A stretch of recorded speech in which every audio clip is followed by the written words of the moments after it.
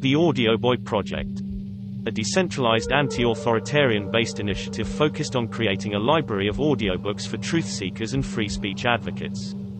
All content on this channel is free to download, share, and repost. Your support is much appreciated. Truth, audiobooks, for the people.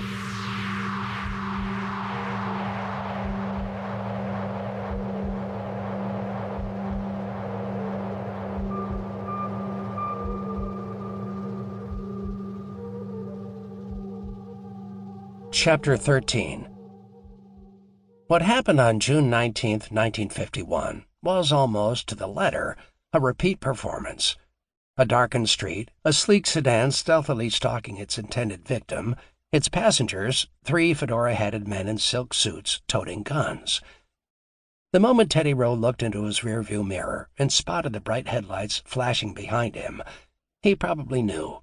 It had Mooney Giancana written all over it. Rowe had prepared himself for just such an inevitability. After a series of run-ins with Mooney, he'd hired off-duty coppers as bodyguards.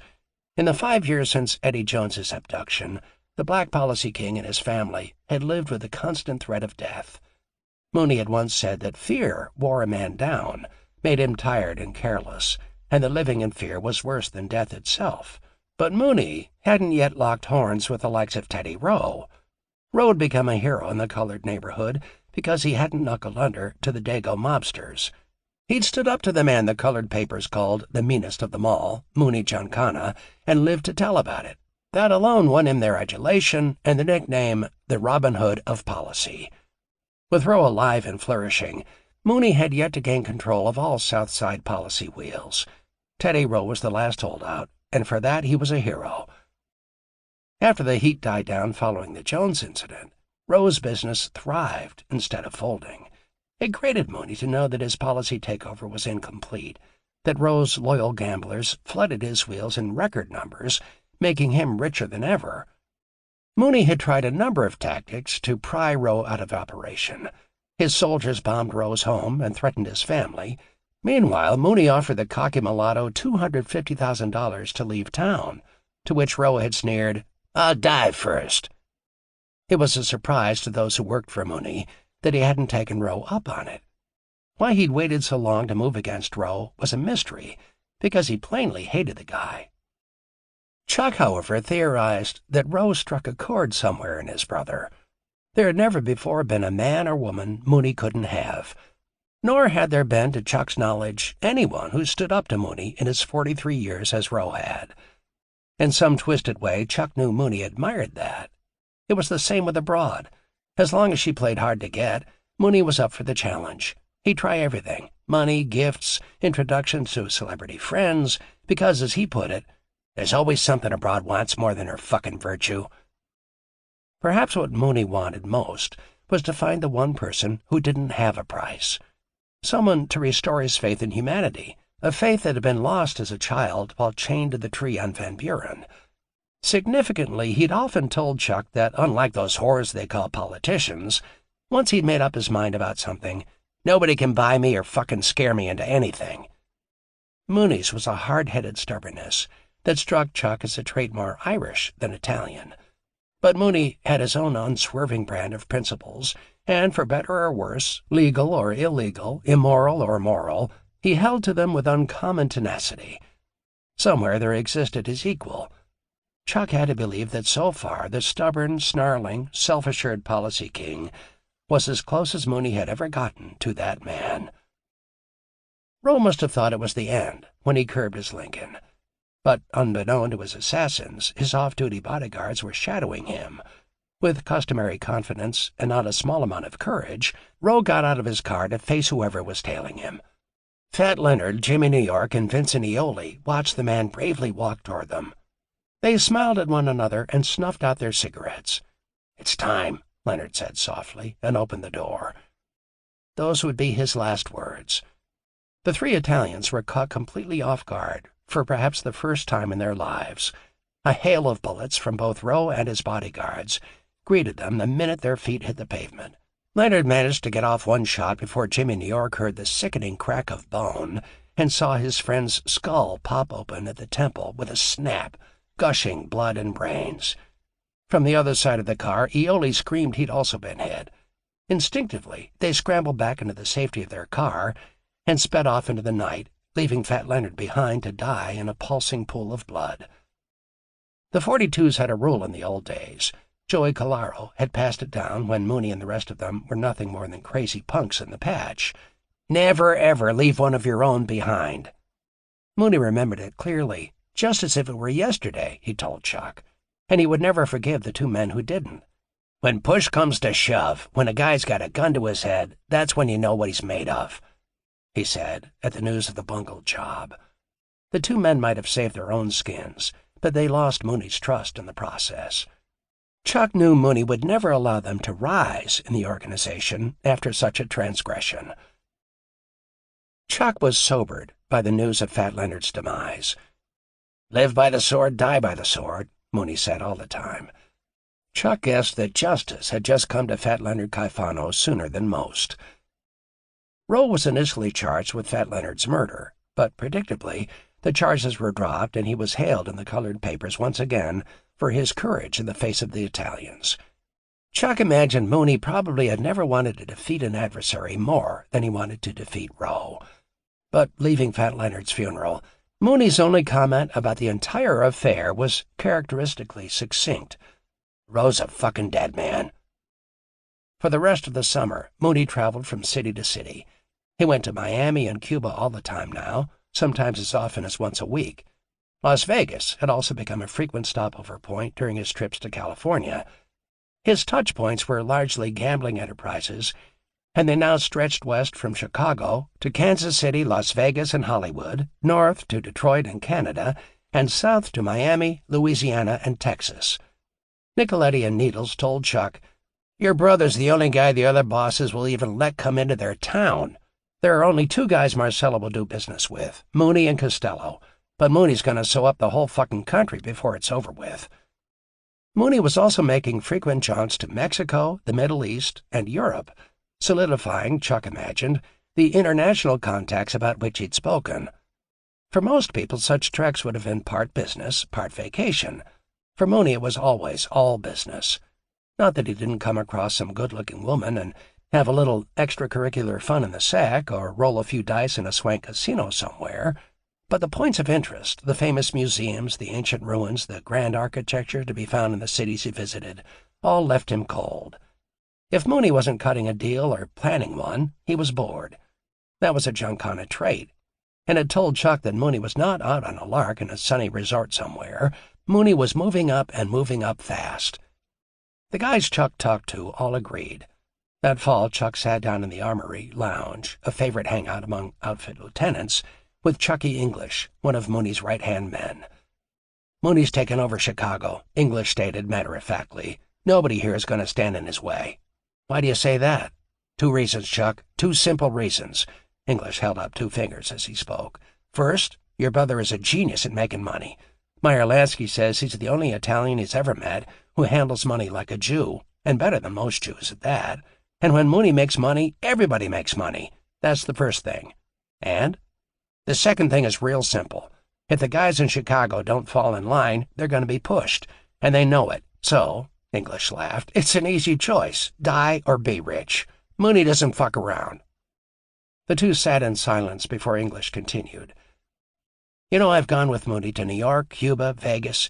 He's cutting these guys in on deals he's put together all over the country. Hell, all over the world.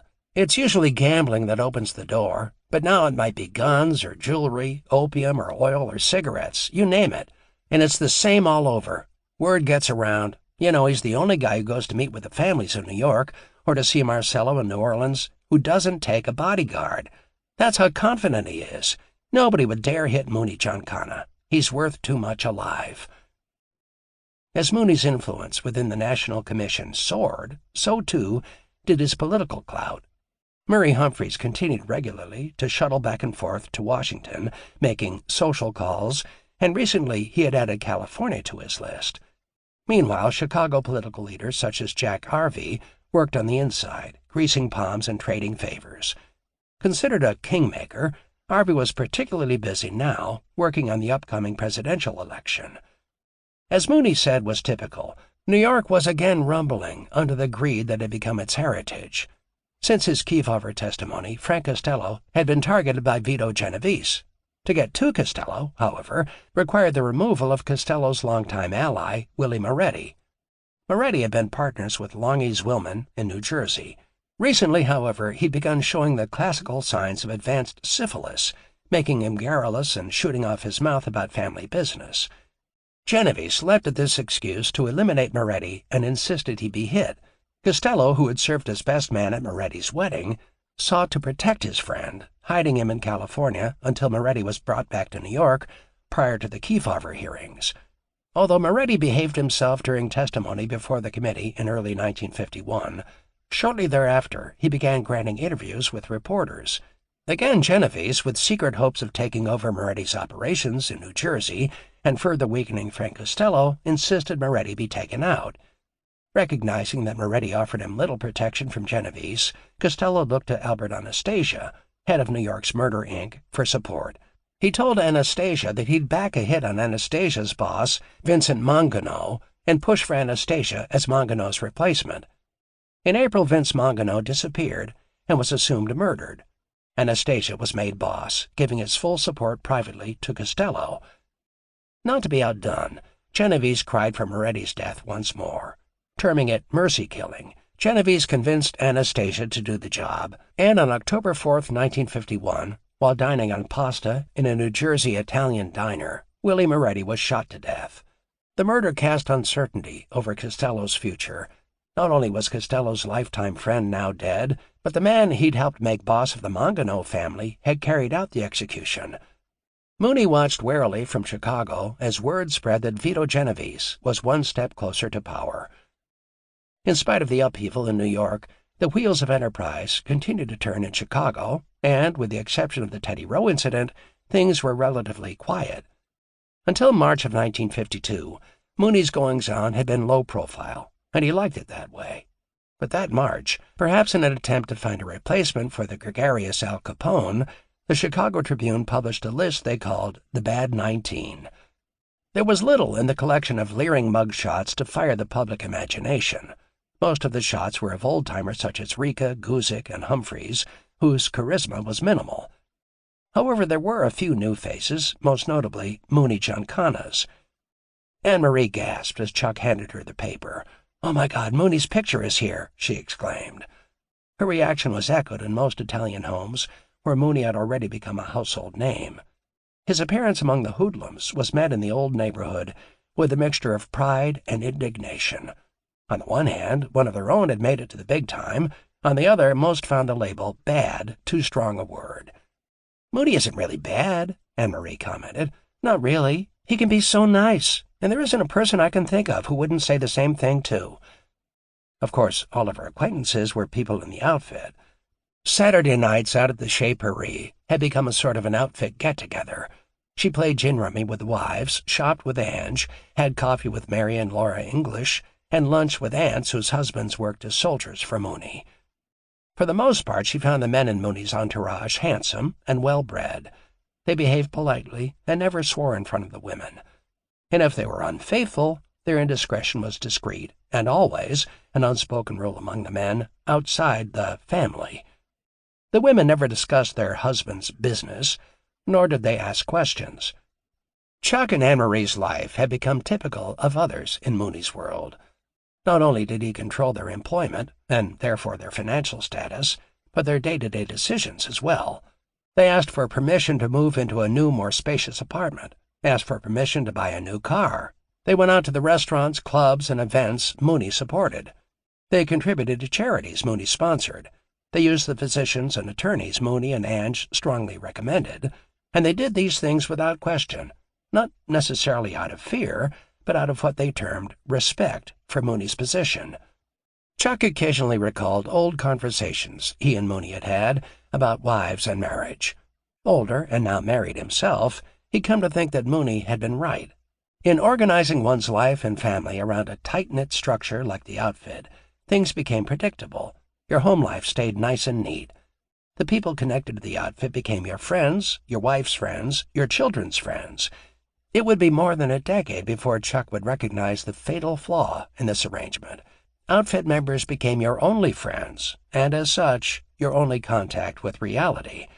And outfit reality was quite different from that of the rest of the world's. Mooney didn't wrestle with such complex philosophical or moral issues when he ordered Teddy Roe's execution on the night of August 4th, 1952. This time his men were successful, and their shotguns blasted Roe 5 times as he walked from his home to his car. Not much attention was given to Roe's untimely end.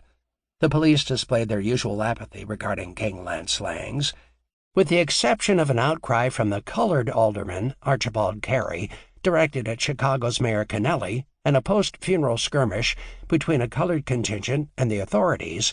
Roe's legacy was quickly and effectively buried. In late August, Chuck found himself in Mooney's Oak Park backyard, watching as his brother sharpened his golfing abilities. It was warm, and Mooney's putting green was a lush velvet carpet of perfectly manicured grass. An avid golfer who excelled at chipping and putting, Mooney took his game seriously. Too seriously, Chuck believed. He stood by silently as his brother frowned with determined concentration. After he made the shot, Mooney turned and said hello with what had become a characteristic growl. "You had enough of laying around in your ass at the theater?" he queried. Chuck's heart leapt, and though slightly offended by Mooney's insinuation that he'd been lazing merrily along for the past 2 years, he replied with enthusiasm, "You're goddamn right I have." Mooney put his club in his golf bag and smiled. "That's good, because I got an opportunity I think you're going to like." Chuck's mind raced. Mooney grinned, adding, "But you'll never guess what it is, not in a million years."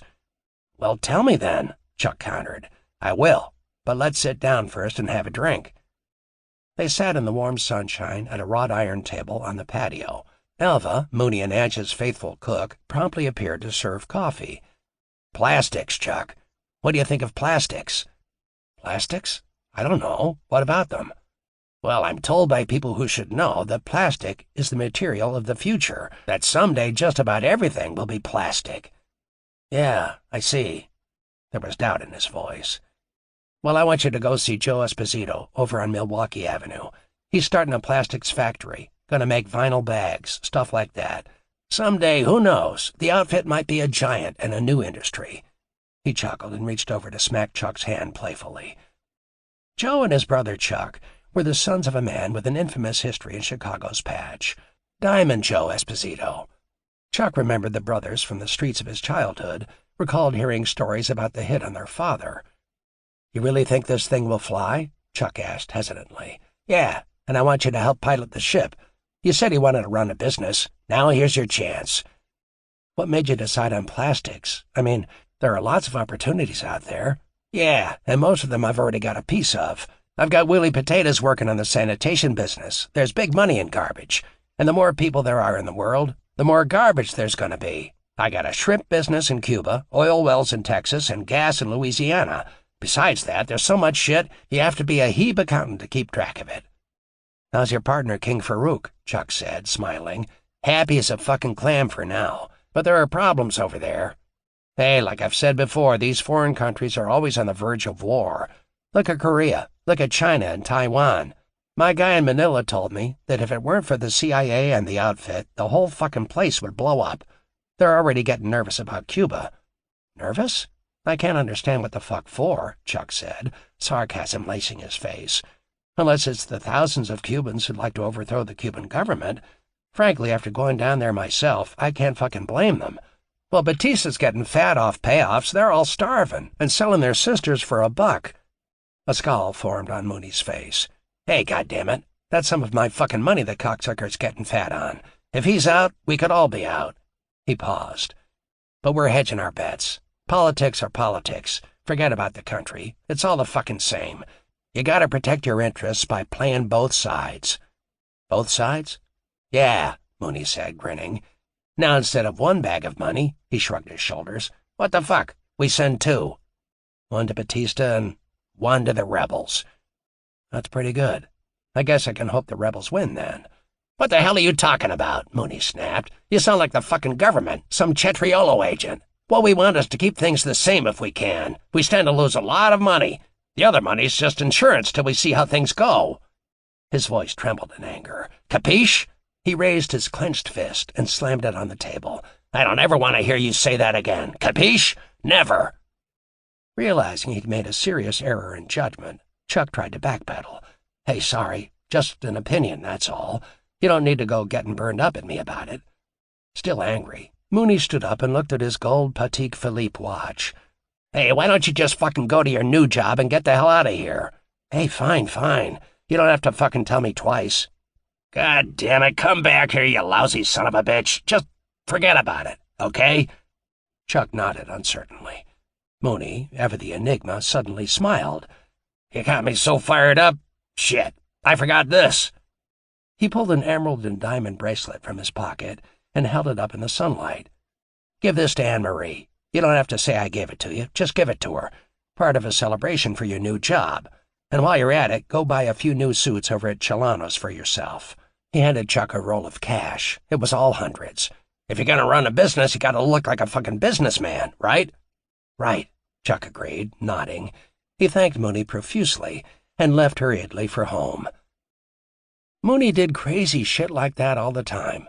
One minute he'd be so pissed off a guy might think Mooney was going to kill him, a mood of his that came to be known as tight shoes, and the next he'd be all smiles, putting a wad of bills in the guy's hand.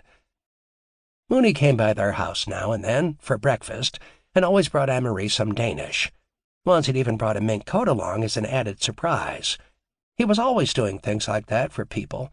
It could be a car for a politician's wife, whom he was screwing at the time right under the man's nose, a diamond friendship ring for a celebrity, or a playground full of equipment for the church children's camp.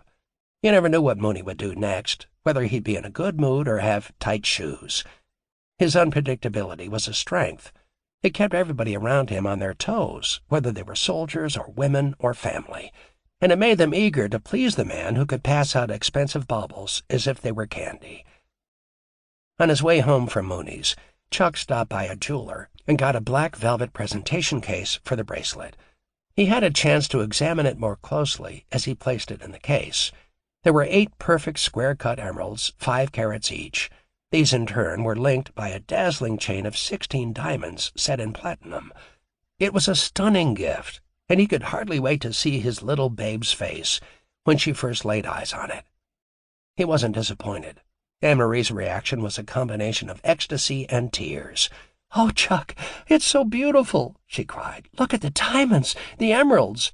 Hugging his neck, she started to laugh, and then her eyes twinkled mischievously. "Well, I know one thing. I need a new dress to wear with this bracelet." "Well, go get one. Get 2. I've got some good news." "There's more?" "Yeah," he smiled broadly. "I got a new job." "Really? You mean it? Oh, Chuck, that's wonderful." If he hadn't wanted to tell her what he was doing, the conversation would have ended right there. She never would have asked. A good wife never did. But he wasn't going to be secretive about something so legitimate as running a plastics factory, so he continued, "Yeah, I think it's pretty exciting. Mooney is sending me over to run a plastics factory with Joe and Chuck Esposito." "Plastic? What is that for?" "I'm not sure yet, but Mooney kept telling me over and over how it's the thing of the future. He thinks we can all get rich in the plastics business. I guess we'll just have to wait and see." The fall of 1952 marked the presidential elections, and again, as in 1948, Mooney was more than mildly interested. In fact, to Chuck, who'd never been politically inclined, Mooney seemed something of a scholar on the subject. Aware of things going on in the government, Chuck felt sure most people knew nothing about. To his surprise, though, when asked if he was supporting Illinois' favorite son, Adlai Stevenson, Mooney laughed. "I like a winner. I like Ike.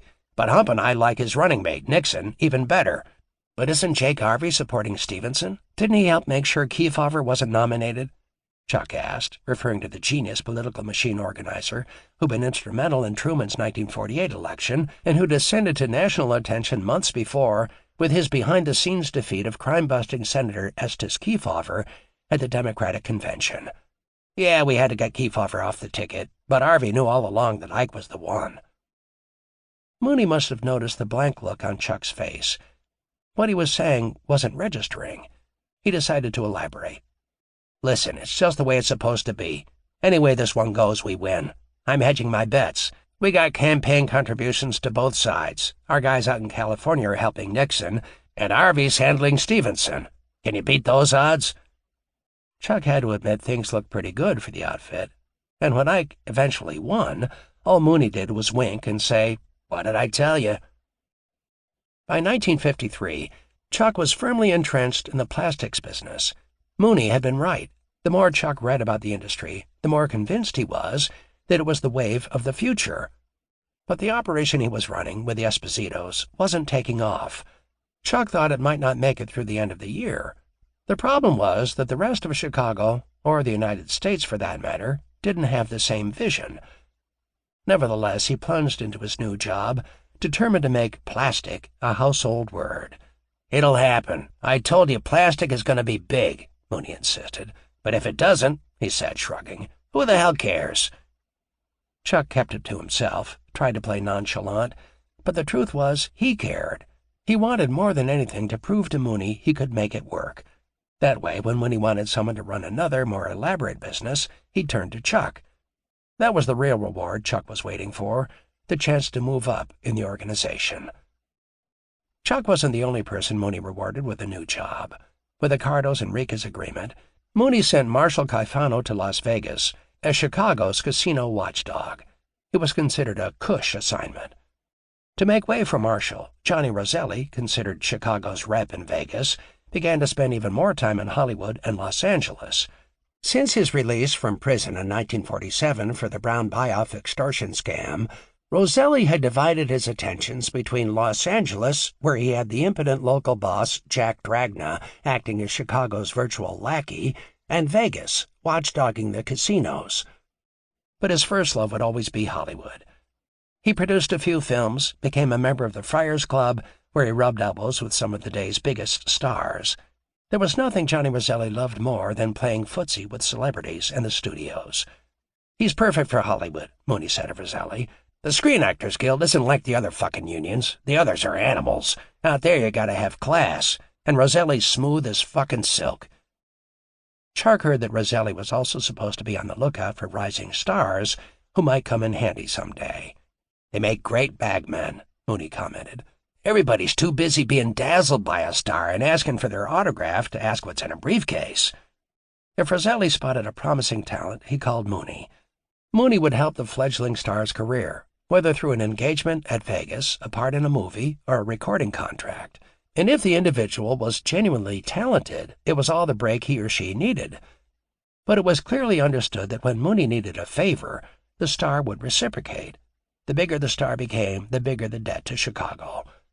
According to Mooney, Chicago used its money and influence to try and get close to everybody from Ronald Reagan to Ed Sullivan. In addition, there were other entertainers who had already grown used to the outfit's many fringe benefits and whose behavior caused Mooney to scornfully describe them as fucking prima donnas. Very few earned the compliment of being real stand-up guys.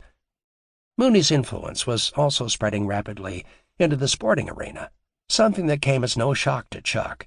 He himself had been the recipient of the best seats in the joint at enough fights, ball games, and tracks to know the power Chicago wielded with athletes and promoters. And besides, sports was a logical extension of Mooney's gambling enterprises.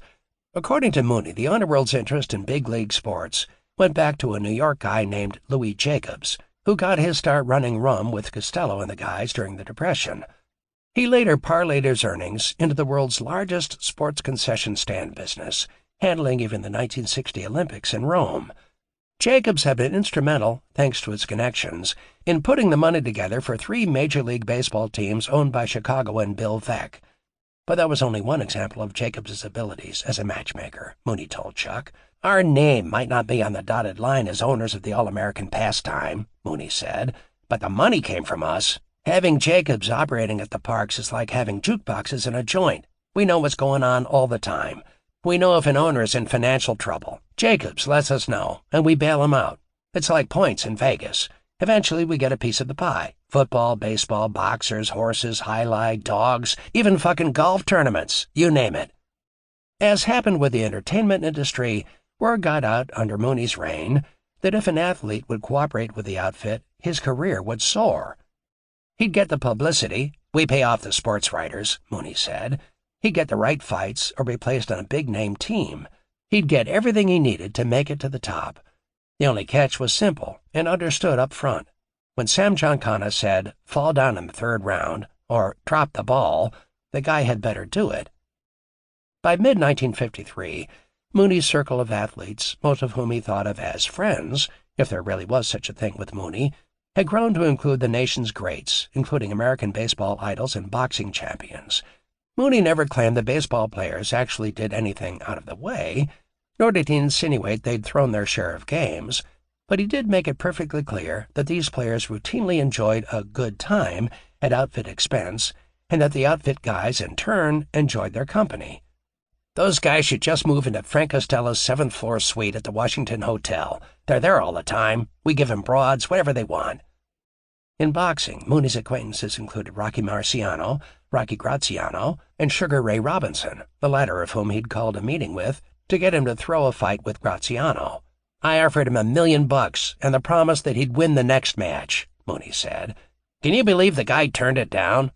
Robinson's got balls." Mooney's world was fast becoming one of glitz, glamour, and greed, a place where nothing was out of reach. Listening to Mooney recount his wanderings and his conquests, Chuck thought he also caught a glimpse of his brother's dreams. But where could Mooney go from here, Chuck wondered. Where? Chapter 14. Union problems were probably the only difficulties Chuck hadn't encountered with the plastics factory. Mooney's union muscle man, Joey Glimko, would have had 100 teamsters lined up every day outside the factory had Mooney ordered it, and Chuck could have shipped his product all day long if only he'd had someplace to ship it to. But the truth was there just weren't any customers interested in harebrained items like plastic bags. Chuck had dreaded telling Mooney what was coming, but when he warned his brother in the spring that the business might go under, Mooney hardly responded. "Win a few, lose a few," he commented offhandedly, shrugging his shoulders. Reluctantly, in June of 1953, Chuck and his two partners filed for bankruptcy, and Chuck, who'd put up $10,000 of his own money and struggled for months to make it work, was finally defeated. Anne-Marie stood by helplessly while Chuck twiddled his thumbs through the summer. Out of work, he became moody, a growling tyrant. Mooney had promised him that a job would turn up, but as the weeks passed, he heard nothing from his brother. What bothered Chuck most about this job situation was that deep down he knew if Mooney had wanted to give him a job, he could have. Like a fairy godmother, his brother could have simply waved his hand and solved all Chuck's problems. Overnight, Mooney could have made sure Chuck was worth millions, could have set him up in Vegas or Cuba or some other glitzy spot. But it looked as if that wasn't in the cards, and Chuck sat up nights that summer trying to figure out if Mooney didn't think he could cut it, or if he just didn't give a goddamn whether Chuck and his family starved to death. Sometimes, when he felt the hurt most acutely, Chuck rationalized Mooney's lack of assistance by telling himself that his brother didn't realize how close to the edge he was financially, that he was too busy with more important things. But secretly, he knew the truth. Mooney didn't believe he had what it took to be in the outfit. The realization was so deflating, Chuck found himself incapable of striking out on his own.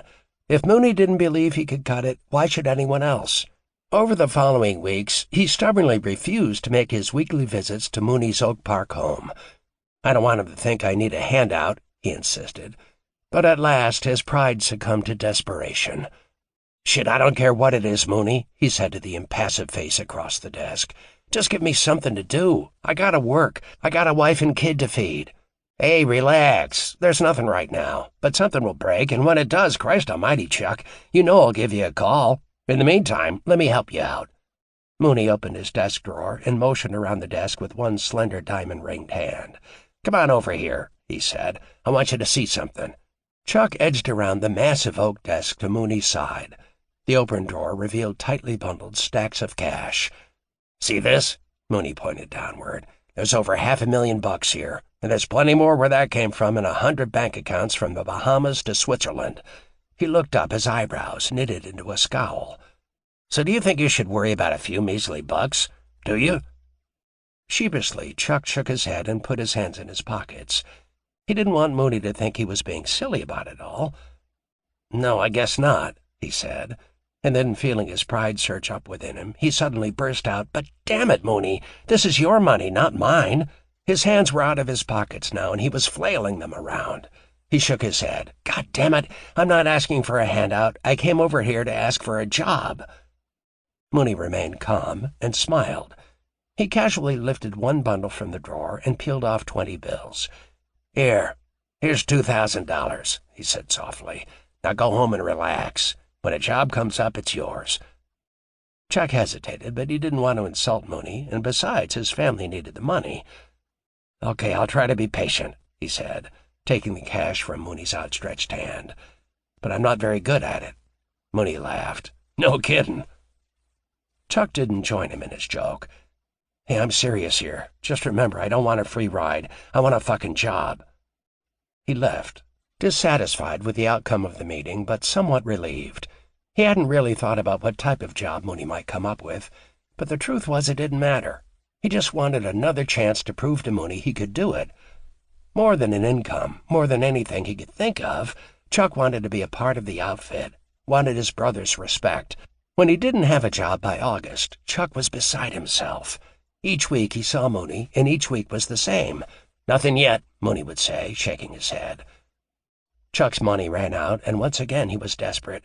For her part, Anne-Marie was confused, unable to understand why Chuck couldn't go out and get another job outside the outfit. "If Mooney won't give you a job, then why should he mind if you find one yourself? After all, a man has to work," she said over and over. Chuck knew she didn't understand how much their lives were controlled by Mooney. It would never change, and he wasn't convinced he wanted it to. If he went out and got a regular job like other people, well, the truth was that was out of the question. He had to have Mooney's permission to do that, and Mooney would never in a million years give him permission to leave the family. Besides, he had something to prove, and he couldn't do that working for some sap in a factory. He had to work for Mooney. "You can't have your cake and eat it," Chuck railed at Anne-Marie. "If we want nice things," he pointed around the house, "if we want nice clothes, a new car any time we want one, if we want Mooney's confidence, well, then we have to stay in line. We have to do what Mooney wants." He didn't think that's what she wanted to hear, but it was the truth, and he would hear of nothing else. On a Thursday evening, Chuck went by Mooney's home again. This time he was determined he wouldn't leave without a job. "God damn it, Chuck, quit busting my balls. I don't have a fucking job for you right now," Mooney snapped. Momentarily, Chuck recoiled, but he quickly decided to plunge ahead. "Well then, Jesus Christ!" There was frustration in his tone. "What do you expect me to do about not being able to make a living? What?" He raised his hands heavenward. "Pray? Go play fucking pool with the guys? Or just sit around staring out the goddamn window? What?" Chuck's face turned flush, his jaw clenched, and his hands began to tremble. He felt himself losing control. Mooney, however, looked as calm and collected as ever. "Mooney, what the fuck am I supposed to do? What? Just fucking tell me!" he pleaded, screaming the words. He'd never screamed at Mooney in his whole life. Okay, don't go fucking crazy," Mooney said, shaking his head. "Jesus. Here." He reached for the drawer. Chuck saw his brother move for the bundles of cash and felt his blood pressure soar. "Don't even fucking think about it," he screamed. "I don't want 1 red cent." Mooney pulled out a thick stack of bills and softly, almost seductively, said, "Hey, come on. It's the least I can do for now. Come on, take it. There's 10 grand here." He held the money out. "Take this and go have a drink at the Armory and calm down." Mooney's smile oozed like warm honey, and Chuck felt it envelop him. He struggled against the temptation, against being bribed by his brother, and suddenly he was enraged. He wasn't going to be appeased or patronized. Later he would say he didn't know what came over him, but he knew at the time he'd snapped. With one quick stroke, he knocked the money from Mooney's hand. "You can keep your goddamn money," he yelled. "I don't want one, do you hear me? Not one goddamn motherfucking dime!" Chuck leaned over to pick up the bundle and then threw it back on the desk. "Keep it," he said, and turned on his heel. "And fuck you." "Fine then, fuck you," Mooney yelled back. Chuck marched out of the house, slamming the door behind him. He drove around for a while to try to cool off. It was the first time he'd ever stood up to his brother like that. Now, not only was he mad at Mooney, he was furious with himself as well. Mooney wouldn't stand for that kind of thing. Thank God no one else had seen it all. His behavior had been inexcusable. He didn't know what had come over him. but there wasn't any place else to turn. If he didn't get a job, he thought he'd go crazy. Mooney obviously didn't think he had what it took, and he wasn't going to be one of the freeloaders his brother despised and lower Mooney's opinion of him further. If he couldn't work, then he wasn't asking him for money. No way. When Chuck got home, he was still upset. He screamed and stormed through the house and finally left for the armory. Later that night, he waited until he was sure Anne-Marie would be in bed asleep before going home. He'd tried to get drunk, and even that hadn't worked. He was still sober and miserable. He lay awake, hating Mooney, thinking about all the times as a kid Mooney had kicked his ass, had held authority over him. At the same time, he couldn't deny that he loved Mooney. All his life, he'd only wanted to please him. He wanted to make him proud, wanted to be accepted as his equal. He thought he'd probably do anything to gain Mooney's acceptance, and worst of all, Mooney wouldn't even give him the chance. Now that the other guys in the outfit were on Easy Street, they all thought that since he was Mooney's brother, he too should be rolling in the dough. He didn't know how many invitations he and Anne-Marie had turned down for a night at the Chez Paree that summer, all because they couldn't afford it. Of course, he didn't tell anybody that. He had an image to uphold. He'd die before he let anyone know that Mooney was dangling him on a fucking string. Image was everything, and with that in mind, Chuck got up each morning over the following weeks and donned a suit and tie, just as if he was going to work. Anne-Marie fixed him breakfast and coffee, and he read the paper. Then he kissed her goodbye and got in the car. It was a strange charade, and they didn't discuss it. He wanted to stay on the Grapevine, so he stumbled around town, dropping by the Armory Lounge for a few drinks, lunching on what money he had at Fritzl's with the guys, pretending as if things couldn't be better. As each day passed, he hated himself more and felt increasingly alienated from Mooney, the only person in the entire world who really mattered. By September, Anne-Marie had had enough. She decided to take matters into her own hands, to go see Mooney herself. After Chuck left one morning, she packed up her 3-year-old and drove over to Mooney's. It was the first time Anne-Marie had been across the desk from Mooney. Their relationship had been social and friendly. He was the giver of expensive gifts and theater tickets. He was a man whom people respected and feared, loved and hated. She viewed him as a kindly but unyielding force in their lives. Now, sitting in front of him, she realized it would take all the courage she could muster even to speak. Always shy, she found herself awed in Mooney's presence. Her black curls fell across her eyes as she lowered her head, collecting her thoughts. "Thank you for seeing me today, Mooney," she said in a soft, whispery voice. "I can't tell you how much I appreciate it." She looked up to meet him squarely in the eye. "But I had to talk to you." Mooney sat silent, and she felt his eyes brush over her. The power he exuded ran through her like an electric current. "About what?" he asked gently. She cleared her throat and felt her heart skip. "About you and Chuck," she said, with all the bravado she possessed. He seemed to soften. The hard lines that traced his face blurred. He nodded and lit a cigar. "Go on." "Well, Chuck is so disappointed. All he wants to do is please you. I know that because ever since I met him when I was a little kid, well, he's idolized you. Your opinion is all that matters to him, Mooney. There isn't anything else. But, Mooney, he's proud, and he won't come to you and ask for anything again. I know that. He won't.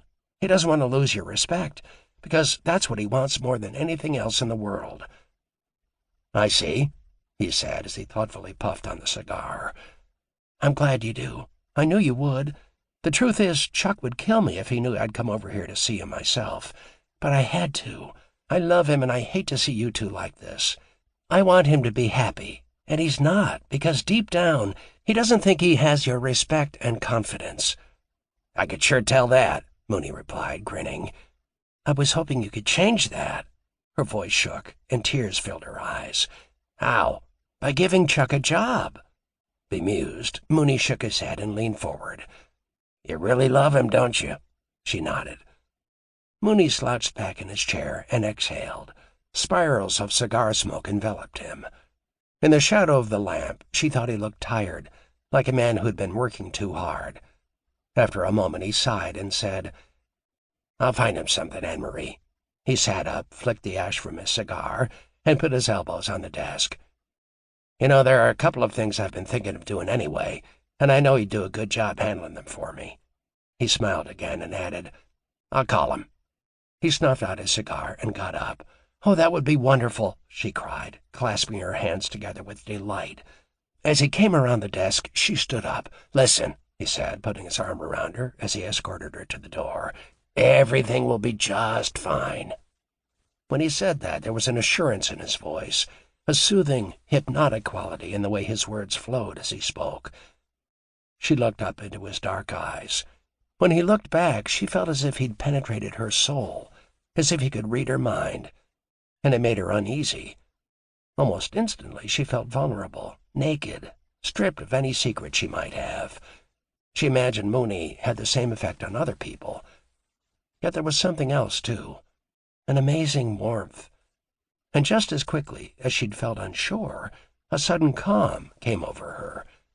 Just Mooney's voice, his gesture and manner, countered any fears or doubts she might have had. Paradoxically, she felt safe, totally safe. She was perplexed, like a deer that had been in the hunter's sights, and then realized the hunter wasn't going to fire, but could have at any moment if only he'd wanted. She understood Mooney's power. Somehow he made people willing to be his prey, and it didn't matter what he did to them. They were just grateful that they could be in his world at all. He made you feel happy to be at his mercy. It was crazy, and she felt dizzy from it all. She wanted to go. "I'll take care of everything," he repeated. "Chuck will get back to work, and everything will be fine. In the meantime, take this," he said, handing her an envelope. She averted his gaze and shook her head. "Oh, no, Mooney, I can't take that. You'll have to give that to Chuck yourself. I can't take it. Thank you, but I just can't." "Now, come on, put it aside for household expenses. It can be just between us," he goaded. "Oh, I've already done enough just coming over here on my own." "All right, but for now, we'll keep our talk a secret." "I probably should tell him. That wouldn't be right. But I don't want Chuck to think I got him the job." "You didn't. I did. And I'll make sure he understands that." He walked her to the door. "Don't stay away so long. It's nice to see a pretty face." 2 days later, the phone rang. Chuck was going back to work. Chuck didn't know what the job was, but it didn't matter to him anymore what it might entail. He'd decided over the past months that anything Mooney asked of him, he would do. He hoped his brother wouldn't demand he cross over the line into a murky world of hits and muscle, but it was only a hope. He had to be realistic, he told himself. If he wanted to be with Mooney, he had to be like the rest of the guys. He had to offer his brother his unswerving, unquestionable loyalty. He had to be willing to do whatever Mooney asked of him. If he didn't, it was over. He felt he was at a crossroad in his life. He'd had enough time to consider what it meant to be outside the outfit, to be cut off from Mooney, not to see him or talk to him, to be denied his approval and its benefits. Forget morals, forget right and wrong. He'd come to the conclusion that he couldn't fathom living like that for the rest of his life. He wanted his piece of the pie, and whatever the price, he would pay it. Mooney was standing in the backyard, practicing on his putting green, when Chuck drove up. He waved. "Let's have a seat and talk," Mooney offered. They walked over to the patio, where Alva promptly appeared with iced tea. "Hey, like I said on the phone, I got a job for you, Chuck. You're the best guy for it. You know the joint Willie Potatoes has been running whores out of in Rosemont, the River Road Motel?" "Yeah," Chuck said cautiously, hoping Mooney wasn't going to ask him to work the prostitution rackets, but ready to swallow his reservations if that was what was required. "Well, we're going to turn it legitimate." Chuck felt a wave of relief sweep over him. "Yeah, no more whores," Mooney continued. "Willie's got to handle some shit with Tampa and New Orleans, and I don't want him messing around with the place. You made the Boogie Woogie a real class joint, and that's what I want this place to be. It's got a lounge. Get it hopping. It's going to have a restaurant, 52 rooms, a pool. Get it going like a normal motel, and then hire a manager to take care of the day-to-day shit.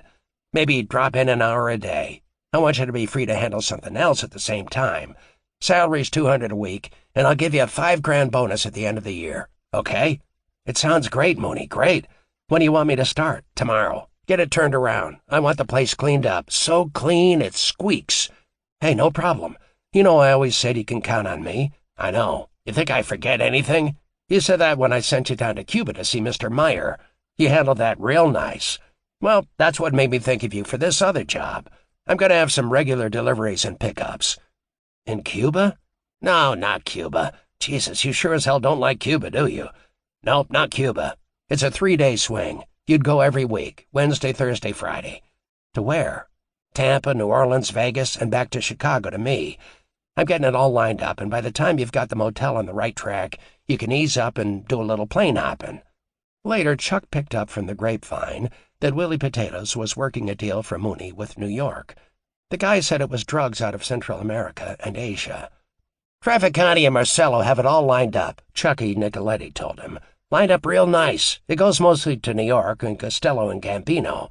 But now that Mooney's got Tampa and New Orleans working real good with us, well, Chicago's cut in on everything that comes through down there.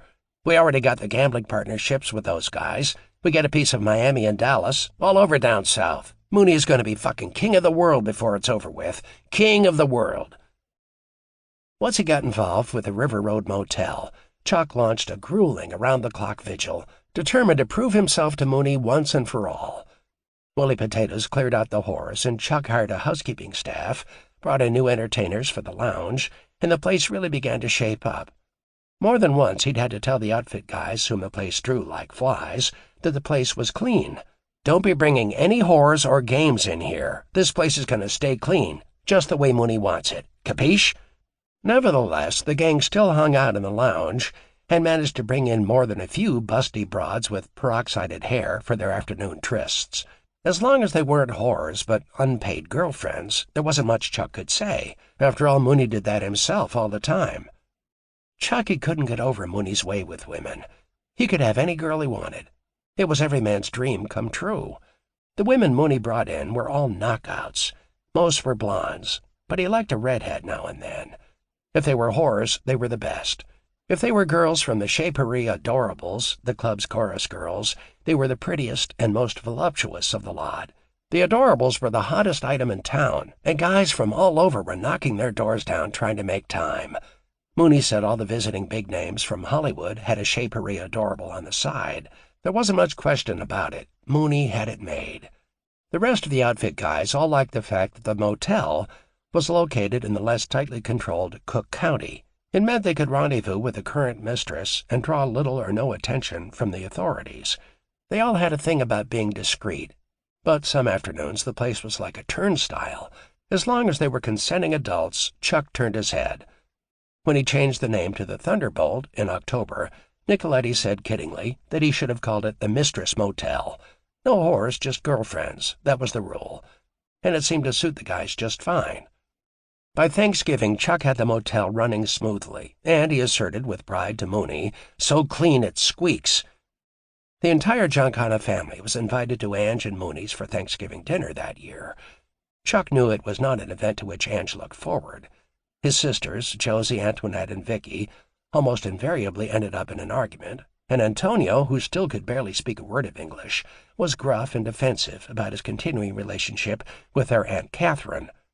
But nevertheless, Chuck imagined, as he pulled in the drive with Anne-Marie and little Chucky, that everyone would be on their best behavior for Thanksgiving dinner at Mooney's house.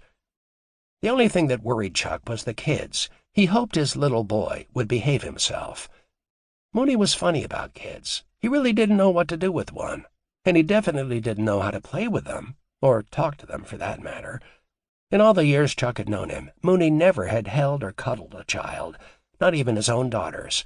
Instead, he taunted and teased them, testing to see what they were made of, and in so doing he came off as gruff and frightening. In fact, he seemed to get a kick out of scaring the smaller children. This Thanksgiving would be no exception. The minute all of the children were present, Mooney took off his belt. "What the hell do you kids think you're doing?" he growled. The 4 little boys froze in their Eton suits. "Come with me, right now," he snapped. The children stood there, motionless. Chuck saw their chins begin to quiver. Mooney raised his voice to a shrill hiss. "I said now!" None of the parents intervened, afraid themselves to interfere with Mooney's little game. But mostly it didn't even occur to them to object to Mooney's behavior. They never had before. Ever. The children sniveled and obeyed, corralled by Mooney into the living room like wild-eyed calves going to slaughter. "You kids see this?" He feigned anger and waved his belt. "I'm going to let you have it if you don't do what I tell you. You hear me?" They nodded fearfully. "Sit right here," he ordered, pointing to the sofa. "Right here. Don't you even move a muscle." He swung the belt against his silk trousers, and it made an agonizing crack. They burst into tears. "Please, no, Uncle Mooney. We'll be good. We promise," Chucky begged. The rest nodded in silent agreement. To their credit, Mooney said later, the children tried not to cry, but there was disappointment in his voice when he told Chuck, "I'm waiting for somebody to bring in a little man, a kid with some guts. None of that crybaby shit. I'm waiting to see that kid. When I do, I'll know we have a new generation that can handle things after we're gone. I'm waiting." The Thunderbolts started making a profit in December. Mooney and the guys rolled in for a few drinks at the end of the day. They all sat around a table telling jokes and inventing stories about broads. Chuck believed only about half of what he heard. One evening, Needles came in with another guy from the old neighborhood, Nicky Visco. He was carrying the first issue of Playboy magazine. "Hey guys, get over here and feast your eyes on some real fine pussy," Needles called out, pointing to the magazine's centerfold of Marilyn Monroe. They all gathered around to see the scandalous magazine. Willie Potatoes, Fifi, Chucky Nicoletti, and even Mooney came over to get a look at the magazine that was supposed to be the most daring, racy thing ever to hit American newsstands. "She can cock my joint all right," Nicoletti commented. "Yeah, you got that right. Look at that mouth. Bet she gives good head," Willie said, laughing. "Hell yes, she does. I'd like to give it to her," said Needles. "Only in your dreams," Mooney taunted. Chuck could tell he was in an unusually good mood. "Oh, so you got an in we don't know about?" Nicoletti teased. They all broke up at the pun. "I might," Mooney said, smiling. "Hey, if anybody nails this broad, it'll be Mooney," Needles spoke up. "Well, he already knows her," Nicoletti said. "Besides, with Mooney around, anything's possible." They all laughed. "Hey, we just protect our investments," Mooney retorted, grinning. "Yeah, what about this one, huh?" Fifi cracked. "I promise to tell you all I know when I fuck her. She's on my list, right after Mamie Eisenhower," Mooney said. They roared at that one. Mooney picked up the magazine and took a hard look at the voluptuous blonde staring invitingly back at him. "Yeah, I'll fuck her," he said, sneering, and threw the magazine down. "So what else is new?" In February of the following year, Anne-Marie announced they were expecting another child in October. Chuck recalled what Mooney had said on Thanksgiving. He secretly hoped they would have a boy, and found himself daydreaming about walking the kid into Mooney and saying, Here he is, the one you've been waiting for." He knew it was a crazy fantasy, but somehow he believed that if his son measured up to Mooney's test, he'd finally measure up too. The winter of 1954 was a cold one. At least, that's what everybody told Chuck, but he was too busy to notice. He was at the motel from 7:30 in the morning until right before 5:30, when Anne-Marie served dinner. After dinner, he'd do chores around the house until 9, and then rush back to the motel to oversee the lounge. By 3 a.m., he was back home to catch a few hours of sleep. It was a grueling routine that left little time for much else, but he was happier than he'd ever been in his life. Chuck's efforts were rewarded by the fact that he saw Mooney practically every day. His brother dropped by for a drink, and they'd shoot the breeze for hours. At noon, Chuck never knew which members of the old gang would show up for lunch. Willie Potatoes, Paul Ricca, Chuck and Butch English, Rocky Potenza, Needles Gianola, Murray Humphreys, Tony Accardo, Joey Glimko, Frank Ferraro, Milwaukee Phil, Joe Amato, Eddie Vogel, Chucky Nicoletti, Ross Prio, Gussie Alex, Fifi Bucchieri.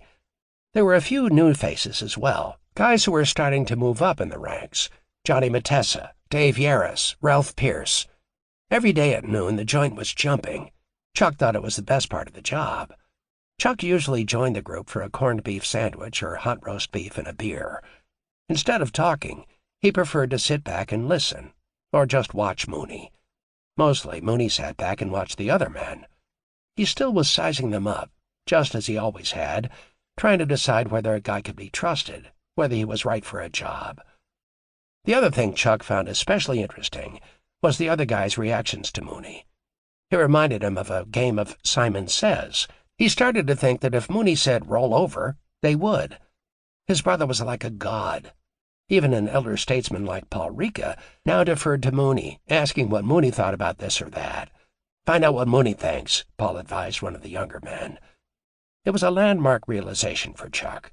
Mooney's authority was now undeniable. His admiration for his brother grew with each passing day. In late March, Mooney came by for lunch, but rather than sitting down, he waved Chuck toward the motel office. "Let's talk," he said. Mooney took the chair behind the desk. It was stacked with papers, and he leafed through them as though he was looking for something. Finally, in exasperation, he pushed the papers aside and said, "Jesus, where's the fucking ashtray? What the hell is all this shit? Paperwork?" "Yeah, paperwork. Here's one." Chuck sighed and handed Mooney a brass ashtray, then continued, "I guess if you have a business, you gotta do this fucking shit. There's mountains of it, and it's never done. I'm doing paperwork till 3 o'clock in the morning." "Well, that's what I want to talk to you about. You're getting too fucking busy. Shit, make the manager do this crap. You're supposed to drop in for an hour for lunch, not live here. Besides, I got that job going." "You mean the deliveries?" Chuck asked. He'd all but forgotten about the other job Mooney had mentioned. "Yeah, I got the whole thing worked out. God damn it, Chuck, I think I'm going to have to pat myself on the back for this one. I've finally done it." It was unusual for Mooney to be so high. He was acting like a schoolboy, grinning like the proverbial cat who swallowed the canary. Chuck knew Mooney wanted him to ask, so he did. "So what did you do? You're pretty happy with yourself." "Well," Mooney said proudly, "I should be. I've got all ins and no outs, that's what." "All ins and no outs?" "Uh-huh. Well, maybe not all my way, but the gravy is mine. In Tampa, I got Santo Jr. taking over. I talked to Lansky and the rest of the commission. He'll be boss now. I got Marcella working with me, just me and Costello. Chicago's the only city Marcella's going to let into Texas, unless he talks to me first. And there's some rich motherfuckers down in the Lone Star State, let me tell you. Big oil men who can't have enough. Always looking for more. And have I got a few deals for them?" He chuckled. "I got Murray going around right now working the politicians down there." "So what about Vegas? Hey, let me finish, will you? I'm getting to Vegas." Okay. Chuck lifted both hands, palms facing Mooney in mock retreat. "Vegas is set. I mean, set. I got everything covered from Vegas to Los Angeles. I figure the other key cities are Tampa and New Orleans. They're good low-profile entry points for any imports or exports we might have. I'll send out our men to cover everything in between, and then it's all as good as mine." "And you got your points in Vegas," Chuck said. It was a rhetorical statement. He knew the outfit had penetrated the Flamingo, Thunderbird, and Desert Inn, as well as the Sands. Mooney had confided previously that his take was well over $3 million a year. But knowing the answer to his question didn't lessen Chuck's interest in Mooney's reply. "Yeah, and I'm going to give Santo and Marcello a little gift each month from the skim there to keep 'em happy. It's smart business. But there's another guy. Remember the Spruce Goose? Howard Hughes. Yeah, I remember him from the papers. Roselli's been talking with him. He's one rich cocksucker. He knows how to play the game. He says he's got Vice President Nixon eaten out of his hand. Military contract, shit. The guy's got Washington all paid off. And he knows how to make a buck. He likes Vegas, likes the tables. I got a feeling we can work together real nice." "This is getting to be pretty big stuff, Mooney. What about the coppers, the IRS? You're talking about transporting a lot of dough. Won't so much activity bring them down on the whole operation?" "Fuck them. You know Bannister here, the Chicago FBI guy, and Bob Mayhew. We know those guys real well. Hughes knows all the feds. Murray Humphreys does, too. Roselli knows the government guys who work over in Asia. We've been working with them in the Philippines for years now. Over the years, we've helped Bannister and Mayhew on a few deals, tipping them off to car thieves and muscling their favorite enemy." Mooney laughed. "Commies." He leaned forward and lowered his voice. "The outfit's going to work with the FBI stateside, and outside of the country with the CIA. You can be sure they'll be on our side." "So what you need, then, is a good courier." "Exactly." "Well, Mooney, you think this place would go to hell?" The last thing Chuck wanted was for the motel to fail. Mooney studied him for a moment. "I doubt it, but you're doing a good job here." He looked around the room and absent-mindedly leafed through the mounds of papers on the desk. "But it's good money, Chuck. Damn good money. Let's talk more about it tomorrow." That night, Chuck lay awake thinking about the opportunity Mooney had offered. It did sound great, but he was afraid the motel might fold if he didn't keep a tight rein on the business. He couldn't stand letting Mooney down again. If the motel folded, he'd be out on the street again, without a steady job. The motel was a sure thing. On the other hand, Mooney's couriers made big money, $5,000-10,000 a job. One guy he knew was going back and forth to New York and clearing more than that each trip, and it was pretty simple, too. According to Mooney, the courier delivered diamonds and jewelry to George Unger, the fence, in exchange for cash. Nice and neat. Nothing to it, really. For his trouble, the courier was making over $100,000 a year. Of course, if the guy ever got caught with all that stolen merchandise, he'd be sent up the river forever. Using this same routine for Tampa, New Orleans, and Vegas would probably work. If anybody could pull it off, Mooney had the connections to do it, but it was a lot bigger than the New York deal. Chuck thought it might be too big. The money would be even greater. His mind raced, thinking about making a couple $100,000 a year. But so was the risk. He looked over at Anne-Marie, sleeping next to him, and quietly got out of bed. He lit a cigar and ventured out into the comforting stillness of the living room. Mooney had never failed at anything. Chuck couldn't think of a thing, not one. But this national deal, and with Asia and Cuba and God knows what on top of it, Chuck could hardly conceive of such an operation. He even wondered if Mooney was in over his head, but he quickly dismissed that as counter to everything he knew about his brother. He could also assume that the deals overseas were related to drugs and gambling, maybe politics, maybe some secret spy shit. One thing that troubled him was that Mooney actually thought he could control the United States government, actually work with the guys like undercover partners. Chuck thought Mooney was either crazy or he was really onto something. And at 4 o'clock in the morning, Chuck was too foggy-headed to know which.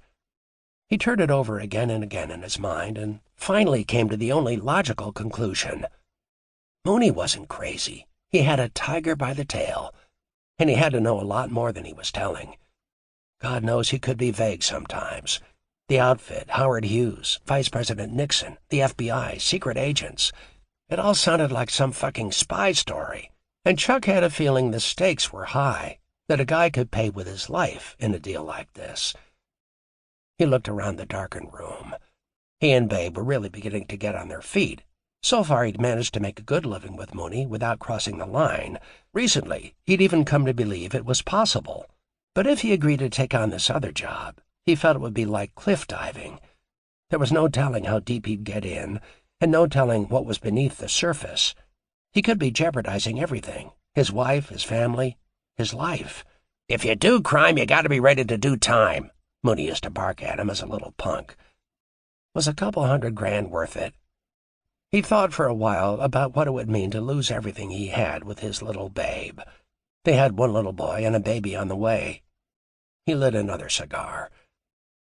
Chuck was still sitting up when the sun spilled through the lace curtains and the birds began to sing outside the window. "What on earth, Chuck?" Anne-Marie exclaimed when she saw him sitting bleary-eyed in the chair. He thought she always looked so beautiful first thing in the morning, like a new rosebud, all fresh and pink.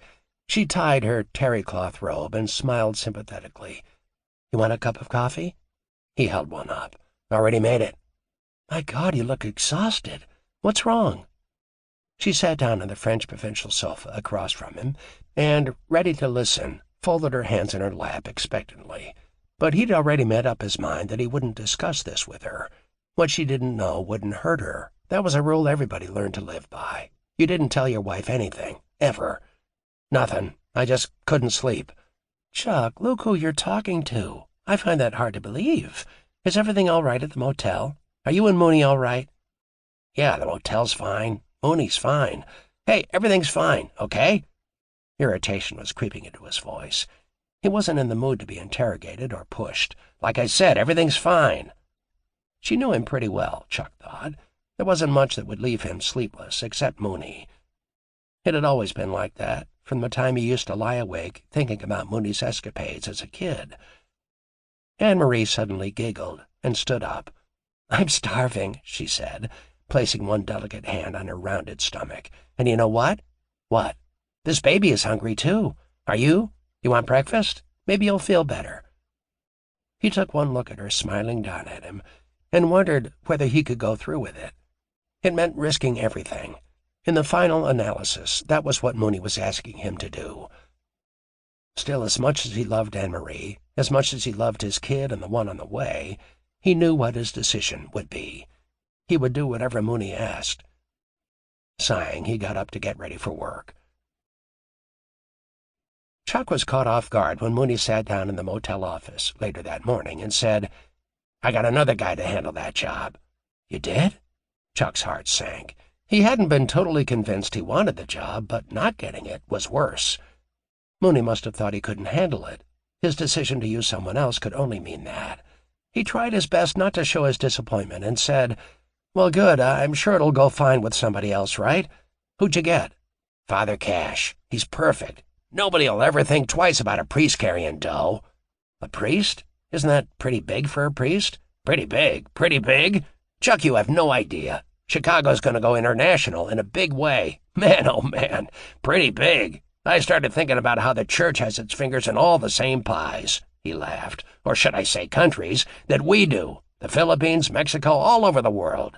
"Except the Arabs," Chuck interrupted. "Hey, I got this all handled, including the Arabs.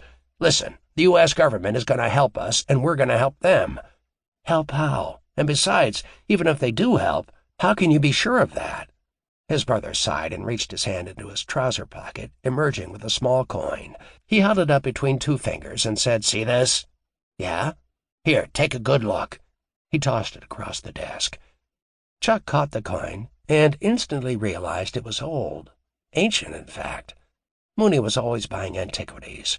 He'd become quite a connoisseur of rare books, Dresden porcelain, and the like, so Chuck was only mildly intrigued. "Yeah, what's this supposed to be?" "It's an old Roman coin, Chuck." Chuck fingered the coin, turning it over again and again, and then tossed it back to his brother. "That's real nice, Mooney, but what the hell does it have to do with what we're talking about?" Mooney leaned forward.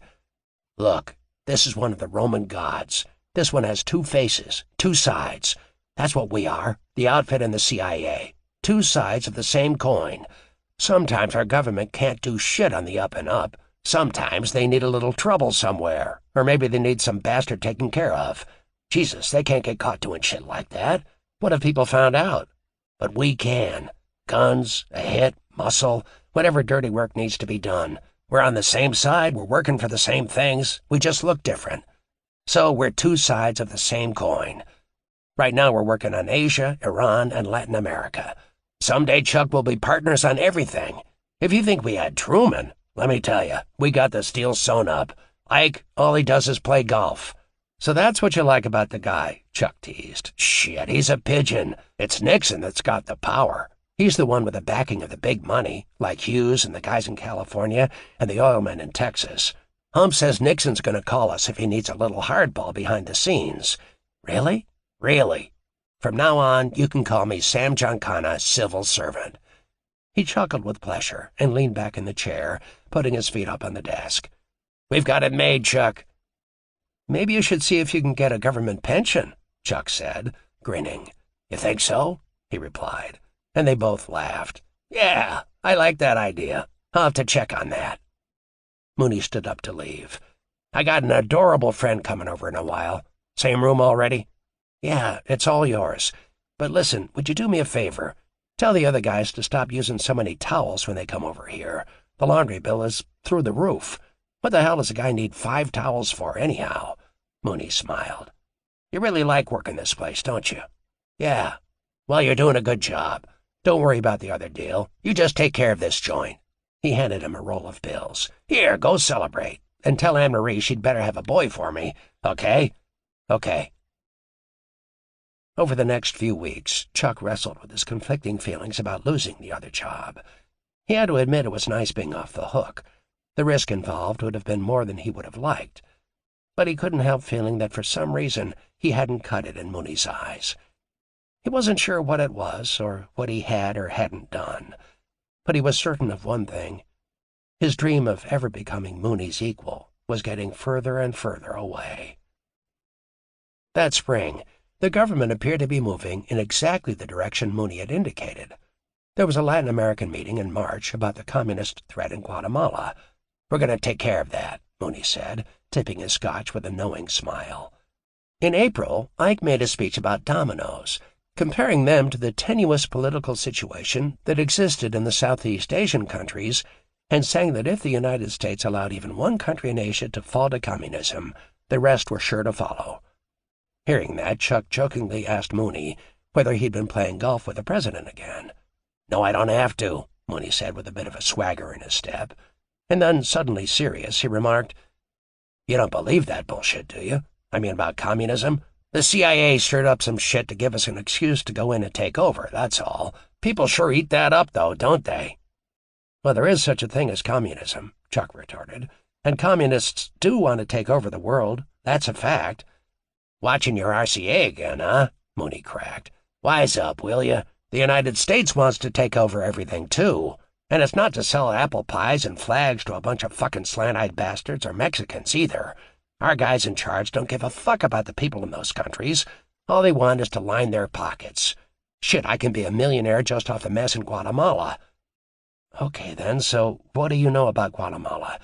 Don't go bullshitting me now, just to make a fucking point, okay?" Mooney laughed. "You're getting to be a regular Doubting Thomas, aren't you? How fucking long have you known me, huh? How long? I just know how the real world works, that's all." He grinned sheepishly. "Well, maybe I do have an inside track on a few things." He leaned forward and lowered his voice. "Our government wants an uprising in Guatemala, but they need guns for a rebellion, and we supply 'em out of our guys down south. Why don't they just get the army to do that?" A mortified look crossed Mooney's face. "Because then everybody would know what they're planning. That's why. This shit is top secret, Chuck. You hear what I'm saying? Top secret." Chuck couldn't think of anything to say to that. He didn't know where the hell it was all going, but he had to believe this was all part of Mooney's plan. He was getting it all wired, whatever it was. Chapter 15. There are some moments that hang forever suspended in time. Chuck thought the day of Angeline de Tolve Giancana's funeral was certainly one of those. 2 weeks before, on April 10th, 1954, she'd suffered a cerebral embolism while in Florida, and now the woman who had introduced him to the finer things in life, to what was right and proper, lay cold and pale before him. Swathed in a cherry-red organza dress, they said the fashion designer Giancana had been up all night personally hand-rolling and stitching its delicate layered hems. Ange reminded Chuck of a hothouse blossom that had closed its petals too soon. Her death had been totally unexpected, although some said inevitable, because she'd suffered from rheumatic fever as a child, and doctors had warned that her heart had been weakened by the illness. But for all practical purposes, as long as Chuck had known her, she'd lived her life normally, dancing, swimming, doing whatever her whims told her. Years later, when people related stories of Ange's frailty and domestic suffering, Chuck would angrily dismiss them. On the contrary, he insisted, his sister-in-law had lived a charmed life, saved from the difficulties of housework and cooking, thanks to an endless string of maids, housekeepers, and cooks. She'd been graced with a lifestyle enjoyed only by the truly wealthy, albeit one that was, out of necessity, low profile. Perhaps the only thing she hadn't been was loved. But if asked, Chuck believed there wasn't a person present who wouldn't say with all sincerity that Mooney had treasured Ange more than any other woman. He had given her everything a woman could ask for and more. In her closets hung rows of furs, in her jewelry boxes rested hundreds of precious gems. She'd wanted for nothing because, Chuck thought, she'd settled for second best. The tentacles of the thousands of glittering objects his brother had placed before her over the years, just like the diamond collar now sparkling around her throat, had slowly entwined her, choking out all youthful desire for romantic love, and left her satisfied with a Parto linen as her bedmate. It had all worked out just as Mooney had planned, except she had died. He looked over at his brother's face. It was properly drawn and stoic. Even if Mooney wanted to cry, he wouldn't.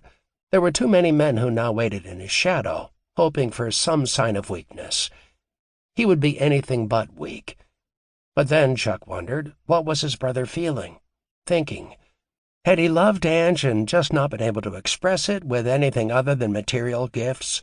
Or had she simply served as a necessary fixture, a dutiful and proper wife who was little more than one rung on the ladder of his goals? It was possible even Mooney didn't know the answer to that question. Throughout their marriage, his brother had knocked Ange around if she got out of bounds, had romped with countless other women, all more physically beautiful than his wife. In truth, although he'd been discreet, she'd known about Mooney's philandering right from the beginning. She'd had a choice, although Chuck doubted she ever realized it. She could have left. A part of him wondered why anyone would leave such material wealth. But another part of him questioned the logic of such an existence.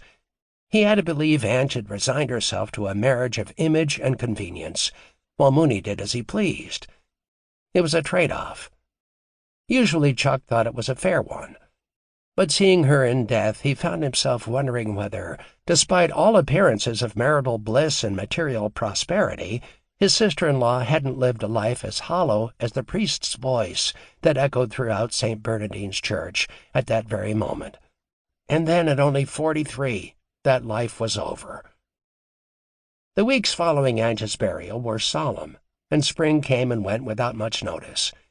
In his wife's memory, Mooney donated a marble and mahogany communion rail to the church and announced he was building a mausoleum. Out of respect, the guys maintained a somber facade in his presence, waiting for some cue that said things could return to normal. It didn't take Mooney long to get back to work.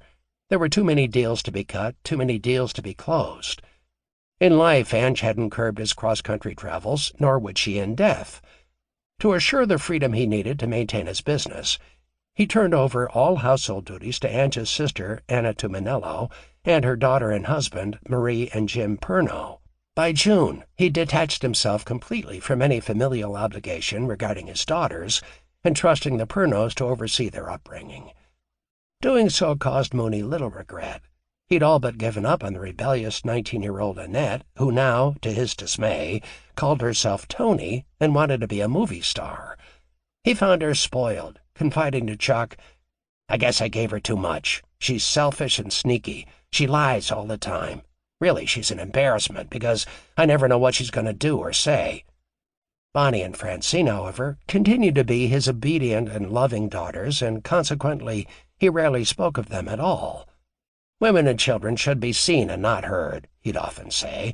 "That's what's right about Bonnie and Francine and wrong about Annette." Just when things seemed to be returning to normal, and Mooney was back in the swing of things, 73-year-old Antonio suddenly died. And on July 27th, Chuck found himself attending his father's funeral. Like Ange's funeral, all the big guys were there, and many came in from out of town to pay their respects. There were the assistants to the mayor, city councilmen and aldermen, state congressmen and senators. If anything, their presence demonstrated his brother's increasing national power. If outfit guys didn't fly in, they sent flowers. Chuck thought it was quite a tribute to a man who'd risen up from poverty as the son of an immigrant street vendor. Respect, and demonstrating it, was a funny thing with outfit guys. It was a code they lived by. Mooney had announced he would be placing Antonio's remains in the mausoleum, still under construction. Chuck wondered whether this tribute was a concrete demonstration of Mooney's remorse, whether it was rooted in love. But out of respect, he didn't ask his brother. In September, Chuck decided to drive by the cemetery and check on the mausoleum's progress. To his surprise, he found Mooney there, standing alone under a tree. In the bright sun of the late afternoon, the tombstones cast long shadows on the grass. His brother turned and shaded his eyes with one hand when he heard the car. Seeing that it was Chuck, he waved. "Hey, we both must have been thinking about Pa, huh?" Chuck said. It was more a statement than a question.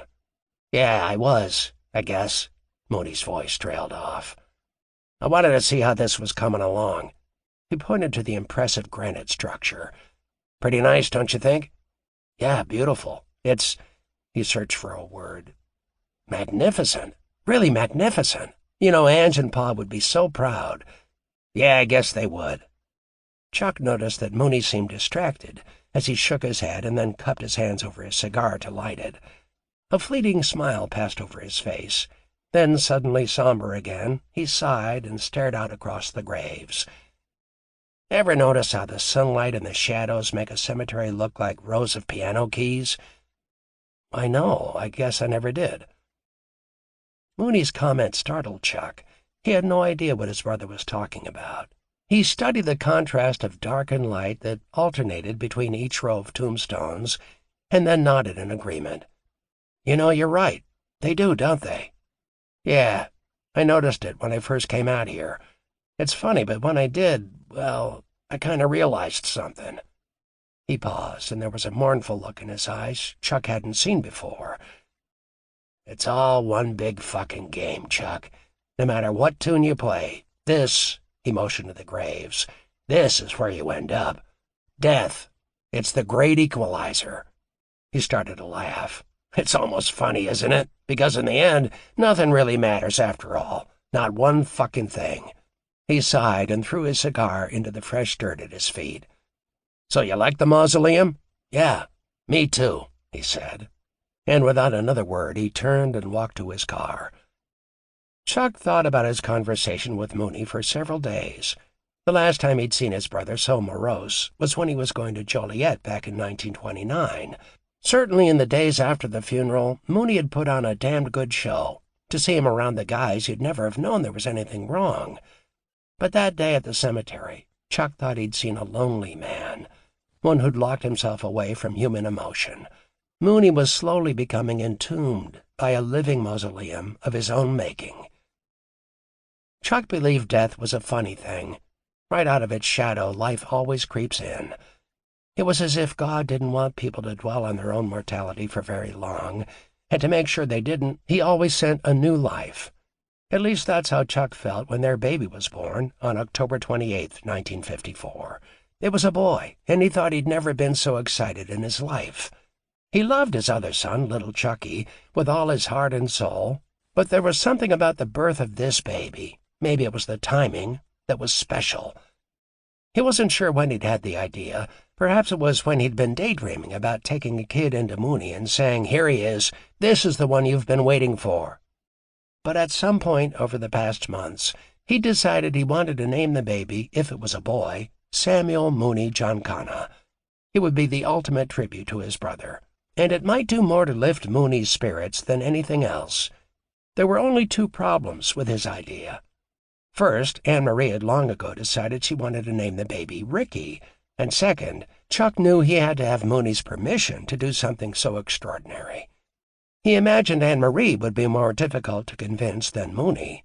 Mooney would be pleased, perhaps genuinely thrilled, to have a male child named in his honor. Conversely, Anne-Marie would be disappointed. "Oh, Chuck," she said, sighing from her hospital bed, "does Mooney have to be a part of our lives to the extent that we name our son after him? I wanted to name him Ricky. You've known that for months." She looked down at the gurgling, pink-faced infant swaddled in her arms. Chuck sensed the bitterness in her voice. "Why? I don't think it's so important to name him after Mooney." Her dark eyes suddenly grew fierce. "And I don't want to. I really don't." She glared back at him. "Furthermore, I won't." He sat down on the bed. "Please, it would mean so much to my brother. I know it would. And, babe, it would mean so much to me. Please." He took her hand. "I don't think so." She pulled her hand away. "I just don't want to, Chuck. No." "Babe, I don't ask you for so much, do I?" He tried to fix her eyes in his. He wanted her to see, to understand why this meant so much to him. "Well, this is asking too much. I won't do it. I won't have Mooney be a part of our lives like that. He's already more important than anything else in the world to you. He already rules our lives as it is. And that's fine. I knew that when we got married. But no more. Please, no. No more. It's not fair." "But you don't understand. Mooney doesn't have a boy to carry on his name. This would be so special, and an honor. We would be thanking him, too." "Well, didn't I hear that some girl at the envelope factory had a boy by him? Why can't she name her baby after him?" "Babe, stop it. You know that can't happen." "Listen to me, please, babe. This is more important than anything I've ever asked. Please, I'm begging you now," he said, his voice tremulous. Tears filled his eyes. "Please." She looked away, and then down at the baby sleeping in her arms. "Well, at least tell me you'll think about it," he pleaded. She was silent. All right. I'll think about it. But that's all. I'm not promising anything. You understand?" He was elated. She was weakening. "That's all I ask," he said, and kissed her. 2 days later, Chuck went by Mooney's house.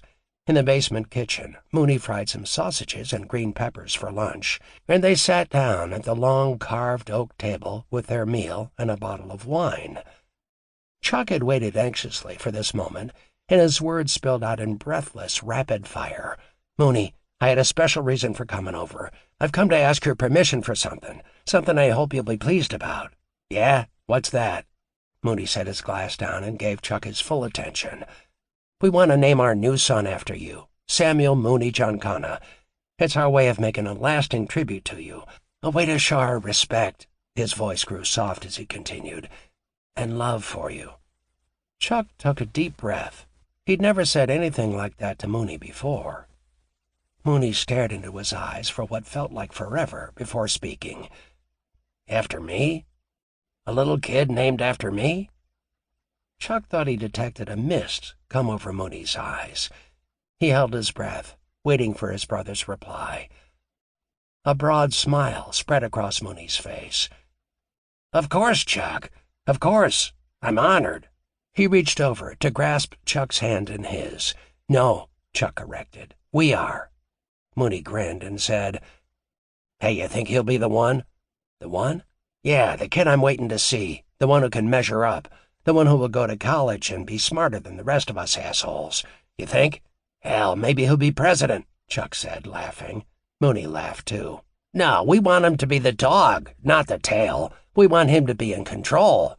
"Yeah, you're right about that. You can be sure Anne-Marie and I will do everything within our power to make certain this little boy grows up to make you proud.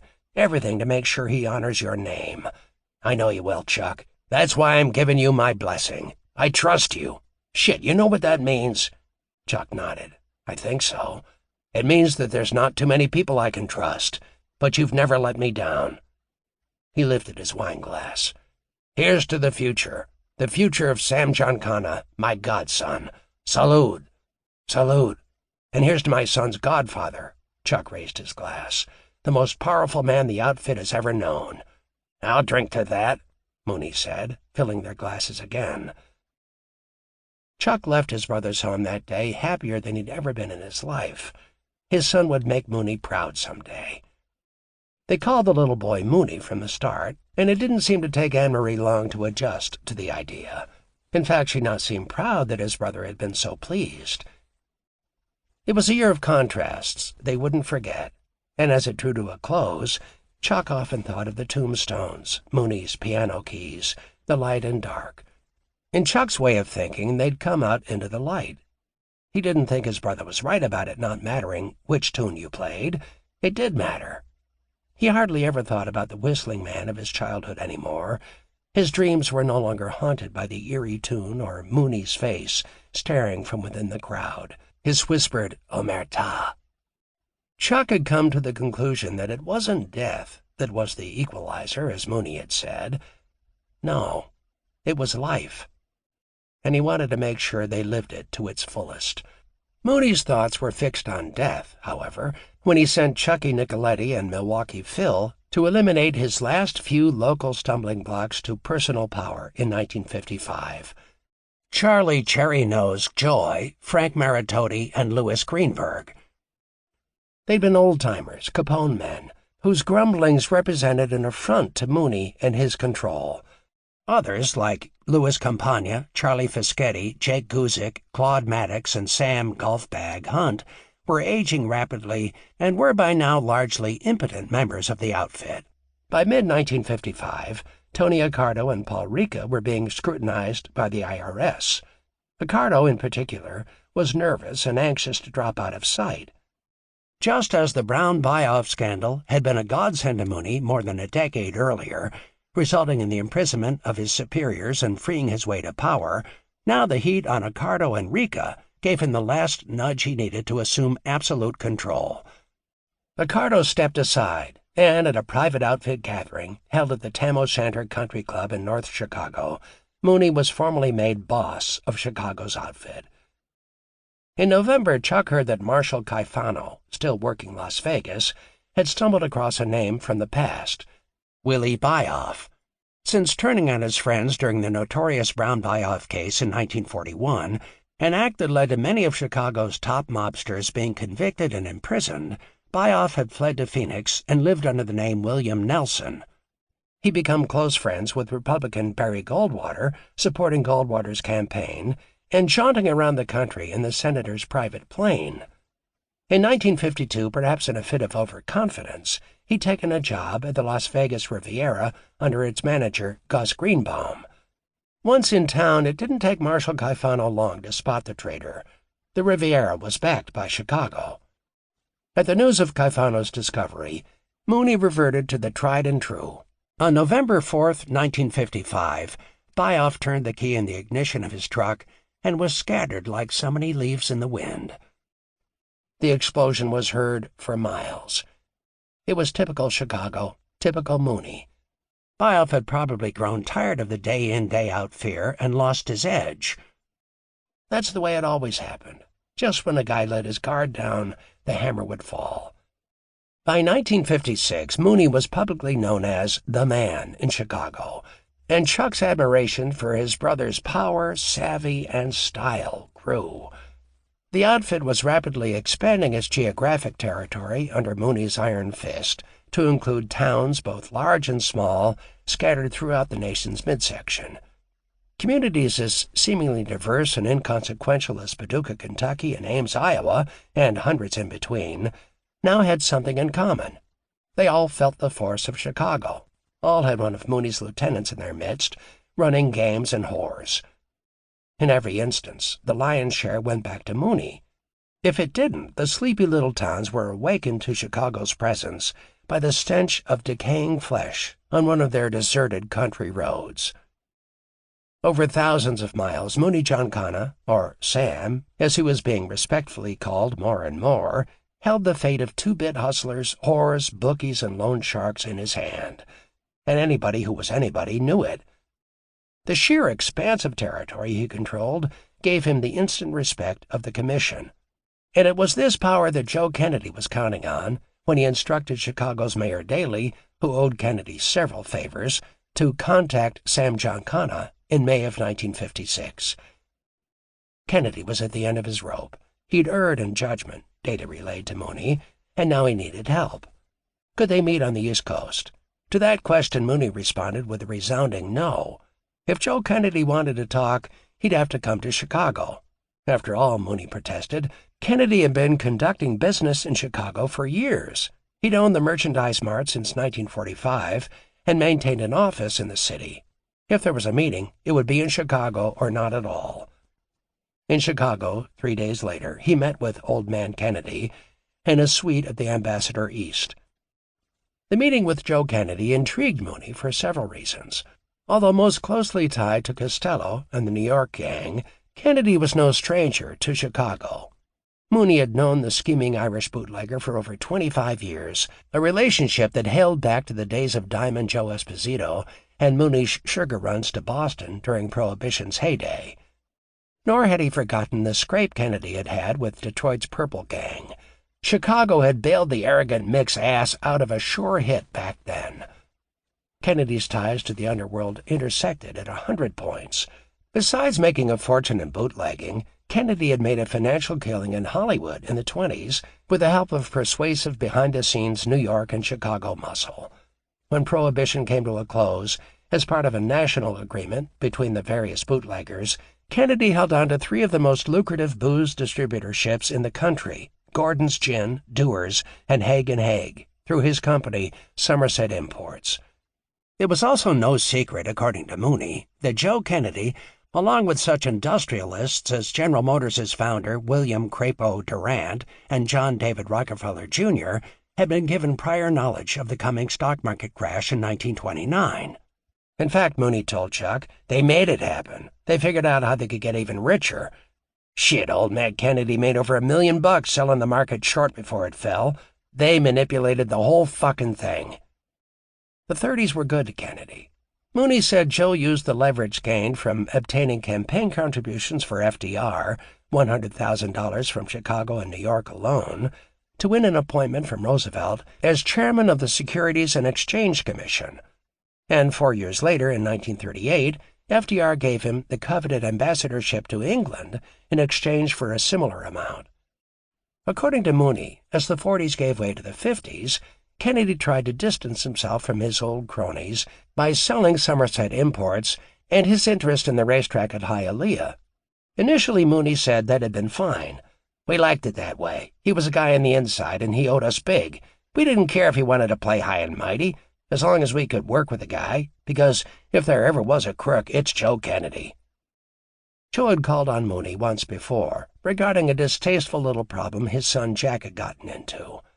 A marriage needed to be annulled, and Joe didn't want any publicity. In fact, not only did he want the marriage annulled, he also wanted any record of it completely removed from all legal documents. Once this was accomplished, Jack, his slate clean once more, could get on with his father's political agenda. The job required discretion and a man who knew how to get things done. Mooney directed Johnny Roselli to handle the legalities for Kennedy, and that was the end of that. Most recently, Mooney's friend and longtime Kennedy mentor, Frank Costello, had had a major falling out with the Irishman. The rupture had been building due to Joe's increasingly fierce reluctance to return favors to his former pals. Costello rightfully believed the mob had helped make Kennedy a rich and powerful man, and now when he'd called in a marker, the Irish bastard had not only balked, he'd ignored him. It was easy to understand why there was a contract out on Joe Kennedy. Surveying the gnarled face of the aging bootlegger, which was how Chuck's brother insisted on describing Joe Kennedy, Mooney felt a twinge of admiration. The guy was taking his life into his hands, coming to Chicago like this. He couldn't be sure Mooney wouldn't make good Costello's contract. But here he was. Mooney looked distractedly around the suite. He'd take his time, make the guy sweat a little. He finally lit a cigar and met Joe's eyes. "So, what can I do for you, Joe?" He tapped his cigar in the ashtray. "I need your help." "My help?" He placed one hand over his heart in mock innocence. "Why my help?" Kennedy cleared his throat. Mooney knew it was tough for the old bird to come crawling to Chicago, and he watched with some pleasure as the man's hands twisted in his lap. They were the only outward sign of his anxiety. "Sam, I know you're close with Frank Costello, and I have a problem. A misunderstanding, really, with him." Still playing naive, Mooney replied, "What kind of problem?" "Well, there's a misunderstanding between Costello and me concerning some property. It's gotten blown all out of proportion." "Misunderstanding?" Mooney raised one eyebrow. "Yeah, you see, he wants me to be the front man on a piece of property, and—" Mooney cut him off. "Well, can't you do that?" Kennedy's hands clenched into fists, and, suddenly defensive, he retorted indignantly, "Look, I'm in a sensitive position given my son's political career. You understand?" "You owe Costello, don't you?" "Hell no," Kennedy snapped. Mooney's eyes narrowed, and a scowl crossed his face. He waited to speak, puffing on his cigar for a moment. "Hell no?" He leaned forward. "Joe, what exactly does that mean, hell no?" He shook his head. He wanted to laugh at the man's arrogance, but didn't. "You made money with Costello, didn't you?" Kennedy sat upright in his chair and said sarcastically, "Hey, Sam, I was there at the beginning. They rode my coattails." "Yeah, and I know whose coattail you rode." Mooney chuckled at the sheer audacity of Kennedy's statement. "Well, anyway," Kennedy continued, his hands now twisting in his lap again, "I haven't talked to him, hoping he would go away." Mooney laughed outright. "Go away? You ignored the man?" "Hey, like I said, I can't afford the association right now, and my son Jack can't afford the association right now either." "That's an insult, Joe." Mooney stood up and stared down at the man. Kennedy made a move to stand. "Sit down," Mooney barked. "What the fuck were you thinking, huh? You've insulted Frank Costello. How do you think he's going to react?" "I already know. He has a contract out on me." "Well, what makes you think I could do anything about it? Or for that matter, would want to?" He glared down at the Irishman. Kennedy's demeanor softened. "Hey, Sam, everybody knows you're the power outside New York. You're the only one who can get Costello off my back. He doesn't understand, not at all." He shook his head. "And how is that?" "Well, my son Jack is moving up in politics. I'm hoping he'll be president someday. Now, I can't jeopardize that, can I?" He looked up at Mooney and shrugged his shoulders. "Can I?" "I noticed your kid's been making quite a name for himself." Mooney turned to look out the window. "He has." Kennedy rose from his chair and walked across the room to Mooney's side. "He has, and he'll continue to, as long as some ugly skeleton doesn't pop out of a closet. That, my friend, would be political suicide." Mooney spun around. "So what do you want me to do about it?" "Talk to Frank. Make him understand. I'm a marked man if you don't get this contract called off." He placed one bony hand on Mooney's shoulder and lowered his voice to a nasally whisper. "But if I live, I can help my son get to the White House. Isn't that what we've all wanted all along, a guy on the inside?" Mooney turned his back to Kennedy to face the window once again. "So let's assume I talk to Frank. I see no benefit to Chicago here. I've heard nothing today that leads me to think that you can promise me anything in return for my assistance. I can, and I will. You help me now, Sam, and I'll see to it that Chicago, that you, can sit in the goddamned Oval Office if you want, that you'll have the president's ear. But I just need time." There was an urgency in his tone. "I get pushed, and I don't think my son has the experience or the contacts to see him through a presidential race. Do you understand now why I want you to talk to Costello?" Mooney turned to look him square in the eye. "Let me see what I can do. But I want your word that the day your son is elected, that's the day that—" Kennedy interrupted. "That Sam Giancana is elected, too. He'll be your man, I swear to that. My son, the President of the United States, will owe you his father's life. He won't refuse you, ever. You have my word." That afternoon at the Thunderbolt Motel, a fan on the bar whirred in the background as Mooney recounted the story to Chuck. It was an unusually warm day, and beads of perspiration glistened among the lines, slowly deepening with time, on Mooney's tanned face. Certainly the fact that Joe's son Jack was now in his second term as senator hadn't escaped Mooney. He was being groomed for the White House, and the prospect of having such power, a man so tied to him in the Oval Office, was a temptation greater than anything he'd ever experienced. He'd told Chuck they'd play it safe in 1956, right up to the end. They'd play both sides, make contributions to each candidate, and then he'd simply sit back and wait. He broke into a broad smile when he'd finished. "Hey, give me a Gordon's on the rocks," he cried to the bartender from his perch on the stool next to Chuck. "Gordon's? Since when did you start drinking gin?" Mooney picked up the glass and took a sip, then smacked his lips dramatically. "Right now, that's when," he grinned. "From now on, when I have a gin, it's Gordon's, to remind me that Joe Kennedy will sell anything to save his own skin. His liquor business, the Senate, the presidency, the White House." He lifted the glass and tipped it toward Chuck. "Even his own son." That night, Mooney put in a call to New York. The contract was off on Joe Kennedy. Chapter 16. "I'm a very patient man," Mooney said, smiling. He laid the newspaper, dated November 3rd, 1956, down on the bar. "Besides, right now it's all the same. Nixon's been good to us." He shrugged his shoulders. "Shit, there are already rumors going around that it'll be Jack Kennedy versus Nixon at 60. We can't lose with two candidates for president like that." He sipped his coffee and looked over the cup's rim, eyes twinkling. "Or should I say, I can't lose." Mooney was unconcerned in early December when another of Joe Kennedy's kids, Bobby, visited Chicago for a little snooping into labor racketeering.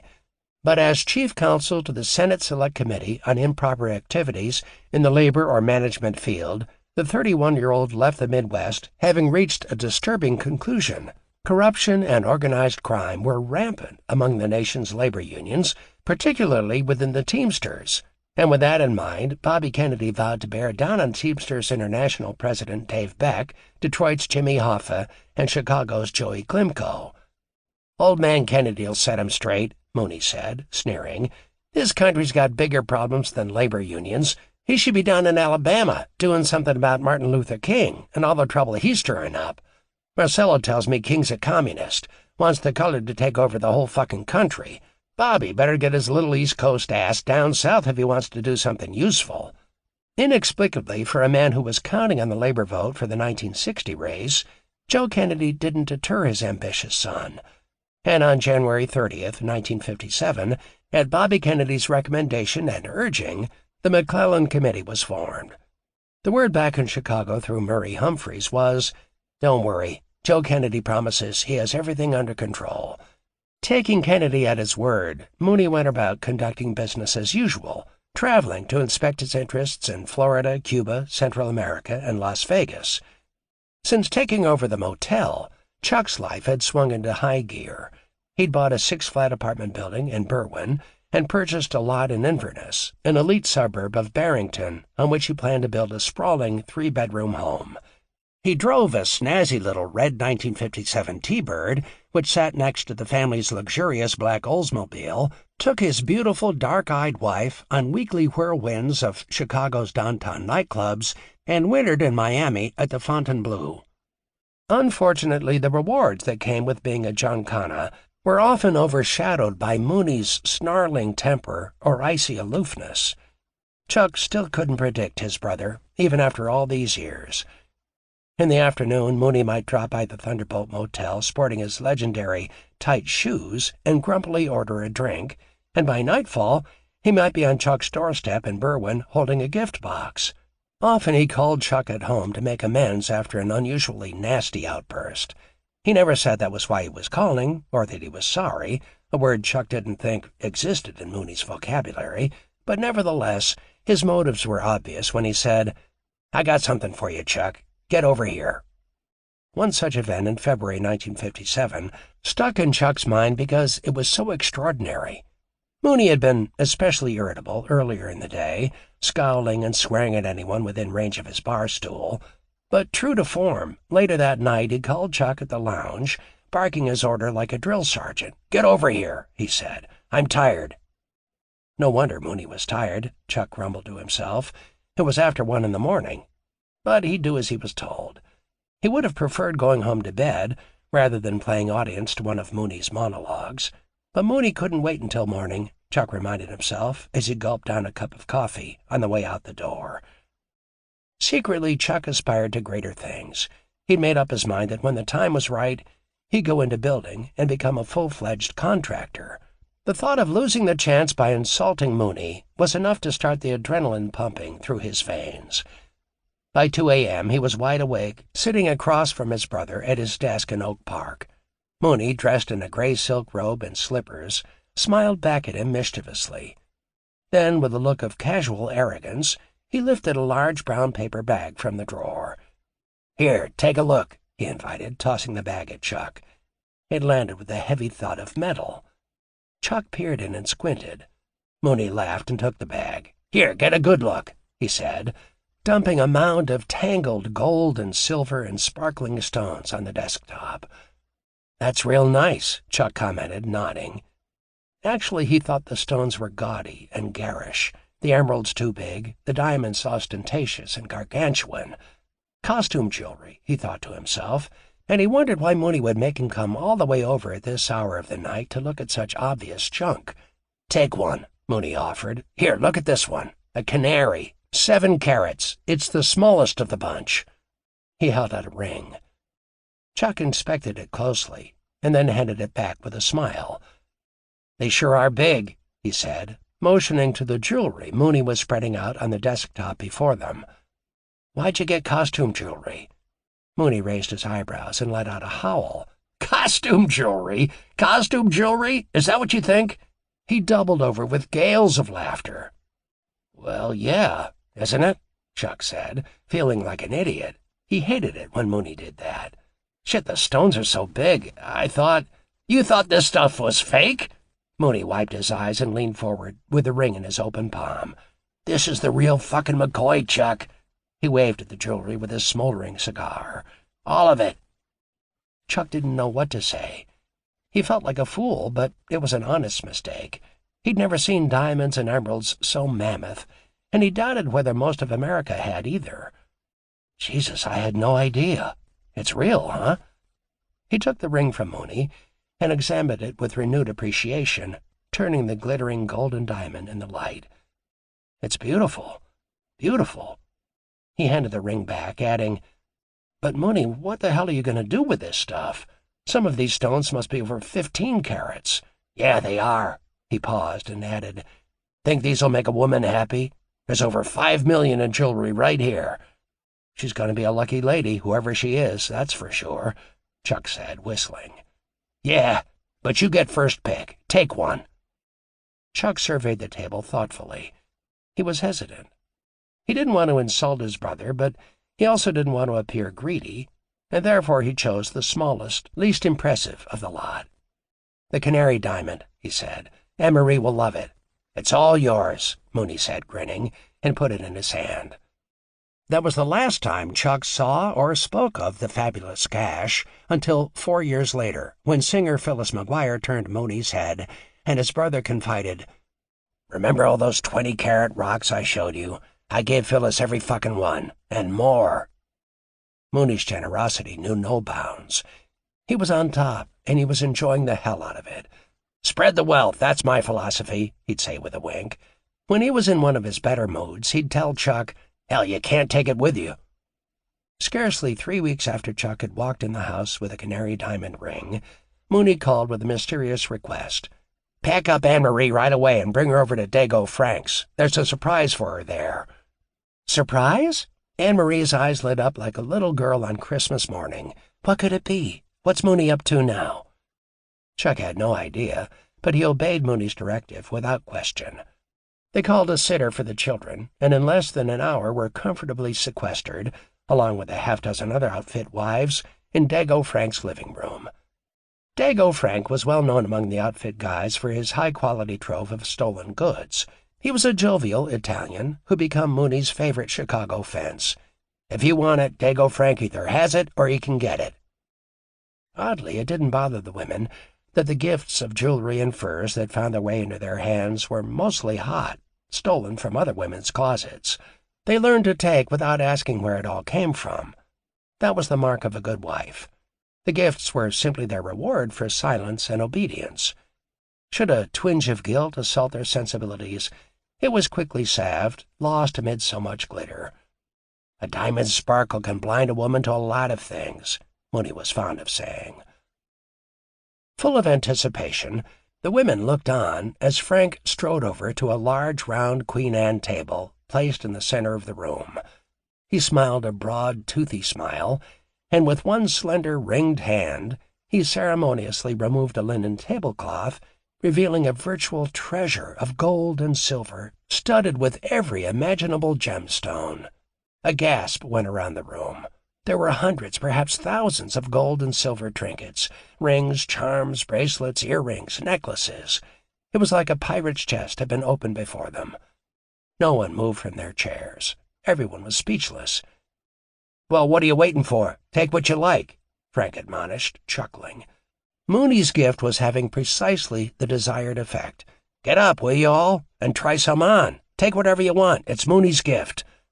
A flurry of thank yous crisscrossed the room for the next hour as the women oohed and awed and sorted and traded among themselves. When at last they were finished, Dago Frank smiled and said, Hey, now that you ladies have gone through the jewelry, how'd you like to see some other merchandise? It's for sale, but you know I'll treat you right. Without further comment, Frank pressed an unseen lever, and the wall swung open, revealing a well-lit hidden room. Oh my, look at that, Anne-Marie exclaimed. She'd never seen so many gorgeous furs in all her life. There were dozens upon dozens of stoles, capes, and full-length coats and wraps hanging on rack after rack. The other women gushed over the coats, but decided to leave without a new fur for warmth that night. Anne-Marie, however, spotted a lynx walking coat that was the most beautiful fur she'd ever seen. Oh, Chuck, can we buy it, please? She pleaded. He never could resist his little babe, and he certainly wouldn't deny her something so magnificent. She wore it home that night. Wait till all your friends see you in this, Chuck whistled admiringly, as she snuggled into its deep softness. Like her other friends, Anne-Marie had her nails and hair done weekly, dressed her two little boys in Eton suits and matching play suits, enjoyed facials, pedicures, and frequent jaunts to Neiman Marcus, Marshall Field's, and her own dressmaker. Her drawers were filled with Chanel sachets, dainty lace peignoirs, lingerie sets, silken hosiery, and dozens of stylish gloves. Her shelves held row upon row of the finest shoes, boots, and handbags, as well as beautiful hats of all sizes and descriptions. The latest fashions, from trapeze dresses, sheaths, chemises, bubbles, and Chanel Italian knit suits to cashmere Givenchy cowl-neck sweaters, car coats, tapered slacks, and toreadors, hung in her closets. A collection of gems filled her jewelry boxes. There were glittering cocktail rings, bracelets, earrings, brooches, and necklaces. And there were her treasured fur coats of lynx, beaver, mink, and lamb. Likewise, Chuck had only the finest money could buy. Elegant Dupioni silk suits, Ivy League blazers, dozens of trousers and fashionable narrow silk ties, Madras sport shirts, cashmere sweaters, fedoras, Italian leather boots, and loafers. Following Mooney's lead, he possessed countless diamond and gem-studded tie-tacks, cufflinks, watches, and rings. Chuck and Anne-Marie both agreed life could only get better. They were young and on their way up, with 2 beautiful children. They were going to build a brand-new home in a posh section of town. They had money to spend on nightclubs and trips. Occasionally Chuck might daydream about being a contractor or stop to think about where he was headed, but largely he believed he was already there. The American dream, complete with a fluffy white toy poodle, lived at his house. "What more can a guy ask for?" he exclaimed to Anne-Marie one day as he turned a hamburger on their backyard grill. On Sunday, March 31st, 1957, everything changed. Leon Marcus had been a conniving, crooked banker who was involved in more shady deals than a fast-talking Chicago prosecutor could shake a stick at. He'd been indicted, along with his son-in-law and brother, earlier that year on misappropriation of bank funds for his Chicago Southmore Bank. By the end of March, he was yet to go to trial. Ever since he'd been charged, the foolhardy Marcus had attempted to blackmail Mooney, hoping some pressure on the outfit boss would result in his acquittal. He had the information that could send Sam Giancana up the river for life, he boasted to fellow gangsters, waving his wallet. Chuck believed Marcus had seriously underestimated his brother. The decision for Mooney would be a simple one. Months later, Chuck would learn that Mooney had given the order to Willie Potatoes, who then selected his own soldier, a copper-turned-mobster hitman, Sal Moretti, to take care of the job. In turn, Moretti invited 3 of his aspiring flunkies along for the ride. They weren't there for added backup. Sal was to handle Marcus on his own. Rather, they came for the sheer entertainment. Moretti nabbed Marcus in front of Chicago developer Alfred Rado's home on Sunday, March 31st. Willie Potatoes had instructed him to kill Marcus and retrieve from his wallet a particularly damning document, a receipt for a $100,000 cash payment made by Mooney on the Thunderbolt Motel. Within blocks of the Rado's home, Moretti shot Marcus in the head, threw him in a vacant lot, and drove away. In so doing, Moretti made a fatal mistake. He left the receipt on the body of Leon Marcus. The gangland-style execution was sensationalized on television, detailed in all the papers, and thanks to the incriminating receipt, Mooney was apprehended for questioning. He was released, but not before receiving more press coverage than the crowning of Queen Elizabeth II. A court date was set for the all-but-forgotten 67-count indictment against the suburban gambling joint, the Wagon Wheel, dating back to 1951. "It'll all blow over," Chuck consoled his wife. But he found himself recanting when, on Thursday of that week, Sal Moretti's tortured and bloated body was discovered crammed into the trunk of a Chevy on Caton Farm Road, southwest of Chicago. From the description the papers gave, it sounded as if Willie Potatoes had taken care of his bumbling soldier. Moretti's pockets had been emptied and turned inside out, his labels torn from his clothes. All that remained was an aluminum comb, a symbol and warning to every soldier in Chicago. Like the infamous nickel in the hand of an executed stool pigeon, meaning the man's life wasn't worth a plugged nickel because he'd violated the code of omerta, the comb told one and all to do a job right, to go over every detail with a fine-tooth comb, or end up like Sal Moretti. The incident sent an icy chill through the guys in the outfit, mostly because the man who took care of Sal was a person none of them wanted to cross, ever. and because of that, nobody ever talked about who did the job on Moretti. But there wasn't a guy in the outfit who didn't think that Willie Potatoes, the quiet, unassuming man with a house full of children and an eternally pregnant wife, had hit Moretti. Moretti was Willie's soldier, and Willie had to make things right. It was his responsibility to square things. Willie was well known for his torture tactics, and Sal's murder had his name written all over it. Moretti had been tied on his knees and pistol-whipped. Willie loved to get a guy on his knees begging for his life. Moretti's skull had been mashed and dented by a club, and then he had been strangled with a rope. Willie liked to use ropes, and after Moretti's executioner threw him in the trunk, he fired 4 shots into the soldier's battered head. Willie always made sure any guy he took out was good and dead. It also was common knowledge that Willie got turned on doing jobs like the one on Moretti. So did Fifi Bucchieri, and Mad Dog DeStefano and Teets Battaglia. But Willie would go those henchmen one better, giving guys lie detector tests if he didn't trust their loyalty. If they failed, they were goners. Willie tortured and murdered them on the spot. The way the outfit ran, Mooney was always insulated from a murder charge. He never killed anyone himself anymore. He didn't actually even have to say the words. All he had to do was give one of his trusted henchmen a look. They knew, and they took care of it.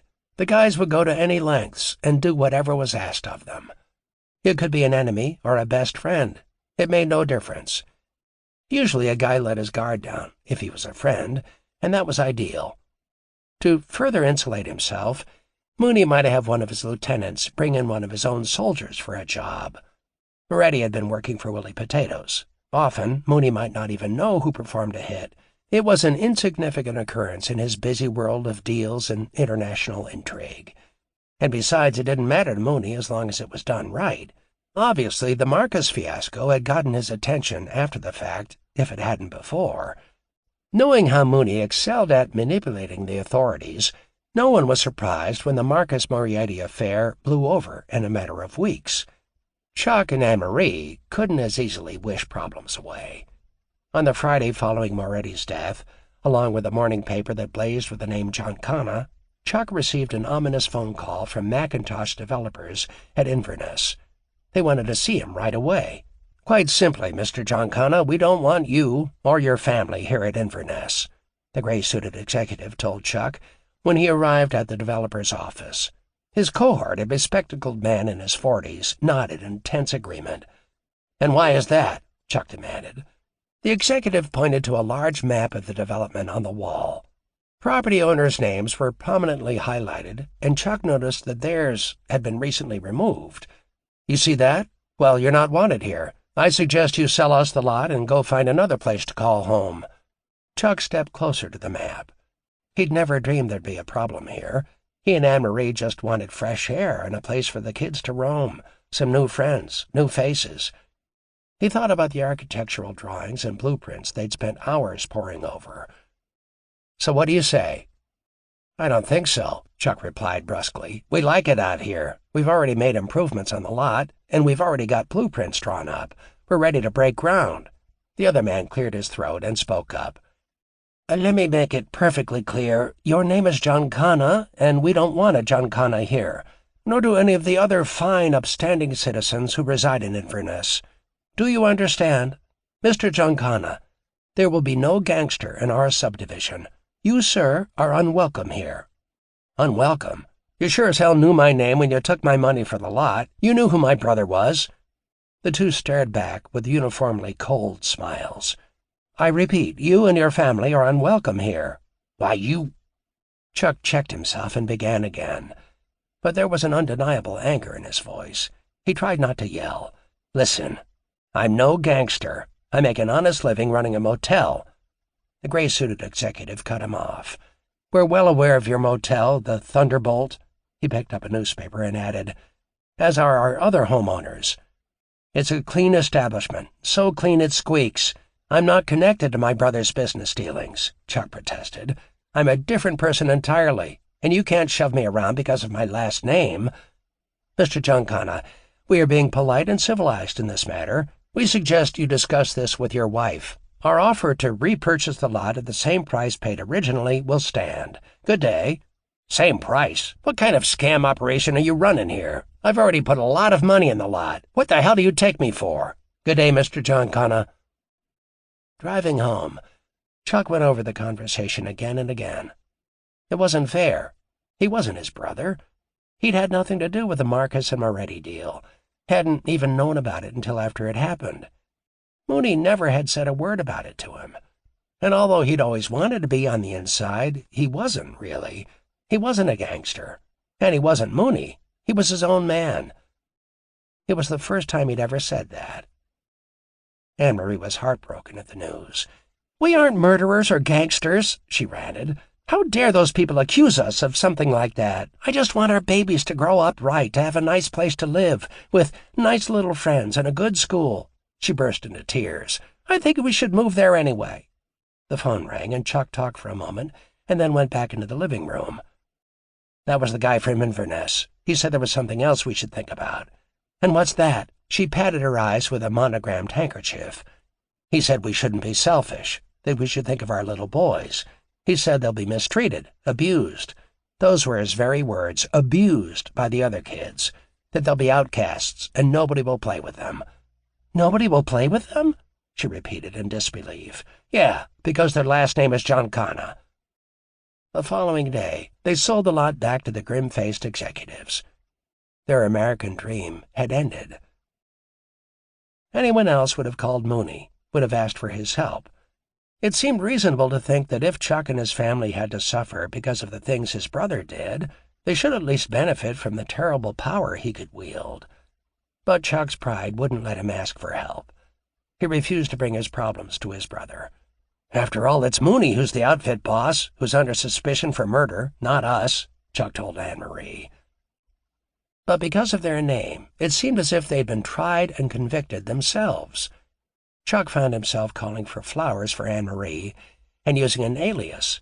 Mooney used an alias all the time, Sam Gold, Sam Flood. So Chuck consoled himself, why shouldn't he? But he felt like a Judas, a traitor. Was he denying his heritage, or was he protecting himself and his family? The events of the previous weeks threw Chuck into a state of confusion. He'd never denied who or what he was. He wasn't ashamed. Indeed, it might not have been so bad to be called a gangster by the developers, if he'd actually been one. But recently he had realized that although he might know all the outfit guys, was privy to what was going on, and probably talked to Mooney more than anybody else, he wasn't an actual member of the outfit. Mooney said New York's gun and saber shit was the silliest thing I've ever heard of, grade school stuff. But because Chicago didn't have a formal initiation and secret society like New York, or adhere to some hocus-pocus old country rules for being made, it was hard to tell who was a member of the outfit and who wasn't. You just knew. You knew how high up the ladder a guy was by the men he hung around with, and by how many soldiers he required to conduct business, or by the job he had. Guys such as Needles, Nicoletti, and Aldericio, Mooney's chief executioners, were without question full-fledged members of the outfit. But a guy didn't necessarily have to kill his way up, not if he had powerful friends to protect him from such dirty work. Jake Guzik had been a good example. Guzik hadn't had the stomach for murder, so Capone had killed his adversaries for him. Chucky English was in a similar situation, but they were a rarity. Being a member of the outfit and being connected were two different things in Chicago. Being connected meant you did business with the outfit. Leon Marcus was connected, Joe Kennedy was connected, as were Abe Pritzker and Moe Annenberg. According to Mooney, all the presidents of the United States since Teddy Roosevelt had been connected. Celebrities ranging from Sammy Davis Jr. to Rocky Marciano were connected. King Farouk was connected.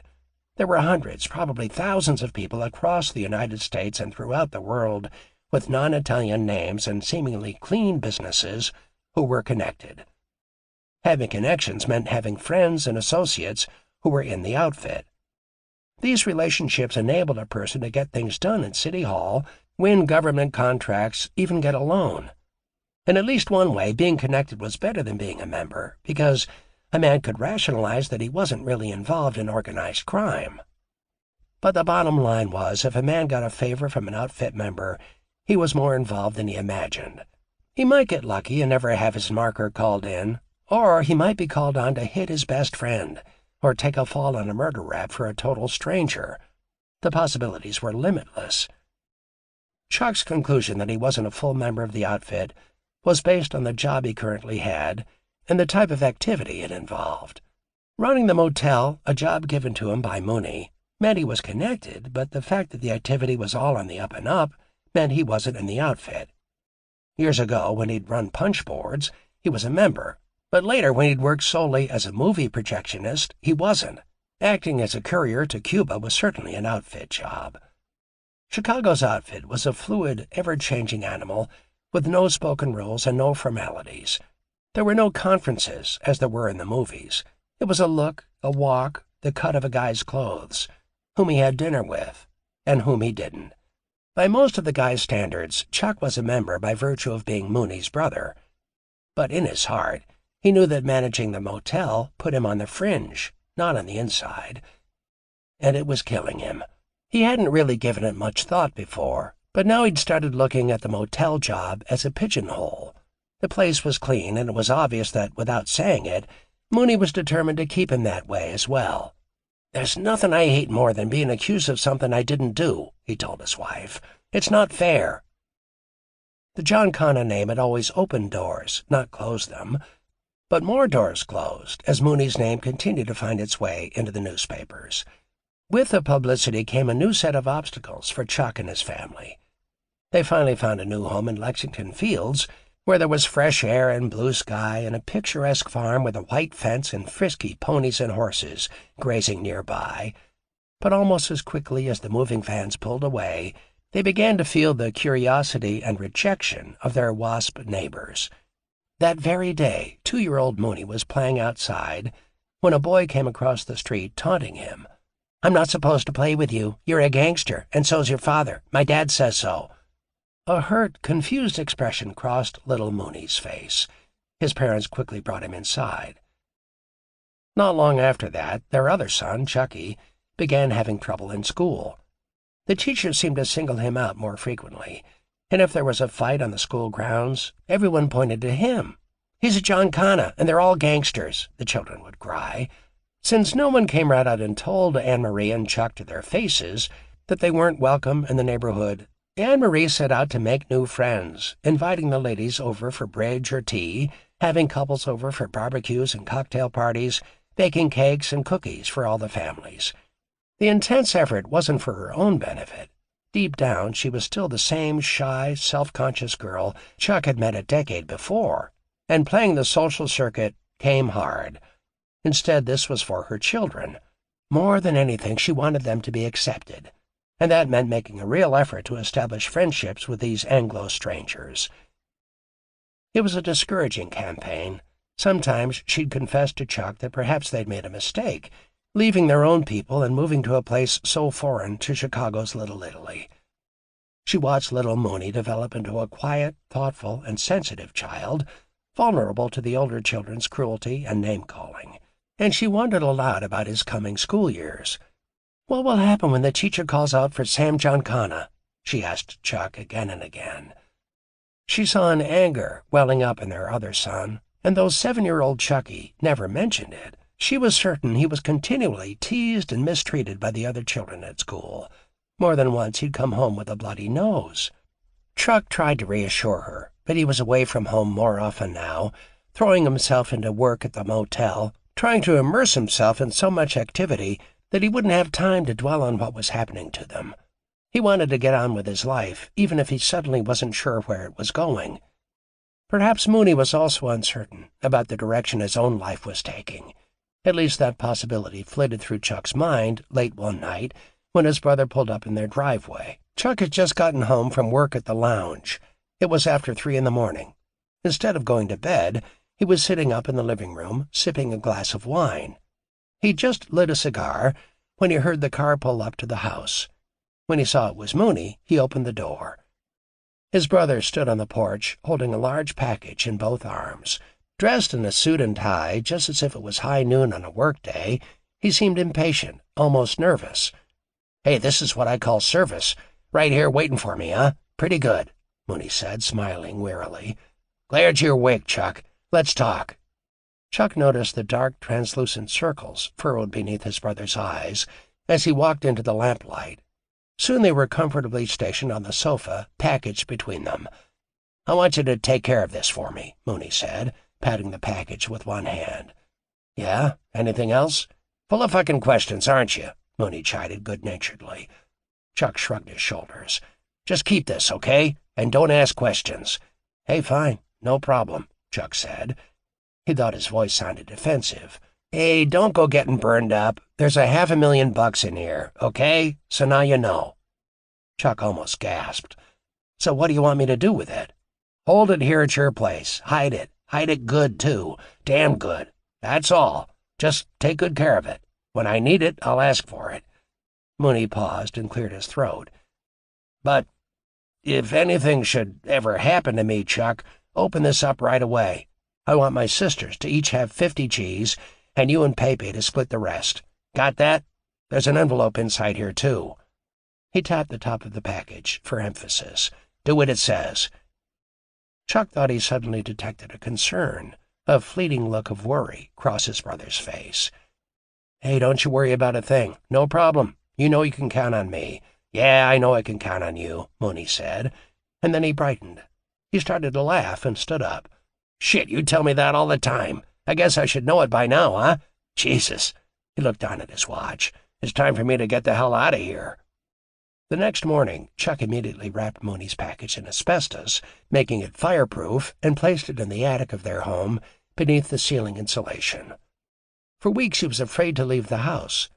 "What if there's a fire?" he exclaimed to Anne-Marie. "Imagine $500,000 of Mooney's money gone, and after he trusted me, too." He was therefore relieved when the phone rang late one night with directions for delivery of what they had started to call Mooney's package. "The guy down in Mexico," the voice on the other end of the line said. "He said to tell you he needs the package. He said you to have Anne wrap it like a birthday present with a big bow. A driver will pick it up tomorrow." They did as instructed, and it wasn't until years later, when Mooney was actually living in Mexico, that Chuck would recall Mooney's package and, putting two and two together, realized that the $500,000 he'd held for Mooney was just a drop in the bucket. Chuck would be told by outfit guys that during Mooney's reign, his brother had shuttled millions across the border, using Father Cash as his courier. But that June of 1957, Chuck wasn't focused on Mooney's international schemes. Instead, there was another onslaught of local publicity that captured his attention. Mooney's trial for the wagon wheel indictments came up, and the case was thrown out of court for lack of evidence. "I called in some markers," Mooney boasted to Chuck. "I've got more important things to do than sit around listening to a bunch of asshole lawyers argue."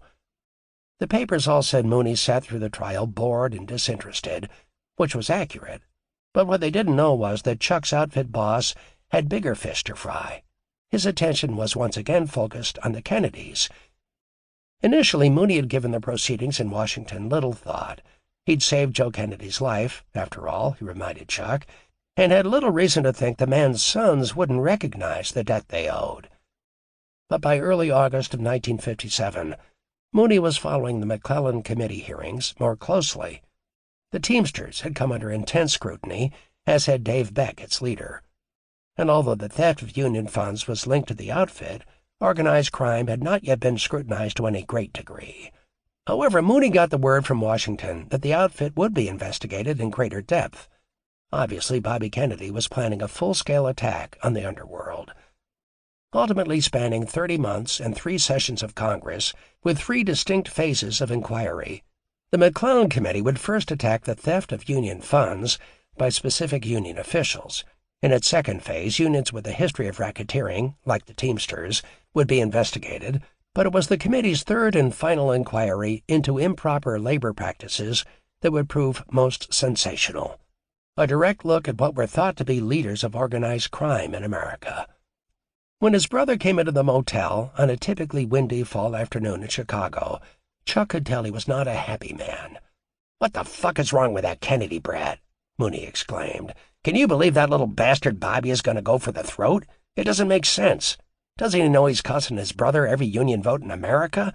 And what the hell is wrong with his brother Jack, anyway? Shit, he's on the committee, too. and just about as bad as Bobby. Are they fucking nuts?" Chuck looked into Mooney's eyes, black ribbons of rage. They reminded him of his childhood and the night long ago when Mooney had found his money stolen. Chuck hadn't thought about the terrible beating he and Pepe and his cousins had gotten in years, but now, searching his brother's face, he saw the same horrible, almost terrifying cruelty still residing there.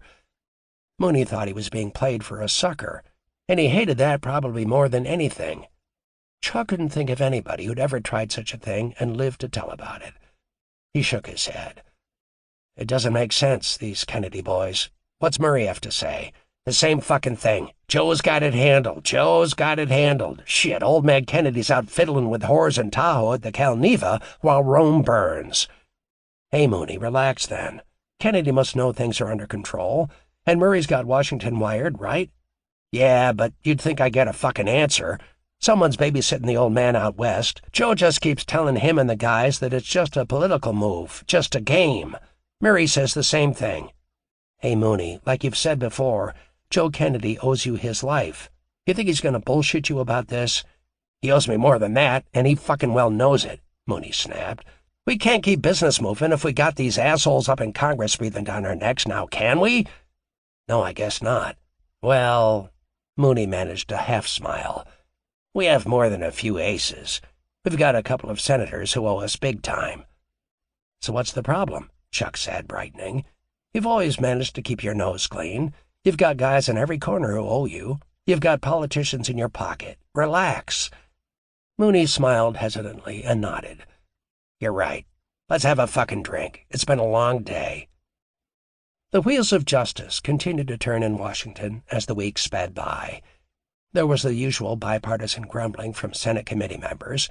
Republican Barry Goldwater was quoted as saying that the committee's young chief counsel, Robert Kennedy, was exerting too much influence over the proceedings. But the committee's chairman, Democratic Senator John McClellan, a down-to-earth Arkansas Baptist, defended Kennedy's judgment and aggressiveness. "He's tops," McClellan retorted to Kennedy's detractors. There was an admirable vehemence in the young Kennedy's manner that was perhaps unsettlingly familiar to Mooney. At 31, the task of acting as chief legal counsel to the committee must have been staggering, if not overwhelming. There were 100 accountants, lawyers, and investigators reporting to the chief counsel, and on the horizon, over 1,500 witnesses to be called, and 20,000-plus pages of testimony to be chronicled and analyzed. Mooney saw in Bobby Kennedy, as he'd seen in Teddy Rowe, a calculating juggler, a ruthlessly ambitious man. A man very much like Mooney himself. Chapter 17. After the Depression, unions had flourished in the United States, and Chicago, due to the brilliance of Murray Humphreys in particular, was no exception. Of all the unions, the Teamsters were the shining star in Humphreys's crown. Like the film industry's Screen Actors Guild, which Chicago effectively controlled, theirs was a commodity with deadlines. If meat and produce didn't arrive at the stores, it spoiled. If shipments of equipment or machine parts didn't arrive, factories ground to a halt.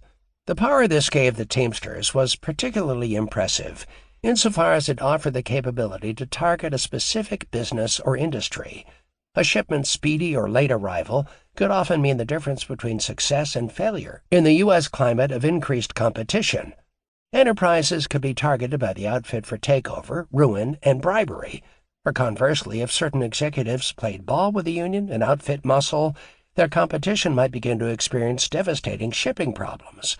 The sheer genius of such schemes hailed back to 1944, when Humphreys had placed a tough little Sicilian, Joey Glimko, in charge of Chicago's Teamsters.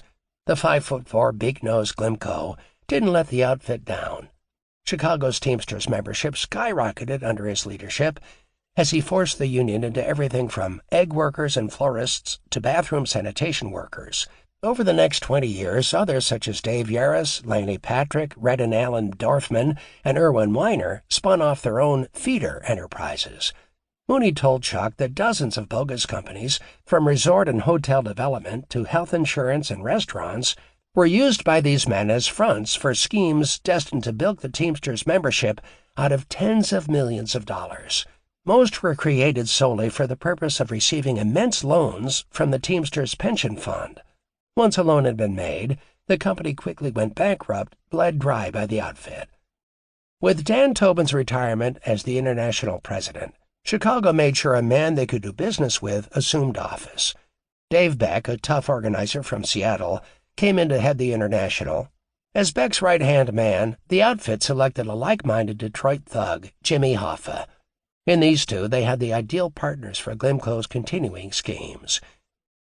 After the heat on Dave Beck became too intense, it was time for a change, and in September of 1957, Chicago pushed Jimmy Hoffa to a sweeping victory as president of the International Teamsters.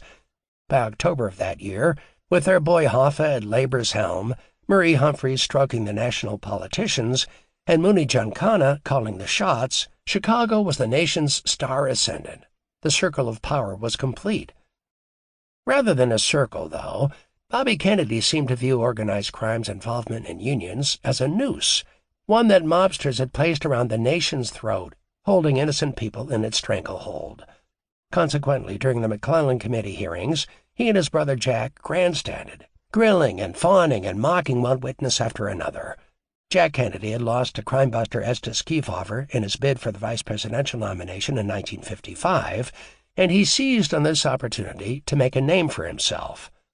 While the McClellan Committee was unveiling the second phase of its investigation during the summer and fall of 1957, most of the nation's underworld was riveted to the unfolding drama in New York. Following Willie Moretti's slaying in 1951 and Albert Anastasia's rise to boss of the Mangano family, Vito Genovese had been steadily working behind the scenes to dethrone Frank Costello. In May of 1957, Genovese had sent henchman Vince the Chin Gigante to assassinate Costello. In a twist of fate, the single bullet merely grazed the boss's head. Although Costello survived the attempt on his life, he would not survive the interrogation that followed. A piece of paper listing the Las Vegas Tropicana's gross receipts, found by authorities in his pocket after the shooting, elicited the scrutiny of the IRS. He was soon indicted for tax evasion. It was a victory of sorts for the double-dealing Genovese, but as long as Anastasia remained in power as Costello's protector and ally, Costello was technically invulnerable. Not to be thwarted, Genovese set out to remove Anastasia, eventually convincing Meyer Lansky and other mob leaders that Anastasia's cowboy craziness and attempts to move in on Cuban casinos merited elimination. Shortly thereafter, Albert Anastasia was murdered as he sat in a barber's chair. Unfortunately, the timing for such a power struggle in the underworld could not have been more inopportune. Thanks to the McClellan Committee, the nation would soon be watching their every move.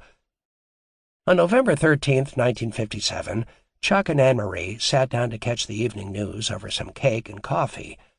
Like other citizens, they were amazed to hear what Joseph Amato from the Bureau of Narcotics had said that day to the McClellan Committee about the Mafia. "We believe there does exist a society, loosely organized, for the specific purpose of smuggling narcotics and committing other crimes. It has its core in Italy, and it is nationwide, in fact, international." "Oh, my God," Anne-Marie said, shocked at such a possibility. "Is that true, Chuck?" "No. Mafia? What the hell is that? It's just a name some government guys made up, that's all," he replied, and asked for another cup of coffee, hoping to change the subject. In fact, he'd never really heard any talk of a mafia, except perhaps that the guys in New Orleans liked the moniker. Mostly there was the outfit, the syndicate, the mob, the commission.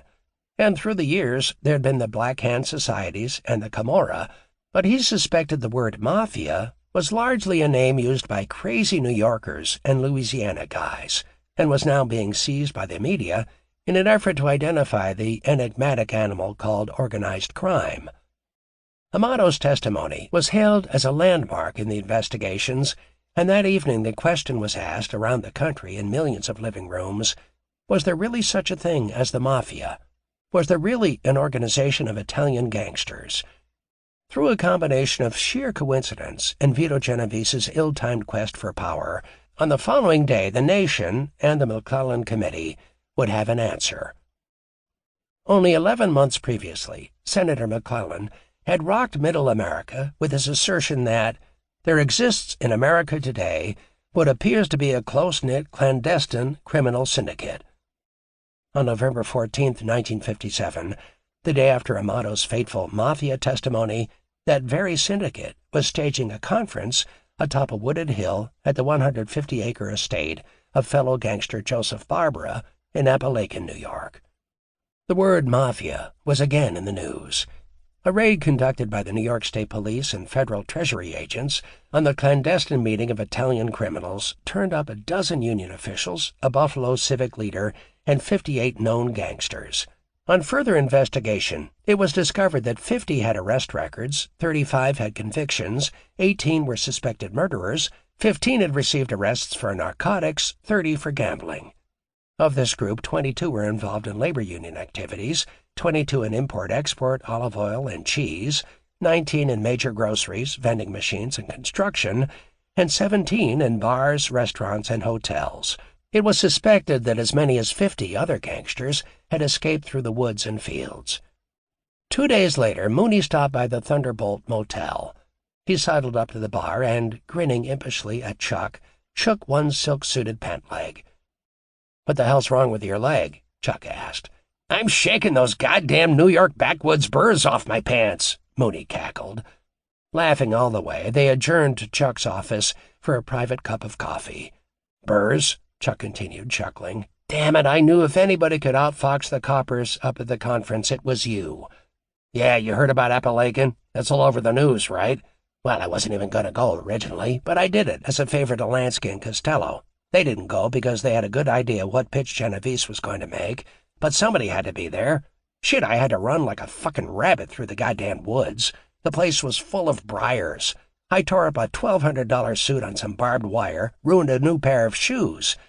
He raised his hands to light a cigar, revealing a pair of magnificent oval-cut star sapphire cufflinks. "Jesus, it sounds crazy." Chuck tried to imagine his brother doing something so undignified as running in the woods. "It was crazy," Mooney said, nodding. He sipped his coffee. "And man, oh man, was it ever cold. Did you know leaves get real slippery when they're wet?" Chuck shook his head. "Well, they do, out in the backwoods this time of year." He laid a cigar in the ashtray and started to laugh. "You should have seen some of the guys slipping and sliding down on their asses, splitting out their pants. Some of them went right down through the trees, right down the hill," he said, snickering. "It sounds like it must have been a zoo. The news said the coppers were everywhere, like ants," Mooney said. "Well, I guess a lot of guys didn't get away, huh?" Chuck asked, repeating what he'd heard. "Yeah, and they're ready to kill Genovese. They all blame him for getting pinched," Mooney said. He leaned back in his chair with an undeniable air of self-satisfaction. His eyes grew cold and hard. "Shit, Chuck, that Genovese, the cocksucker, thought he was going to make himself boss of bosses. And after he tried to kill Costello and had Anastasia hit, if you could believe that," he exclaimed, disbelief rising with the level of his voice. "See, Lansky, Luciano, Costello, Gambino, and I talked before the meeting. Gambino and I would go, and they'd lay back. We'd play both sides, find out what the sneaky bastard was up to, that's all. No way was the son of a bitch going to be my boss. The man's fucking crazy if he thinks I'd let him get away with that.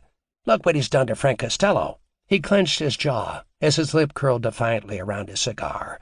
"Genovese is a total fucking ass, but he's ruined now," Mooney said with a sneer. "Nobody'll ever listen to him again. Any boss worth his salt would have had the place protected, and I'm going to make damn sure every guy in the country knows that." His eyes flashed with determination. Clearly Mooney was after Genovese. One thing Chuck knew about his brother was that he was unwaveringly loyal to a friend. Costello was the closest thing to that Chuck had ever known. Mooney would pull out all the stops to get rid of Costello's enemy. Mooney had a special saying he'd picked up from his travels in the Middle East. "The enemy of my enemy is my friend." Anybody who was after Genovese was Mooney's ally for now. Anybody. Such a philosophy made for strange bedfellows, Chuck thought, as he studied the expression on Mooney's face. But he said nothing about that, saying instead, "Definitely, you'd have had Chicago locked up like a fortress if they'd come here. That's right, and that's because I know what I'm doing. I have my town under control." A cruel smile played across his lips. "But we're not done with the bastard yet. Just watch. Pretty soon he'll be laying in a prison cell. Too fucking bad, huh?" It was almost as if the old Mooney was back. He was scheming and plotting, and he beamed when he talked about his plans. When he was like that, he was invincible, untouchable. The events of that November would have far-reaching implications. In Washington, while Bobby Kennedy and John McClellan were feeling vindicated, FBI Director J. Edgar Hoover was seething with embarrassment. For literally decades, Hoover had insisted there was no such thing as an organized crime syndicate. He'd scorned Estes Kefauver's assertion in the early 50s that an organized Italian underground existed in the United States. Recently, he'd pooh-poohed Kennedy and McClellan. Now, due to the events at Appalachian, he was faced with public ridicule for his lack of knowledge on the subject of organized crime. But perhaps worst of all, his ego had suffered. He'd been beaten to the punch by a handful of New York cops, along with the FBI's longtime rival, the Bureau of Narcotics. Mooney said more than once that former FBI man Guy Bannister was part of the outfit's plans. "Remember me telling you about how we helped him nail commies, run in punks freelancing car thefts, that kind of shit? Well, we got him set up with Marcello down in New Orleans when he took over the police department down there." Mooney also confided that J. Edgar Hoover himself had been on the pad for years. Costello worked the whole thing out. He knew Hoover was just like every other politician and copper, only meaner and smarter than most. Hoover didn't want an envelope each month. That offended his sensibilities, Mooney said, sneering. So we never gave him cash outright. We gave him something better, tips on fixed horse races. It was up to him how much money he wanted to make on the information. He could bet $10,000 on a horse that showed 20-to-1 odds if he wanted, and he has. Getting the tips to Hoover was easy enough, Mooney explained. Frank Costello would hear from Frank Erickson, the country's biggest and most powerful bookie, about an upcoming fix on a race. Next, Costello would tell columnist Walter Winchell, and Winchell in turn would call Hoover. Hoover would hop in his car under the pretext he was working on a case and head for the track. He'd place a $2 bet at the window while one of his flunkies put the real money on the sure thing at the $100 window, Mooney said. He told Chuck that Costello never let the FBI director down. Hoover won every time. "Nice and neat for sure, and you can call it anything you want, but a payoff is a payoff is a payoff," Mooney insisted, chewing on his fat cigar. With so much attention focused on Hoover, Mooney expected repercussions. After all, the guy's got to make it look good. He's going to have to stop chasing commies and car thieves and let the public know he's fighting the mafia. Mooney drew the word mafia out with an overly dramatic sense of evil in his voice. Mooney believed Hoover would be worried. If he came down too hard on his old benefactors, he could be exposed or faced with a threat of blackmail from the underworld. However, if he didn't move, and move fast, he could lose funding for his bureau and his personal stature as a crime fighter. "Hoover could be dangerous now. We've been on the same side before. We've helped him out with the commies and that shine Martin Luther King more than once," Mooney commented, shaking his head. "Now the rules have changed. He's in a corner, and he knows it. It won't matter that it was Bobby Kennedy who's to blame for the whole fucking mess. A guy like Hoover has only one choice when the heat's turned up: kill or be killed. The game now will be survival. I'll put money on him trying to get us before we get him." Mooney smiled. "This is going to get interesting, Chuck, real interesting." Immediately after Thanksgiving, on November 27, 1957, J. Edgar Hoover did exactly as Mooney had surmised, formally launching an FBI attack on organized crime with his Top Hoodlum program, or THP. Agents were assigned to this new vendetta in towns across the nation, but Hoover made it known Chicago and New York would receive the lion's share of scrutiny. Hoover even managed to turn his initial embarrassment at having nothing on the mafia in his voluminous FBI files to a sort of public relations coup. He gave the Bureau of Narcotics' mafia a new name, La Cosa Nostra, Italian for our thing. By coming up with this name, one no one, including guys in the Chicago outfit, had ever heard of, Hoover gave the impression of being better informed. Chuck decided Mooney was right. J. Edgar Hoover would be a wily opponent. In Chicago, 10 agents were assigned to the THP. Mooney had Murray Humphreys and Mayor Daley keep tabs on things and notified his men that the G were on the prowl. He'd gotten word from Washington that the whole thing was only temporary and that things would blow over just as they had in 1946 when Hoover had his fun with Kapka, the code name given by the FBI for reactivation of the Capone gang. But he was suspicious and on his toes, telling Chuck, "It's up for grabs now, and it's winner take all. In this deal, I intend to be the winner." Not only did the events in Appalachian increase the surveillance of outfit activities, they also resulted in a third investigation by the McClellan Committee into organized crime and the Mafia.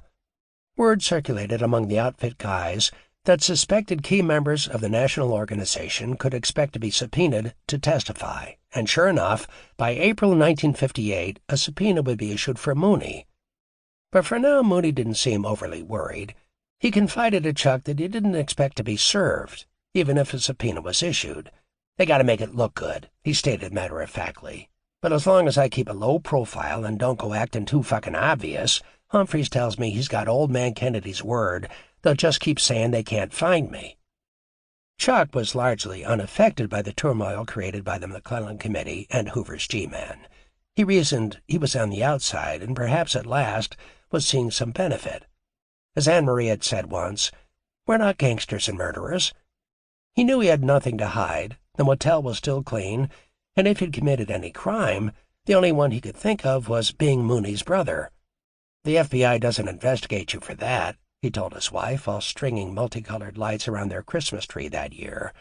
"It's no crime to have the same last name now, is it?" More and more, it seemed to Chuck that having the same last name might be the only thing he and Mooney had in common. By this time he'd expected to be at Mooney's side, a respected partner. But instead there were now ranks of loyal soldiers and lieutenants standing between him and that dream.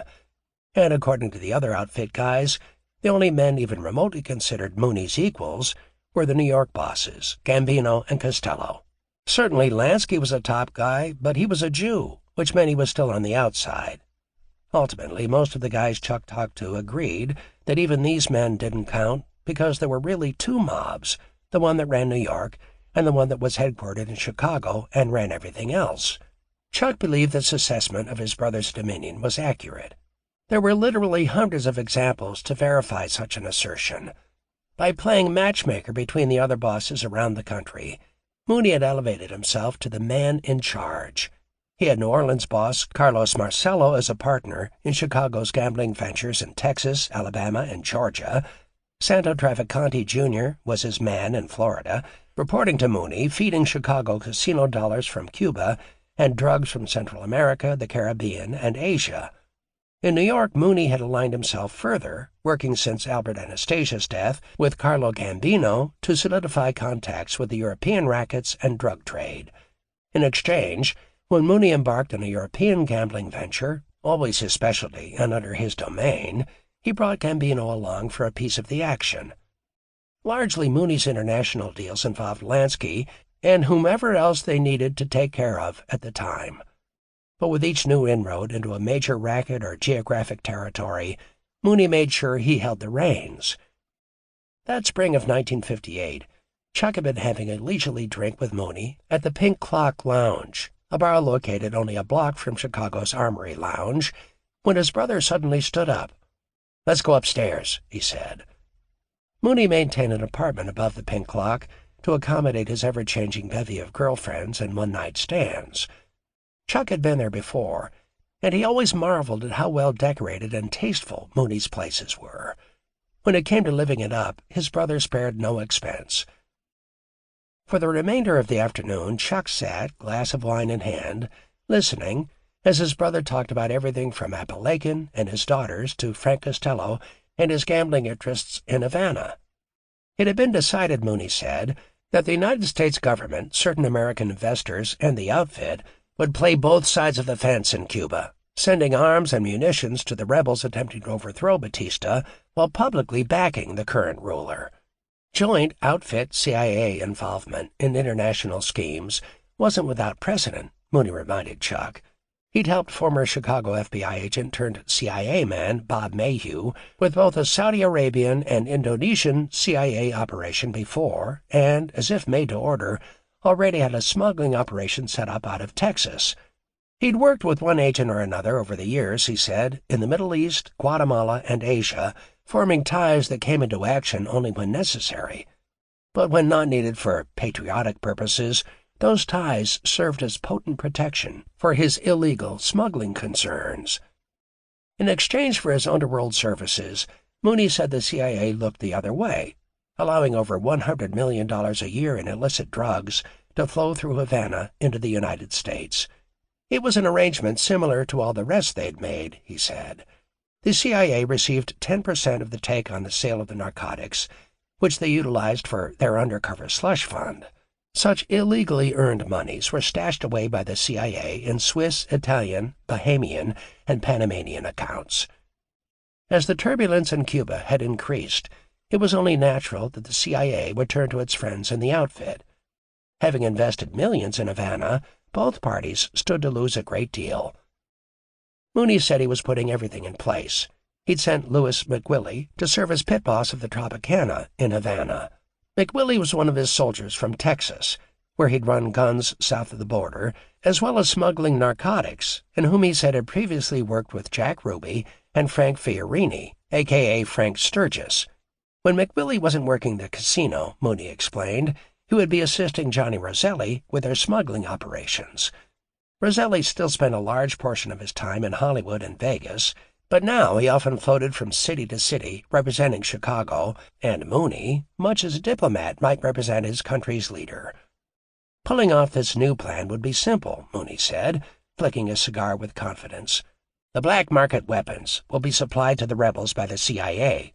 He laughed and added, but of course the CIA will buy them from the outfit, with money they've made from their other deals with us. After all, they can't take money out of their budget to support both Batista and the rebels. How would that look to their fellow Americans? Anyway, we've got all the contacts for arms, and we'll buy them with money we've skimmed from Hoffa and the Teamsters. We'll store them in a warehouse in Texas, then we'll ship or fly them to Cuba. The CIA'll get us the planes and boats. Or I might try to set up a company to lease planes and boats to the government.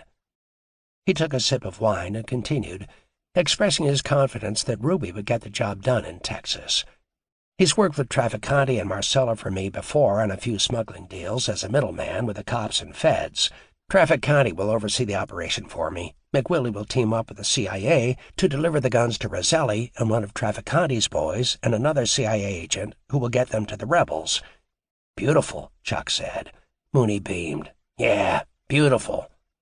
Hey, maybe you'll get that government pension after all, Chuck teased. Maybe, Mooney said, smiling. But I've got a bigger marker I'm waiting to call in. Shit, I may need to. What's that? I may have to get them to call off Hoover and his pack of wolves, or do something with Bobby Kennedy and that goddamn McClellan shit. Word had circulated that a McClellan committee subpoena had been issued for Mooney. To avoid being served, he'd spent a lot of time that year out of town, bumping into his associates wherever he went. In spite of the pressure he was under, Mooney seemed to thrive. He liked a good challenge, he said, and outfit business was his entire world. One day that spring, Willie Potato's platinum-blonde girlfriend at his side strolled across the black-and-white terrazzo floor of the Thunderbolt Lounge and declared, "Guess what just happened in New York?" Chuck was at a table with Rocky Potenza and Johnny Matessa, and in unison they kiddingly cried out, "What?" Willie leaned down toward the trio and whispered, "Mooney and the guys got Genovese. Got him on a narcotics rap." "The bastard deserved it," Rocky piped up. Willie turned to the blonde. "Go powder your nose, honey," he said, winking at the guys. She nodded. "Okay, Willie." "Take your time," Willie called out as she turned to go. Their eyes followed her tight-skirted wiggle through the lounge and out the door. "You know how to pick 'em, Willie." Matessa tipped his glass admiringly. Willie just grinned as he sat down at the table. "Jesus, it's fucking hotter than hell out there," he said, wiping his forehead with a handkerchief. "I bet it's hotter in New York," Rocky snickered. "You bet it is," Willie agreed, chuckling. "Some bad weather blew in from Chicago." "So what's the deal out there?" Chuck asked, motioning to the bartender for another round of drinks. A broad smile crossed Willie's face, exposing a toothy, almost sinister grin. "Seems a guy of mine. He ratted on Genovese." "A guy of yours?" Matessa gasped in disbelief. Willie, pleased by the impression he'd made, laughed and nodded. "Yeah, a guy of mine, a Puerto Rican. Mooney used him to set Genovese up on a drug rap," Willie said with pride. You know that cocksucker Genovese has been trouble ever since he tried to hit Costello. Chicago supplied the Puerto Rican stool pigeon. The New York guys kicked in $25,000 apiece and promised the stoolie $3,000 a month for the rest of his life just to talk in court and give enough information on Genovese to send him to the slammer. Shit, I don't know if it's worth $3,000 to go up against a boss like that, Matessa said. Who the fuck cares? Willie shrugged. Like Mooney says, use him when you can. We'll make sure the spick doesn't get hit after it's all over. It had been Mooney's idea from the start, Willie told them later. But even so, the other bosses all threw in support. Any deal they all agreed on, they all participated in. It was always like that. Each guy contributed, whether it was money or a man. It wasn't that any of them alone couldn't pull off the job. It was that by having each guy take a piece of a job and assigning their respective soldiers and lieutenants to handle it, they were further removed as individuals from any possibility of repercussions. For the setup of Genovese, Mooney called on Willie Potatoes, who in turn brought in one of his soldiers, a low-level dope peddler, Nelson Cantaloupes. Mooney didn't have any idea who the guy was and didn't care. Cantaloupes was just a sap, he said, but a smart sap, tailor-made for their plot against Genovese. Since Mooney supplied the plan and manpower, Lansky, Gambino, Costello, and Luciano supplied the dollars to finance the narcotics caper that would ultimately frame Genovese. For Mooney's part, he received another 5% of the take in Havana. The plan worked perfectly. Genovese was arrested, thanks to Cantaloupe's testimony, and sentenced to 15 years in prison, where he would eventually die in 1969. Getting Genovese out of the way was a breakthrough. He was the only guy with the balls to start a war, Mooney later explained. The other bosses, he said, he could work with or around. Only Joe Bonanno raised his ire, but he insisted, he's afraid of his fucking shadow, and he's definitely afraid of me. I've got no respect for the guy at all. He's got no guts. Whenever there's trouble, he runs out of town. Bonanno had caused Mooney some irritation in Arizona. Like Vegas, Arizona was an area that was considered open territory, meaning anybody with a muscle could operate there. Mooney had made swift inroads in recent years, sending Chucky English out to Arizona to set up real estate deals, jukeboxes, and vending machine operations. Although Bonanno owned a home in Phoenix, a signal to Mooney that he was attempting to stake a claim and grab the entire state for himself, he was only a minor thorn in English's side, but a thorn nonetheless. More than once, Mooney had confided to outfit guys that he'd like to see Bonanno taken out. But the hell with it, he's not worth the bullet. Chuck wondered, albeit silently, whether the reason Mooney had chosen not to use violence to oust Genovese and the reason he was so tolerant of Bonanno had something to do with the McClellan Committee. After all, he'd said that to escape testimony, he had to lie low. By June of 1958, many of his underworld associates, including Tony Accardo, had faced the committee, and Mooney had to be feeling the pressure. Chuck sensed that the day of reckoning was coming. How long could anyone with an ounce of common sense continue to buy the excuse that a man of Mooney's prominence couldn't be located? And he certainly was prominent. Among the nation's bosses, Mooney was now known as the most demanding and merciless.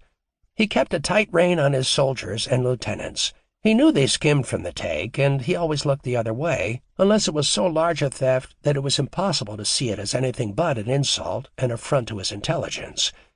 Fond of saying, "Give me a man who steals a little, and I can make money." Mooney had no problem with a thief. For a guy to steal a little was fine. But God help the man who pushed his luck too far. Mooney's reaction would be swift and brutal, and he always made it a point to make an example of a transgressor. Such was the case that fall of 1958. He'd had just about enough of Gus Greenbaum's shenanigans in Las Vegas. In the early 40s, Meyer Lansky had possessed a vision for the dusty hole-in-the-wall town that was no more than a road stop with a diner and gas station. Las Vegas, Lansky believed, could become a glittering gambling mecca. After World War II, he convinced Playboy mobster Bugsy Siegel to get things rolling. In short order, $6 million syndicate dollars were invested in the first Las Vegas casino hotel, the Flamingo. When it was discovered that the Flamingo's losses were due not to lack of business, but to Siegel's rampant personal skimming, the collective order was given for his assassination. Chicago sent 2 soldiers to handle the job, and Siegel was murdered in Beverly Hills on June 20th, 1947. Immediately, each city provided an emissary to take over the Flamingo, protect their interests, and pick up the pieces.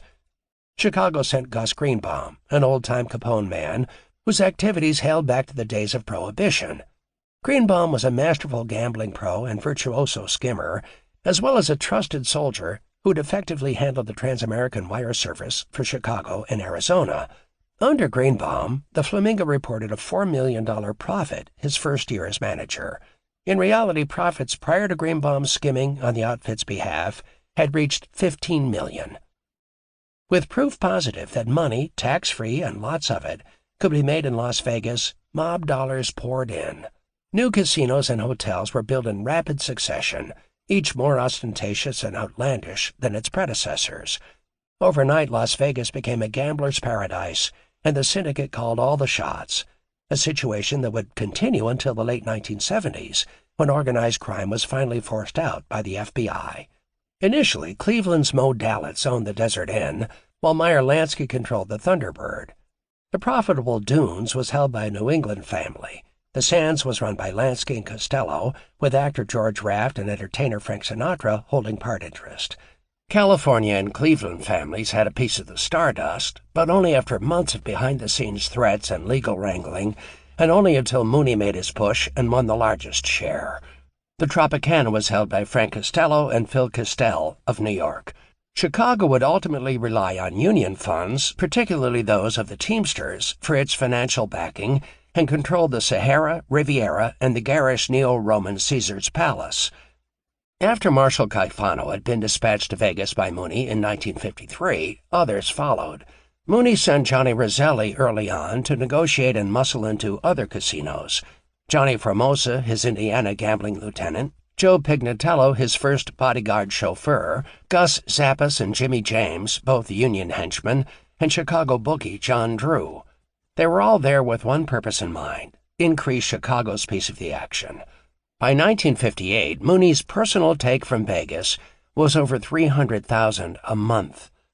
Just thinking about that much money made Chuck's heart skip, and it was only a small part of hundreds of deals that flooded into Mooney's hands.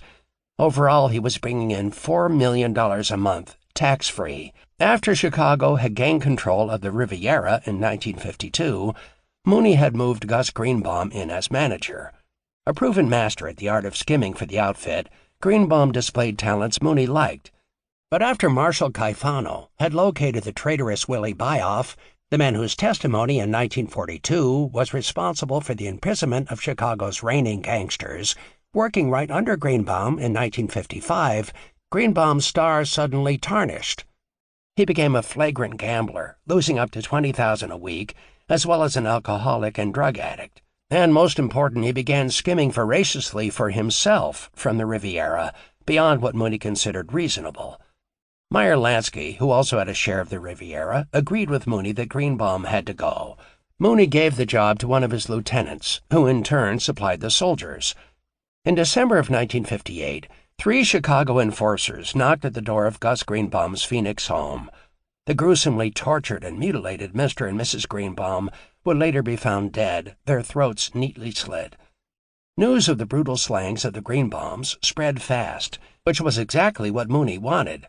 They were a graphic example to anyone who dared cross Sam Giancana. It was a cold, windy January afternoon in Chicago. Chuck had had his fill of paperwork and was checking the stock behind the bar. He'd paused to admire the newly decorated New Orleans-style lounge, the white wrought-iron chairs and glass-topped tables, when Chucky Nicoletti, Needles, Gianola, and his sidekick Muggsy Tortorella swaggered in the door. They sat down at a sumptuous corner sofa and ordered vodka on the rocks, telling the cocktail waitress to ask Chuck to join them. In the background, the jukebox blared a hit tune by the Everly Brothers. After exchanging hellos, Chuck pulled up a chair. It had been quiet in the joint that day, thanks to the icy roads, and he welcomed a chance to shoot the breeze with the guys. "So how the hell you guys been?" Chuck asked, smiling. "Or better, where the hell you been?" "I've been out in Vegas," Needle said, grinning, and held open his empty suit pockets. "Fucking cleaned me out." Chuck nodded. "It's better to take a win and get the hell out. Or cut your losses and run, Muggsy interrupted, smiling. You hear about Gus Greenbaum? Needles asked, sipping his vodka. He shot a look over at Nicoletti. Yeah, Chuck said, shaking his head. Coppers found him and his wife with their throats slit. Greenbaum was fucking skimming for himself, trying to steal your brother blind, Nicoletti said. His cold eyes glazed like frost on a window pane. Yeah, he deserved what he got, Needles agreed, lighting a lucky strike with an elegant gold lighter. Pretty terrible about his wife, though, Chuck added offhandedly. Not really, Muggsy remarked, and shrugged his shoulders. It'll make people know that Chicago isn't full of chicken shit assholes when it comes to a woman. That it don't matter to us one way or another. Yeah, it sure doesn't matter to Mooney, Needles added. He likes to set an example. A woman really gets everybody's attention. And so what? She doesn't mean nothing to any of us. Yeah, fuck her, Muggsy chimed in. Hey, hitting a broad is the same as hitting a man, only she's got tits and a pussy. Who the fuck cares? The guy's not there to screw her. He's there to do a job, Nicoletti said with conviction. Chuck lit a cigar. It was true hitmen didn't care whether they murdered a woman or not. They didn't care whom they killed. That was their job, and they were good at it, and they liked it. He looked over at them on the sofa. For a fleeting moment, he asked himself what the hell he was doing with these guys. They did share a common bond. They were all after a piece of the American dream. It's just that some guys were willing to go further than others to get there. Chapter 18. On the surface, there could have been no more perfect alliance than that between John Fitzgerald Kennedy, described by Eleanor Roosevelt as a part of the new managerial elite that has neither principles nor character, and Sam Giancana. The two men had it all: brash arrogance and lust for power, ruthless ambition, and vast personal wealth. Joe Kennedy told Mooney in early 1959 that together they would be unstoppable. Considered one of the nation's wealthiest and most influential families, the Kennedys owed their fortune and political connections to a heritage that hailed back to the sordid days of Prohibition. Likewise, Mooney Giancana had risen from similarly humble beginnings. Now referred to as Sam most frequently by his associates, although Chuck still called him Mooney, he reigned supreme in the nation's underworld, according to everyone from reporters to outfit guys. Chuck heard from his brother that he had over $1 billion a year pouring into his coffers. The flower may look different, but the roots are the same, Mooney often quipped when referring to the Kennedys, and then added, Never be misled by appearances, Chuck. Once a crook, always a crook. The Kennedys may put on airs and pretend to be blue bloods, but they know and I know the real truth. We're cut from the same cloth. Among the many phone calls made to political bosses and old cronies by Joe Kennedy that winter, several were to Mooney. Wily as he was, Kennedy had foolhardily decided to dance with the devil, believing in all his characteristic arrogance that he could play with fire and not get burned, as he'd done throughout his life. For Joe, an eternal pragmatist, there were certain individuals, criminal or not, with whom he wished to be ingratiated in his tireless quest for a Kennedy dynasty. Without the support and muscle of the powerful underworld, a world Joe knew all too well, overcoming the obstacles to his son's nomination would likely be impossible. Kennedy coveted the influence wielded by his old alma mater and was cognizant of where that power now rested. A man who only a few years previously had refused to return a phone call to mobster and longtime friend Frank Costello would now re-establish his network with organized crime. And with that purpose in mind, he called once again on the one man who could bring the full force of the nation's underworld to bear on his son's bid for the presidency, Mooney Giancana. When he heard from Joe Kennedy, Chuck's brother wasn't surprised. He'd been waiting for the old man's call, waiting to extract further promises of influence in the nation's capital. For the first time, Chuck caught a glimpse of Mooney's dream. Like everyone else, from common dago peddlers to policy-playing shines, he had held his own secret aspirations, and at last they were coming to fruition. While other children had been told they might grow up to be president of the United States one day, somewhere along the line, Mooney had come to the conclusion that owning the president would be far better. Now that opportunity had presented itself, and his dream was almost within his grasp.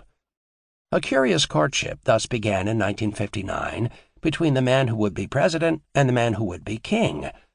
The very idea of possessing so much power intoxicated Mooney, and silently Chuck began to question whether the sly old man had found Mooney's Achilles heel. His brother had said it himself many times. If it makes a man's heart race, it's a weakness. Listening to Mooney describe his plans for the 1960 election, still more than a year away, while basking in the afterglow of the conversation with Joe, Chuck, for the first time in his life, felt an ominous sense of concern for his brother. He wondered whether Mooney had fallen for the seduction, fallen victim to a set of false promises from a man who probably would say or do anything to make his son president of the United States. Joe Kennedy already owed Mooney his life, but obviously that was not enough. Mooney wanted his soul, and his son's souls. He relieved Chuck by saying he didn't trust the old man. The McClellan Committee, still in session, was causing quite an uproar among its cronies, and watching Joe's sons work the crowds taught Mooney everything he needed to know about trusting the Kennedys. He knew he needed something more than his reputation for retribution to guarantee their compliance. To accomplish that, he turned to Tinseltown. Hollywood's relationship with the outfit encompassed 3 decades. Chicago had muscled its way into show business and paid its dues with the imprisonment of some of its biggest bosses in the wake of the celebrated Brown buy-off trial. Mooney had wisely continued the lucrative contacts with producers, studios, and entertainers. Aside from supplying top talent for his Vegas casinos, it also allowed him to push the careers of fledgling stars who might later be exploited. But as much as anything, he enjoyed the high life and fast broads Hollywood afforded. Since Ange's death, he'd rolled in the sack with literally dozens of curvaceous entertainers and wannabes. In New York, Havana, Vegas, and Hollywood, Mooney partied with fast-living celebrities and their extended entourage, with people like Sammy Davis Jr., Mike Romanoff, Jimmy Van Heusen, Peter Lawford, and Natalie Wood. He also came to know Frank Sinatra, a relationship admitted by the singer later. Mooney said that many of the women who clung to the tight-knit group were party girls looking for a good time and a new fur coat. Out of respect for Sinatra, Mooney maintained a modicum of decency toward these high-rolling entertainers, using them for openings and engagements when it suited his purpose, but nonetheless he held them in disdain. Apart from Sinatra, he considered, "Those guys are losers, prima donnas, assholes," as he complained to Chuck. They made good money, he said, but they lived from check to check, always in debt for jewelry or a loan or a too long night at the tables, and all of them were always looking for something for nothing. In truth, he liked Sinatra. Mooney said Sinatra had class and knew how to party. In the months preceding the Democratic presidential primaries, Mooney also liked the fact that Frank Sinatra was a friend of the Kennedys. Mooney enjoyed Hollywood and its stars, quietly observing the obsequious pandering to the big names in restaurants and bars, and always able to locate broads too dumb to ask questions but smart enough to know that Sam Giancana might help their careers. The FBI and his detractors would later claim that female escapades were the unmaking of Sam Giancana, but in that they were sadly mistaken. Mooney never really loved a woman, nor ever jeopardized his power for one. He could give the appearance of romantic love when it suited his purpose, and had hundreds of times, quite masterfully, in pursuit of new unconquered flesh. But to Mooney, women were expendable objects, like shoes. "Wear them out, throw them away," he'd say with a chuckle. "It's nice if they're the best-looking shoes you can buy, but they're still shoes any way you cut it. Disposable." Mooney knew that, conversely, the Kennedys had a knack for getting too involved with women. From his days and nights of revelry at the Calneva in Lake Tahoe with Sinatra, Lawford, and the Kennedy brothers, he'd learned they were not only adulterous, but emotional and jealous as well. According to Mooney, it was no secret that Joe's sons had inherited their father's penchant for a good time. Since the old days, Mooney said Joe had frequented the Calneva, placing bets and banging his share of broads every chance he got. And in the early 50s, Mooney confided, Jack had followed in his father's footsteps, secreting himself away in a discreet Calneva chalet.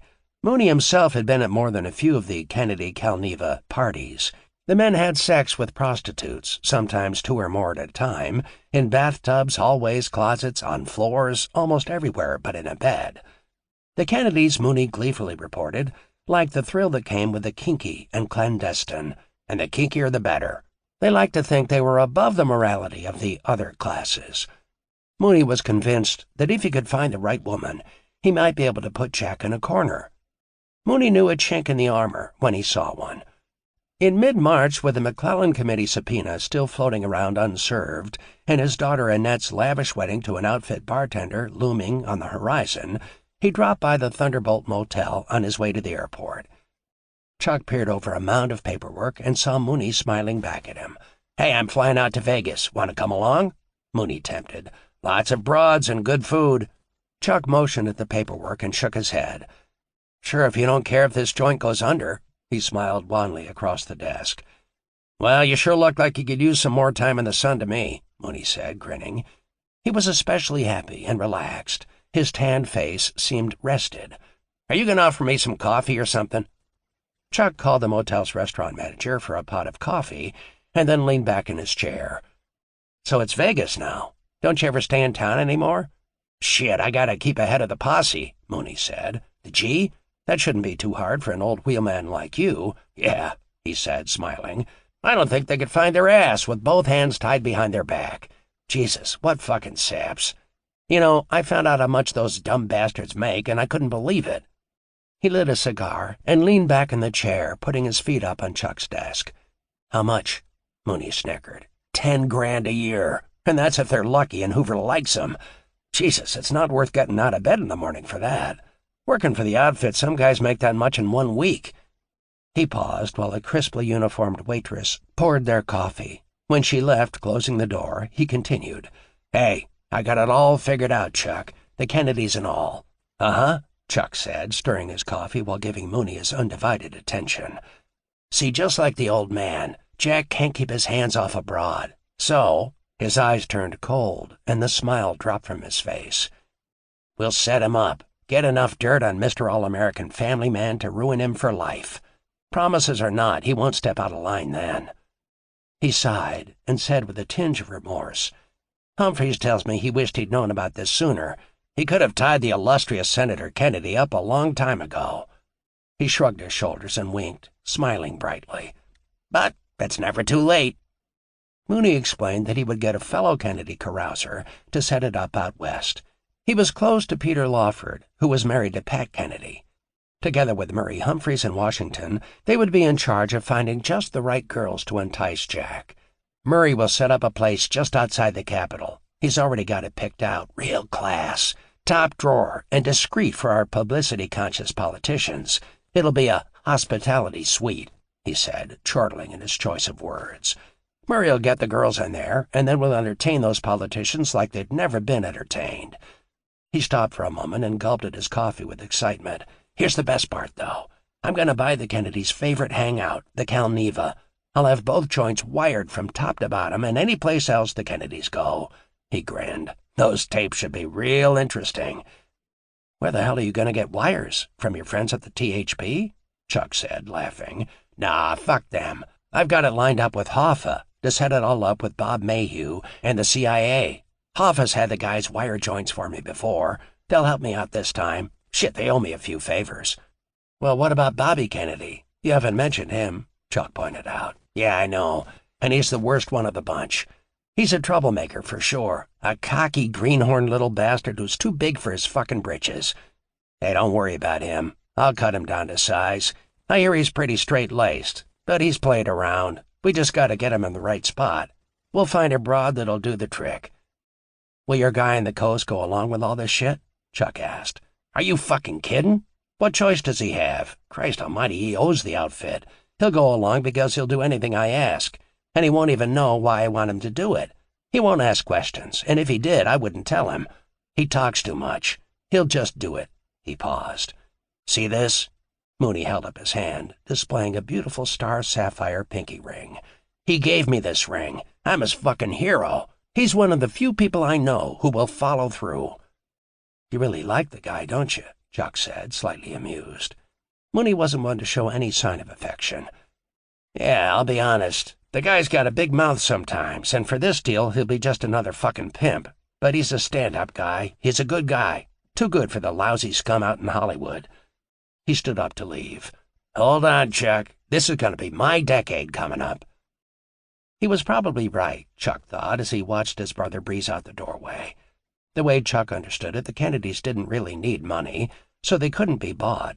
Unlike most politicians, if they did win the election, they wouldn't owe a bunch of favors. Likewise, Mooney sure as hell didn't need money, so he couldn't be compromised. But if he got the Kennedy brothers in a few unpleasant spots with broads, well, they'd be in a box. Mooney continued to amaze him, the way he could spot a guy's vulnerability. And then if he wanted to get him, he'd plot and scheme until the guy was so tied up he'd never see the light of day. Obviously, Mooney knew what he was doing with the Kennedys. Aside from Kennedy matters, Mooney had other business to attend to in Las Vegas. He was skimming millions from the Teamsters pension fund for the Stardust that year, and while the McClellan Committee was, as he put it, sitting around on their asses talking about the pilfering of union funds, Mooney was guaranteeing their illegal disposal. He had Murray Humphreys and Jimmy Hoffa put Red Dorfman's son Allen into power as manager of the fund, assuring the dollars he needed would be accessible. Mooney's ventures into the hotels and casinos in Las Vegas were extremely low profile. The Nevada Gaming Commission viewed having known mafiosi in their midst as highly undesirable, and therefore, when he checked in at the Desert Inn that March, he used the alias S. Flood. On his travels, he often used the last name of women he was currently betting or family members. Flood referred to Angie's sister Rose Flood. Page, another name he frequently used, was derived from his fling with chorus girl Roma Page. He often used the name Gold in Miami and New York because he said being a Jew got you instant respect in those towns. There were dozens of others, selected on a whim or as a joke. Unbeknown to Mooney, the FBI had gotten word of his jaunt to Vegas and spotted him at the Desert Inn. The following day, March 25th, almost 1 full year since it had first been issued, the McClellan Committee's subpoena was served. Mooney was to testify before the committee in June. Chuck was surprised that the prospect of going before the grueling committee didn't faze Mooney. All he said was that he was too busy meeting with Joe Kennedy, working out the details of their agreement for Jack's presidential campaign, to let the McClellan Committee become anything more than a temporary annoyance. It all seemed pretty convoluted to Chuck. One day the Kennedys were meeting with Mooney to get his backing, and the next they were interrogating him like a common criminal before a Senate committee. But Mooney brushed all that aside, saying that once Jack Kennedy was elected, they'd go back to business as usual in the outfit. Mooney truly relished the notion of no longer dealing with Hoover's THP agents and the publicity their surveillance had brought. As of late, his picture seemed to hit the papers with increasing regularity in Chicago. He yearned for the old days and his incognito status. It hurts business when you can't even take a piss without having the G look over your shoulder. I can hardly wait to see their faces when our new boy in the White House tells them to lay off. The publicity surrounding Mooney was hurting more than outfit business. Chuck's family was wrestling with constant rejection and condemnation. Chuck never brought up their hardship to his brother. He didn't think it was appropriate to whine about his petty troubles when Mooney was up to his eyeballs in Senate committee investigations, federal agents, and most important, perhaps, the upcoming presidential primaries.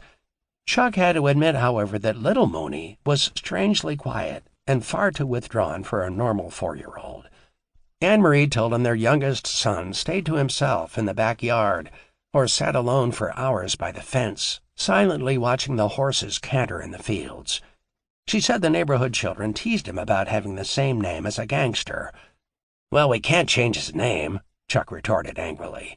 "Not now, but it'll get better. My brother's going to turn everything around real soon. You'll see. Things will settle down around here." Chuck hadn't really been angry at his wife, but he viewed the situation as unsolvable for now. Something he couldn't change, he didn't want to dwell on.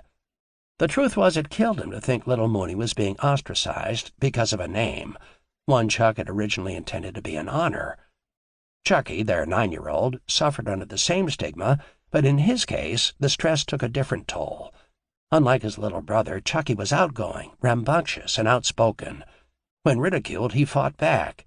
They'd lost count of the notes from school and teachers' meetings, the bloody noses and torn clothes. The reaction from his classmates was so painful, Chucky had even asked to go away to a military academy. Initially reluctant, Chuck and Anne-Marie had begun to think that in light of the attention the Giancana name was now receiving, it might be best. At least he'd be protected there, and away from the daily newspaper headlines that dogged his every step. It seemed there would never be an end to the headlines. If it wasn't an expose on Chicago's #1 gangster, it was something far more mundane. The press was obviously aware that sensational stories about mobsters sell newspapers. A flurry of such stories appeared on April 4, 1959, when Mooney's eldest daughter, Annette, married at Chicago's plush LaSalle Hotel. The papers all said it was a staggeringly expensive affair, attended by an honor roll of top mafiosi. And it was.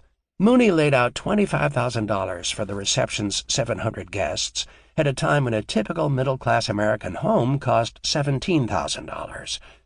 Among the women, word spread that Annette wanted it to be the biggest bash the city had ever witnessed. Mooney complained to Chuck that she was damn determined to make a scene. She thinks she's some goddamn movie star. I guess she'll never grow up, but at least now some other man will have to worry about her. The lavish affair, featuring Joey Bishop as headliner, was peopled by the most powerful members of Chicago's underworld. It reminded Chuck of his own marriage 10 years previously, only bigger. "Annette'll probably do a couple $100,000, Mooney whispered as he surveyed the crowd. He was obviously pleased, and he had a right to be. He'd earned every last dime paid in tribute to his daughter that day. He'd scratched and scraped and clawed his way to the top.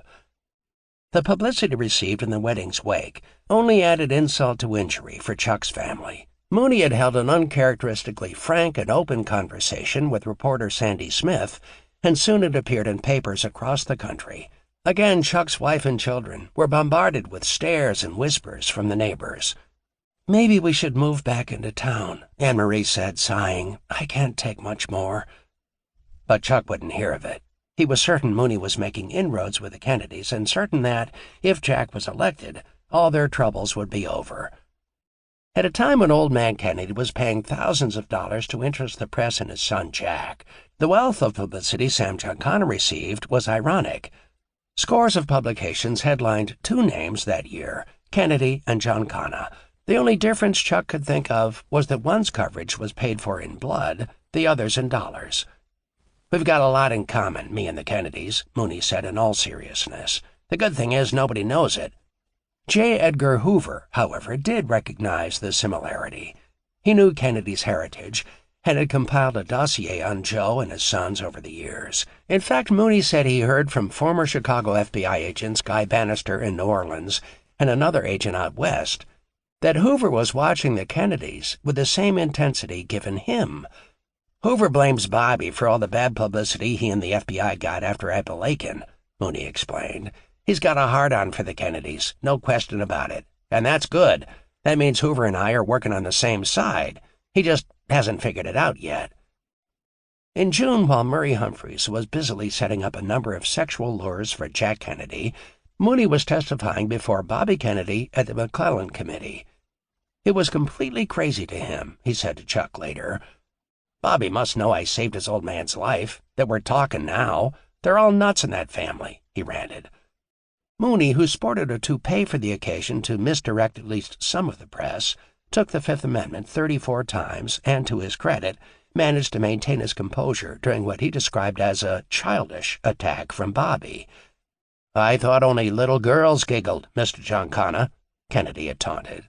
Chuck's brother explained Mooney's laughter during the hearings.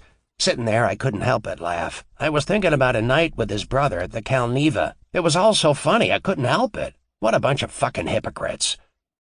Although Mooney left Washington for business in Mexico, determined to fix that smart-ass Bobby as soon as I get a chance, the actual outcome of the McClellan Committee's investigation into organized crime would be inconsequential. Nobody in the mafia went to jail as a result of testimony received by the committee. The worst thing to come out of the 30-month hearings would be the sensationalized testimony given by a low-level New York gang member named Joe Valachi and the public embarrassment suffered by J. Edgar Hoover, which ultimately led to Hoover's personal war against La Cosa Nostra. Ironically, while the FBI was busy laying a trap for Mooney on his return to Chicago through customs, Mooney was conducting business in Mexico with another branch of the U.S. government, the CIA. On his return from Mexico, Mooney ran into trouble at Chicago's Midway Airport. At customs, he agreeably submitted to a search, but when they found another man's driver's license in his wallet, his demeanor abruptly changed. After questioning, he was released, unscathed but ruffled. Again, he made headlines. And again Chuck's children were the butt of cruel jokes and pranks from their fellow classmates. Following the irritating incident at the airport, Mooney dropped by the Thunderbolt. There, lounging by the pool with Chuck, he expressed puzzlement over the fact that the government, with its many branches, had so little collaboration and intercommunication. His contacts in the intelligence agency had told him Hoover detested the CIA, was jealous of their power and budget, and bitterly resented the secrecy that shrouded their operations. "The right hand doesn't know what the left is doing," he said, shaking his head in disbelief, squinting in the glare of the sunshine. "What's that supposed to mean?" Chuck asked, pouring chilled Bloody Marys crowned with celery sticks into tall, frosted mugs. He handed one to his brother. "It means, like I said before, that I'm working for the government, and half the government doesn't even know it." Mooney removed the celery stick and took a bite. "Bobby Kennedy is just too far down the ladder to know about it, and J. Edgar Hoover can't find out because the CIA's afraid he'd blow the lid off the whole operation just out of spite. So for now I guess I'm fucked." "Pretty thankless," Chuck commented. He was thinking about how differently people might react if they knew Mooney was actually helping the U.S. government. "That's fine, though. I've made a lot of money with those guys. A lot of money." "Yeah, well, you stand to lose a lot of money, too. Look at Cuba. Since Castro took over in January, who knows?" "So far it's iffy," Mooney conceded. "But by backing Castro, we may have saved our ass. You never really know, though, how a deal like this'll turn out. It's a crapshoot. We gave him millions to let us reopen the casinos. Maybe he'll see this as an opportunity." "Maybe," Chuck said. "Well, we do have a guy on the inside. Castro's made him his Minister of Games of Chance, so we should be covered." He sighed and thoughtfully sipped his drink. "How about Trafficante? I hear he's in jail down there. A bad sign?" Mooney's eyes narrowed, and he nodded in agreement. "It is a bad sign. Marcella's worried about his drug rackets. We could lose a lot down there besides gambling and Santo Trafficante. But we'll get him out. Ruby's working on it. It's going to cost me, though, because Castro knows Santa was real tight with all the old guard. I may have to go down to Havana myself. What the hell, I got investments to protect, right?" Although he said nothing, Chuck believed he had investments of his own that were slipping away. In spite of Anne-Marie's valiant attempts at friendship, their neighbors continued to behave decently, but with suspicion. His two sons had almost grown accustomed to being left out of birthday parties and other neighborhood celebrations. With another Giancana wedding to attend less than a month after Mooney's tussle at the airport, this time Bonnie was tying the knot with Tony Tishy, congressional aide to Mooney's political puppet, U.S. Representative Roland Libinati. Chuck imagined he might be facing the last straw. Both Chuck and Anne-Marie were relieved to find that this time security was tight at the wedding and reception. Additionally, the festivities were held out of town, in Miami, on July 4th, a day reporter Sandy Smith traditionally staked out Tony Accardo's annual backyard barbecue in Chicago. While Sandy Smith dutifully recorded the unusually subdued and oddly small Accardo party in Chicago, mafiosi were flying in from around the country to Miami. The 200 tuxedoed guests at the Fontainebleau Hotel enjoyed a reception equal in extravagance to Annette's affair just 3 months previously, but this time, thankfully, Mooney gave no interviews to the press. "I guess we can wait a while to sell our house," Chuck said, smiling, as he and Anne-Marie came back on the plane. Maybe it was all that sunshine, but somehow being in Florida always made things brighter. He patted his wife's small gloved hand. "We're going to be just fine, babe, just fine." Even Mooney seemed to have been rejuvenated by the Sunshine State. He'd met with the Kennedys, he told Chuck, and had it all worked out. In late August, Chuck heard that Santo Trafficante had been released and allowed to leave Cuba. His brother said it was a job well done by Jack Ruby, and as reward, he was giving him a small piece of a casino in Havana. "Things are smoothing out," he remarked. "Maybe we'll stay in business down there, maybe not. Santo got hurt pretty good, but he got out with as many dollars as he could, and a lot of those dollars are mine. So far, so good." By autumn of 1959, Mooney's attentions were turned once again to the political maneuvering of Joe Kennedy. He met with him at Chicago's Ambassador East on 3 separate occasions to finalize their agreement. Mooney said both Mayor Daley and Jack Kennedy were there as well.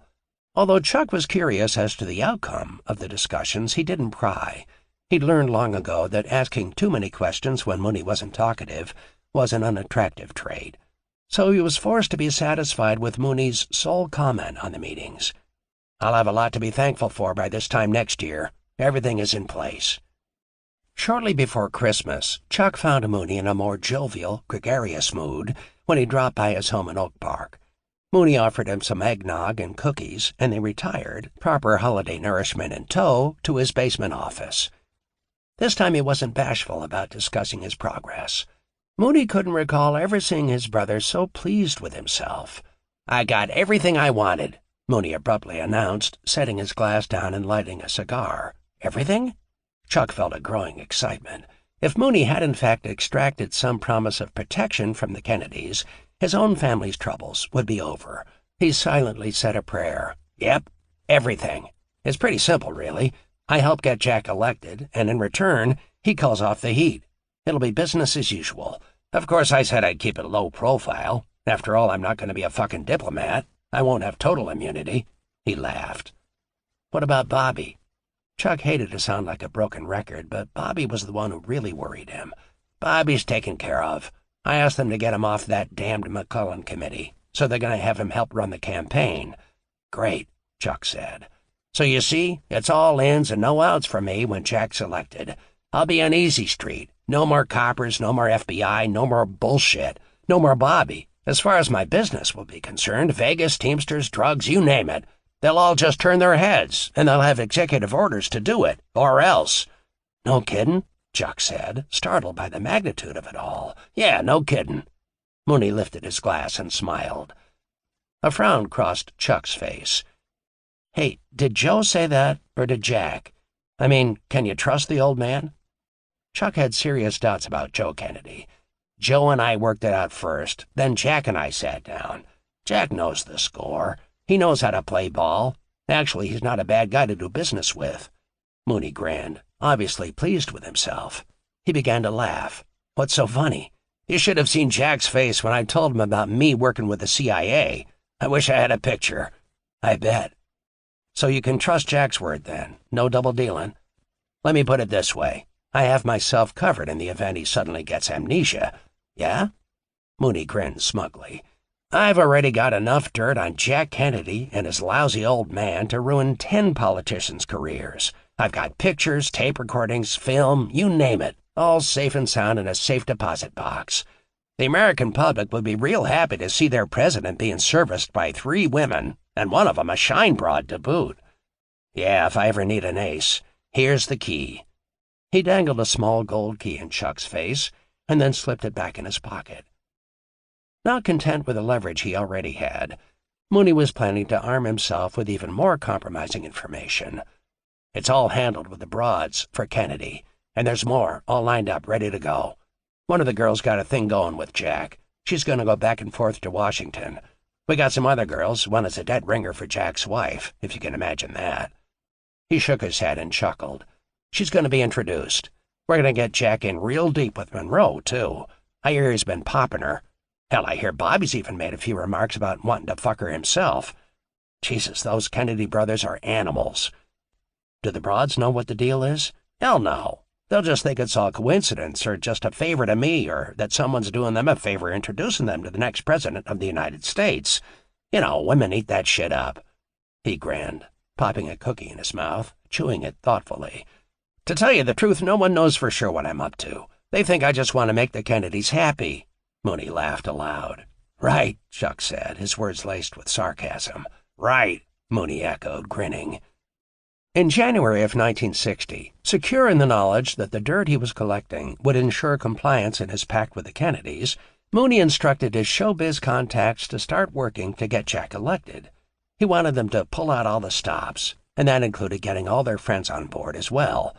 "They've got to use every single trick in the book to get Hollywood behind Jack Kennedy. I don't just want the guy nominated for president. I want him to be president."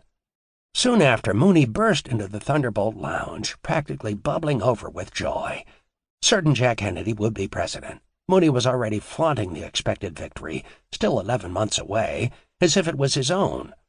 He swaggered past the wrought iron tables and up to the immense mirrored bar, proclaiming to Chuck, We're all invited to the greatest show on earth, and it's going to be worth the price of admission, every goddamn dollar." It was clear to Chuck that for his brother, putting Kennedy in the White House would be a personal victory.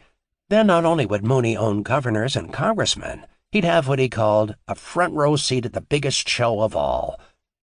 It took little effort from Mooney to plunge ahead on the campaign trail, getting Jack invited to lavish parties, such as campaign get-togethers at Lawford's home. Sinatra was roped in for his contacts with a bevy of stars, all of whom were unwittingly manipulated by Mooney in one way or another to support the campaign publicly. Mooney said these stars were enamored with the prospect of wining and dining a president, of being able to call up their friend in the Oval Office someday. In January, Frank Sinatra invited Kennedy, already on the campaign trail, to a show at the Sands in Vegas, featuring his clan buddies and the cast of Ocean's 11. Kennedy went to Vegas and was treated like royalty. Everything was on the house from the bedroom to the boardroom. Slowly, Jack Kennedy was becoming more deeply involved with Mooney's world. Mooney might not always be present at the star-studded soirees, but his power seeped from every nook and cranny of the lounges, restaurants, stages, and boudoirs Kennedy now frequented with his brother-in-law Peter Lawford and celebrity friend Frank Sinatra. Frank's even going to produce a campaign song for the guy, using the song High Hopes. Each event was orchestrated by Mooney's unseen hand. It was all working out even better than he'd anticipated. Kennedy loves to party, loves the celebrity shit. You just watch, it's all going to go to Kennedy's head, and then he'll really fuck up. You know what I always say, playing shit long enough and something's bound to stick. Mooney had some more girls in line right away, and again arranged for Jack to be invited to the Sands in Vegas to introduce the bait, as Mooney called it. On February 7th, 1960, at the Las Vegas Sands, Jack Kennedy was introduced to an ex-girlfriend of Sinatra's, the pretty brunette Judy Campbell, who later gained notoriety as Judith Campbell Exner. According to Mooney, Judy was little different from all the other women who flocked to his underworld friends in search of stardom, trinkets, or just a good time. But it was reported to Mooney that Jack was immediately taken by this woman, who reminded people of his wife, Jackie. In March, when Mooney learned that Kennedy was betting Judy Campbell on a regular basis, snatching time away from his political vote-thumping every chance he got, he was close to ecstatic. He wanted Kennedy to have a regular, someone he could eventually manipulate and use to his own advantage. With Judy Campbell, it appeared he'd struck gold. Over the years, Mooney had utilized what to Chuck had become a familiar strategy. Whenever he wanted to know more about a man working for him, he became fast friends, lovers usually, with the guy's wife or girlfriend. Mooney moved slowly, circling his prey, imperceptible as a predator at first. He'd come around under the auspices of conducting some business deal with the woman's husband, making a new racket up as bait if he had to. Throughout his visits, he maintained the behavior of a perfect gentleman. After a while, he'd be thoughtful enough to take the woman a small trinket when he called on her husband, typically a ring or bracelet.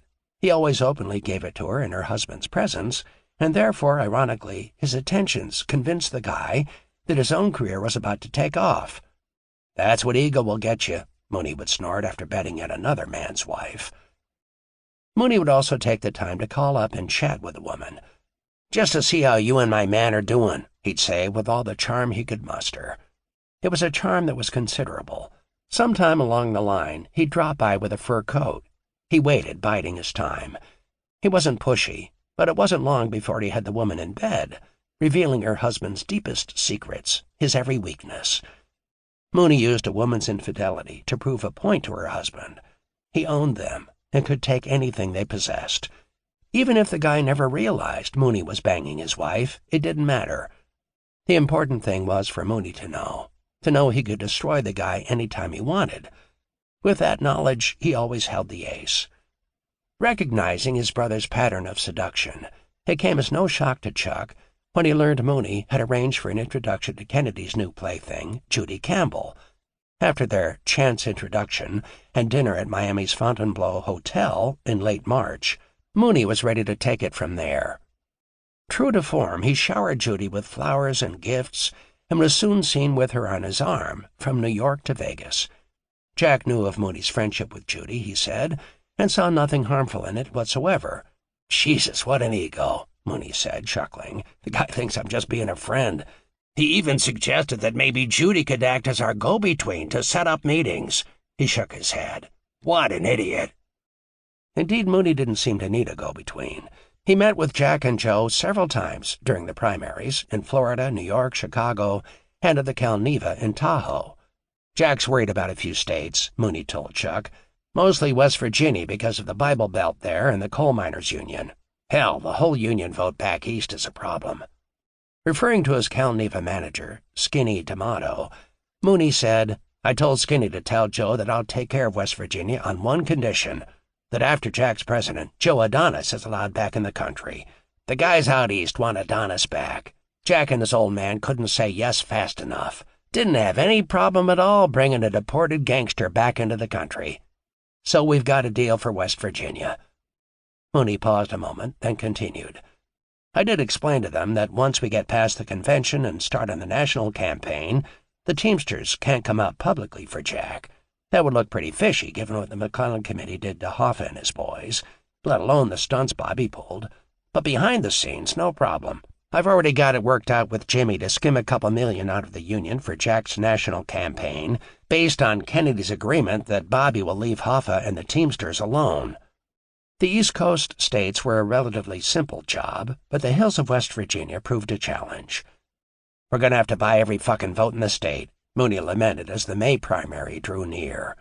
The entire Kennedy family turned out en masse to help bring out the vote for Jack in West Virginia, but Mooney said behind the scenes, away from the glare of the cameras, was where the vote would be won. He sent Skinny D'Amato to West Virginia with a suitcase full of money. In later years, the amount contributed by the Chicago outfit to the West Virginia primary would be put at $50,000. However, that May, Mooney confided that because the state was deemed so critical, he'd put in $500,000 of his own money. Jesus, we even had to muscle the taverns to convince him to play Frank's song High Hopes on the jukeboxes. Those hillbillies hate the idea of an East Coast Irish Catholic president. Jack Kennedy had won every primary he'd entered. With his victory in West Virginia beating Hubert Humphrey by a margin of 29%, it looked as if there would be no stopping his quest for the nomination. In anticipation of the July Democratic National Convention, the press hailed Kennedy as a new breed, a young, charismatic idealist who offered America a breath of fresh air. Mooney found this portrayal especially humorous. Like everyone else, Jack Kennedy could be bought. He just had to use a different currency. He kept close tabs on Kennedy's goings-on, thanks to his various wiretaps. The Kennedy clan moved into the California home of Joe's old flame, Marion Davies, to prepare for the convention in Los Angeles. Mooney received daily progress reports. He was delighted. At the convention, Jack wowed the delegates and press once more, winning on the first ballot. Mooney later told Chuck that he discussed the selection of Jack's running mate with Joe Kennedy, and it had been agreed that a Texas politician named Lyndon Johnson would be Jack's choice. Early on in the primaries, Mooney said, Carlos Marcello had made it clear that he wanted Johnson in the White House, believing Johnson's political machine could swing the South, an assertion verified by Jack Ruby, still Chicago's representative in Dallas. "Between Illinois and Texas, we can swing the whole damned country," Mooney said. Joe liked the idea. He owed Johnson more than a few favors anyway, even if it looked like they hated each other. Johnson put Jack on the Foreign Relations Committee as a favor to Joe way back when, and that boosted Jack's career. So it was settled. Johnson's going to be vice president. Apparently, Joe was able to convince his son of the wisdom of making Johnson his vice presidential running mate despite the immediate fallout. Shocked Kennedy supporters, including Bobby, ranted and railed to no avail. Lyndon Johnson's name was added to the Democratic ticket. Certainly there had been elections before, but none in which Mooney took so active an interest. Between his transcontinental jaunts, he avidly watched the political drama unfold. Chuck also found himself glued to the television, eagerly awaiting some tidbit of information. He'd begun secretly to embrace his brother's dream of owning the president, not for the power it would bring, but for the relief. His family was suffering more than ever due to the notorious Giancana name. Chucky was now in military school, but it was his youngest son who concerned him most. He didn't have the same assertive temperament as Chucky. Shy and easily stung by the cruel comments from his classmates, little Mooney was now in first grade and doing poorly in school. "It's no wonder," Anne-Marie said, wringing her hands. "The children act like they have machine guns and follow him around the playground going rat-a-tat-tat all day long, saying he's a little gangster like his uncle." It seemed to Chuck that his brother had been reaping all the rewards of his position, piles of money, any broad he wanted, and now the ear of the next president. If Jack Kennedy actually won the election, Chuck thought it should be time for things to turn in his own favor. He caught himself daydreaming about life after the election. There would be no more G-men shadowing his family, no more negative publicity. They could have neighborhood barbecues and cocktail parties. Their kids could finally make friends and be able to concentrate on school so they go to college someday. Chuck hardly realized it when it happened, but by October, Mooney's dream had become his own. Across the country, there were literally dozens of mafiosi who shared Mooney's dream as well. With Jack Kennedy as president, there would be lucrative government contracts coming their way, friends appointed to high places, leniency in the event of a legal entanglement. Even so, as Mooney explained to Chuck over dinner in late October at Mayo's Norwood house, the outfit was still hedging its bets. "We'll contribute to Nixon, too. They'll each get our support. Marcello and I together are giving Nixon $1 million, just like we gave Lyndon Johnson a good piece of change. But of course that's nothing compared to what we've given Jack. $2 million on top of all the votes we've bought for the primaries. If it's close, we know we can steal the votes we need. But if Johnson can't take the South and it goes to Nixon, well, we'll still come out on top. Not great, not as good as Jack, but in control." "You know," Chuck mused, "I can't understand why you don't just back Nixon. Because Kennedy is playing ball with me. He's made some big promises. Nixon isn't in my pocket like Jack'll be, but we can influence him. But Jack will be all mine." Mooney grinned at his brother. "Should I still worry about trusting them? The Kennedys are... well, look at Bobby." "Bobby doesn't even know what Jack and I have been talking about. He's out of the picture. He'll be just another goddamn lawyer soon. They've promised me they'll take care of him. Jack is going to be president, not Bobby. Besides, if anything goes wrong, I've got a lot of shit on them." "Good." Chuck fell silent. "You aren't convinced, are you? Jesus Christ, I've never seen you like this. Jack could be all mine. There's a big difference between sharing a slice of the action with the other guys and having the president of the U.S. fucking A in my pocket." "True," Chuck said. "Granted, we've helped out the CIA now and then, and Nixon's done me a favor, all right. Shit, even helped my guy in Texas, Ruby, get out of testifying in front of Congress back in '47. "How's that?" Mooney started to laugh. "By saying Ruby worked for him." "You're kidding." "No. But the funny thing is, between Murray Humphreys greasing a few palms and Nixon saying that, the Fed bought it." "That just proves my point," Chuck said. "I still think your safe bet is Nixon." "Jesus, Chuck, you sound like a fucking broken record. Like I said, we'll hedge our bets, just like we did out in California when Nixon was running for senator." "I'm still not sure," Chuck insisted. "Hey, would you rather have the milk or the whole cow? Me, I'd prefer the cow." "I hear you, but you don't know what the hell Jack'll do once he's elected. With Nixon, you'll know where you stand." Mooney nodded. "That's the safe way to play it, all right, but the safe way isn't going to get me where I want to go, and it never has. That's the problem with you, Chuck. You want to always play it safe." A sudden look of hurt crossed Chuck's face, and before he could hide his feelings, Mooney hastily added, "Hey, that's okay. We're just different. You like running a business. Me? I want to run the country." Chapter 19. Not since 1916 had there been such a close election. On November 8, 1960, calls crisscrossed the country throughout the day and well into the night. To stay abreast of the returns personally, Mooney was kept posted on a line through a telephone link to his political fixer and Democratic National Committeeman, Jake Garvey, which was set up for Election Day.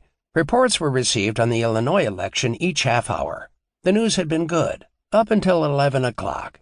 It appeared Kennedy had the election sewn up. But by midnight the tide had turned, and NBC News anchor John Chancellor predicted a Nixon win. Chuck's heart sank, as he imagined Mooney's had as well, when he heard Ohio, Kentucky, Tennessee, and the western farming states had swung to Nixon. Worse, the critical state of Illinois was faltering. Without Texas and Illinois, Kennedy would never make it. Chuck would later learn that in a similar rush of concern, Jack Kennedy had called Mayor Daley of Chicago from Hyannisport. Daley, in turn, contacted Mooney, who reassured his associates. Controlling Chicago's powerful black wards and his own mob wards, 9 in all, Mooney had turned the screws with all the muscle he could muster. He confessed later that swinging the election was like taking a stroll down memory lane. All the old tricks from his youth in the patch came into play when his soldiers were mobilized in the name of Jack Kennedy. To assure the election's outcome, guys either trucked people from precinct to precinct and poll to poll so they could vote numerous times, or stood menacingly outside the voting booths, where they made it clear to prospective voters that all ballots were to be cast for Kennedy. Occasionally, some misguided citizen declared his independence from such tyranny, and in so doing drew the wrath of Mooney's zealots. More than a few arms and legs were broken before the polls were closed that day. Chuck awakened the following morning, almost afraid to turn on the television. When he did, he was ecstatic. The results were in. Jack Kennedy would be the next president of the United States. In Mooney's wards, Kennedy had received 80% of the votes, while the rest of Chicago registered a respectable 60% margin. When it was all said and done, Kennedy carried Illinois by a mere 9,000 votes, and in Texas it squeaked by to victory with a lead of only 28,000 votes over Nixon. Nationwide, he'd won by a margin of only 0.1%. Outraged and correctly suspecting that the votes had been purposely falsified by certain Chicago precincts, the Republican Party counted the Illinois vote and came up with a Nixon win of 4,500. At the call for an official recount, Daley balked as he'd been instructed, and Nixon conceded defeat. Overnight, Mooney's dream had become a reality. The man who would be king now shared the throne with the man who would be president. Chuck had never seen Mooney so happy. He was a changed man. The mood swings and their accompanying scowls, silent rages, and omnipresent hostilities all vanished overnight. In their place was a relaxed, jovial man who played practical jokes, took the time to enjoy a good story, and laughed readily with newfound heartiness. Chuck felt a certain joy at seeing his brother drop the mask, if only momentarily. Throughout Chuck's life, his own stability had been closely tied to Mooney's emotions, and now, for the first time, he thought he might be happy for more than a day or a week. With Kennedy in office, he declared to Anne-Marie, Mooney will be on top of the world. We've got 4 of the happiest years of our lives ahead of us. Like his brother, Chuck eagerly anticipated the inauguration. Life would return to normal. Mooney had been busy getting his plans in order and his men in line. Immediately after the election, he sent Murray Humphreys to Washington to massage the political machine and mastermind the biggest pre-inaugural gala for Jack Kennedy the country had ever witnessed. In Mooney's eyes, everyone connected to the underworld, from two-bit soldiers to brothers-in-law, had to get what outfit guys called permission. As his mob colleagues showed the proper degree of respect, it was clear that Mooney was now one of Jack Kennedy's biggest supporters, and therefore would naturally look for the greatest names to support the gala. Once again he moved behind the scenes, invisibly pulling strings of innocent players, unaware of manipulation. In the wake of the election, Mooney basked in glory throughout November, as did Daley, Marcello, and Lyndon Johnson. Each would claim the Kennedy victory as a personal triumph, if only privately. However, Mooney admitted to Chuck that the roles these men had played had been equally important and interdependent. It was their collective effort that had put Jack Kennedy in the White House.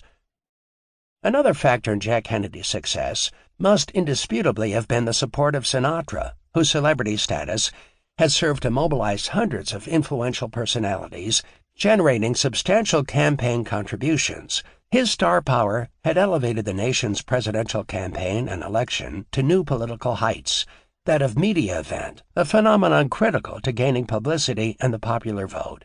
Daley and Johnson were crucial to the political machine. Historians might argue which state, Texas or Illinois, actually turned the tide, but the bottom line was that alone, neither would have made Jack Kennedy president of the United States. As for Carlos Marcello, he rightfully believed his assistance was significant to the election's outcome. but Marcello's power and connections were largely limited to Louisiana and the relatively small electoral vote in the South. According to everyone Chuck talked to, Mooney was currently at the hub of most illegal affairs nationally, with the exception of those originating in New York. Guys such as Daley, Johnson, or Marcello were simply spokes on a very big wheel. Mooney wasted no time cashing in on his new connection to the White House, telling Chuck he'd already begun expanding his underworld network to include dictators, presidents, and smuggling czars from nations as diverse as Haiti, the Dominican Republic, Iran, Lebanon, Italy, France, Nicaragua, Guatemala, the Philippines, and Laos. Mooney also revealed he'd been in communication with his buddies from the CIA. "It's beautiful," Mooney said one day at the Thunderbolt, playfully stirring his martini with a swizzle stick, while the refrain of Bing Crosby's White Christmas played in the background. "The outfit even has the same enemies as the government." He glanced around the empty lounge, decorated for the holidays with stylish silver ornaments and red satin ribbons, and lowered his voice slightly. "I've been meeting with CIA guys since last August. We're going to hit Castro, Trujillo from the Dominican Republic, and some nigger in the Congo." "So?" Chuck said, lighting a cigar. "Don't leave me hanging." "Well, first things first," Mooney said, smiling. "You know, if we're successful, you might get that job in the Dominican Republic after all." "I won't hold my breath," Chuck commented. He'd practically given up hope of ever leaving the motel. "Well, the big hit is on Castro anyway, at least for the outfit it will be. After Kennedy takes office and Castro gets hit, everybody in the country will have to come through me." He smiled, lips curling around his cigar, obviously pleased at the prospect of being the undisputed boss of bosses. "I don't care about fucking titles. I'm not a sap like Genovese. All I want is to know that I'm the boss. Titles don't mean shit." "Well, you really already have the bosses in line. I mean, they all practically kiss your ass now as it is. Yeah, Marcello, Trafficante, the guys out west, they know who's in control. Castro didn't wipe me out. I'm all right if I don't look at what I'm losing every day he's in power. But Trafficante, Marcello, Lansky, and all the rest of them, shit, they lost a fortune. The mistake some of them made was having all their eggs in one basket." "And you didn't do that," Chuck said tentatively. "Hell no. I got deals all over. But those guys were in a box when Castro realized they were close to Batista, so he fixed them real good. Hell, you can bet he knows Marcello and Trafficante are tight with the Cuban exiles, too." He shook his head while puffing intently on his cigar. "We helped the CIA get guns to Castro, thinking the guy would repay us by going easy on our business down there. But Castro, the lousy bastard, I gotta hand it to him, he can't be bought. He says Americans are all crooks and pimps. He's a fucking double-crosser if there ever was one." "But he's pretty accurate in his view of Americans, don't you think?" "Yeah, Castro's no dummy," Mooney conceded. He sighed. "So, the CIA finally woke up to the fact that Castro's closing down American business. The government doesn't like that kind of shit. After all, the CIA's lost their cut of the take from the casinos, too. So they offered me $150,000 for the hit. Chicken feed. I told them I couldn't care less about the money. We'll take care of Castro, one way or another." He smiled triumphantly and raised his glass. "I think it's my patriotic duty." Chuck had learned by now that most politicians were crooks, but these stories of Mooney's about the outfit being paid by the government to hit other countries' leaders seemed hard to believe. "If this stuff about the government killing guys is true," he said, "why doesn't anybody ever hear about it?"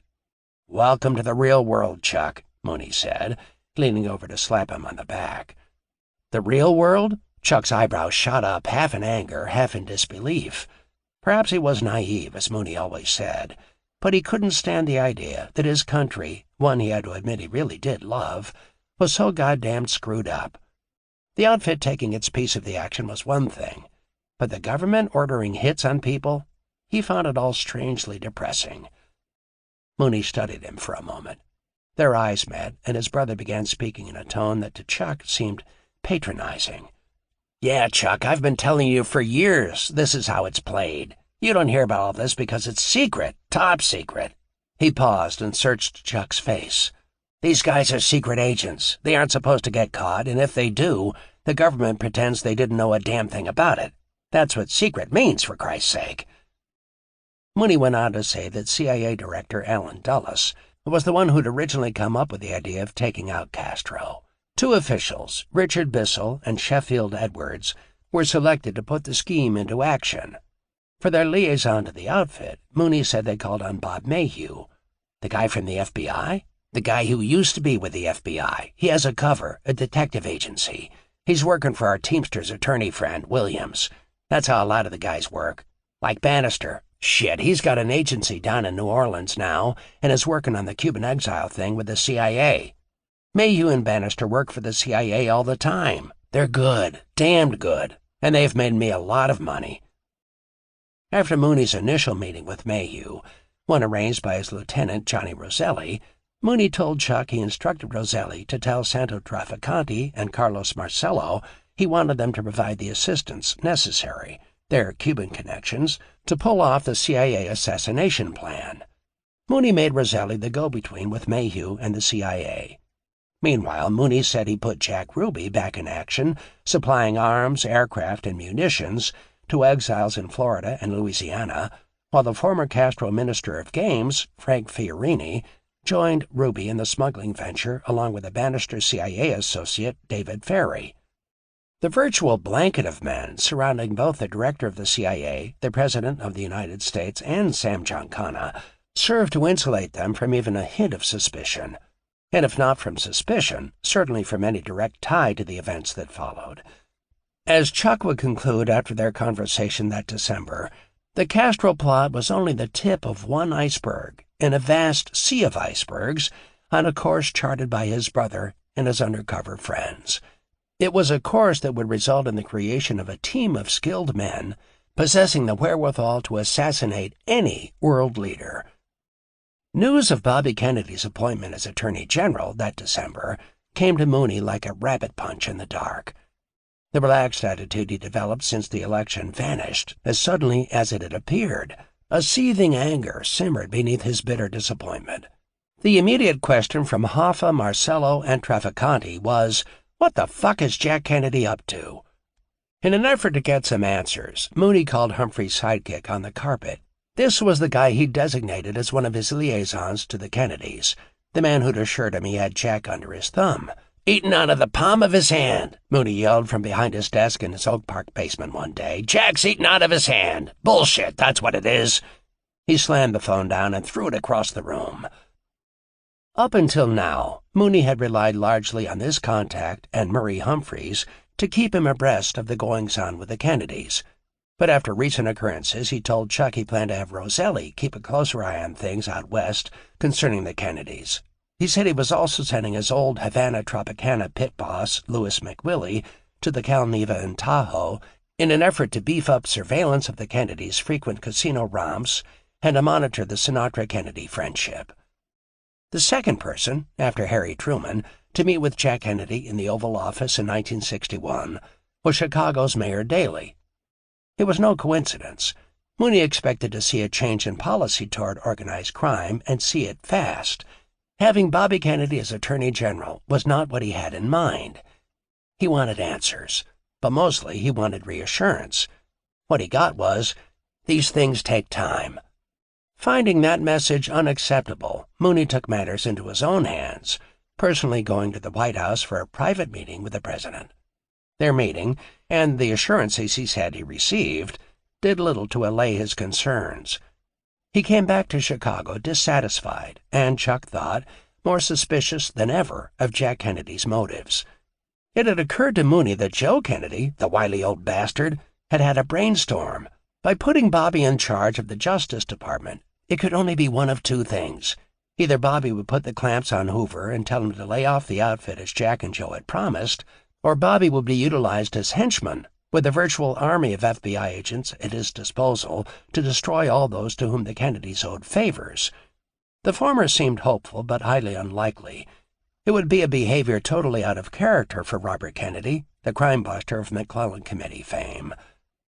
Slowly, Mooney came to the conclusion that the man he had envisioned slaving away behind a desk in some obscure legal office after the election was to be his nemesis. Bobby Kennedy, it appeared, had been placed in the position of Attorney General to systematically erase all markers, and Mooney knew he'd be on top of the list. "It's a brilliant move on Joe's part," he said ruefully. "He'll have Bobby wipe us out to cover their own dirty tracks, and it'll all be done in the name of the Kennedy War on Organized Crime. Brilliant. Just fucking brilliant."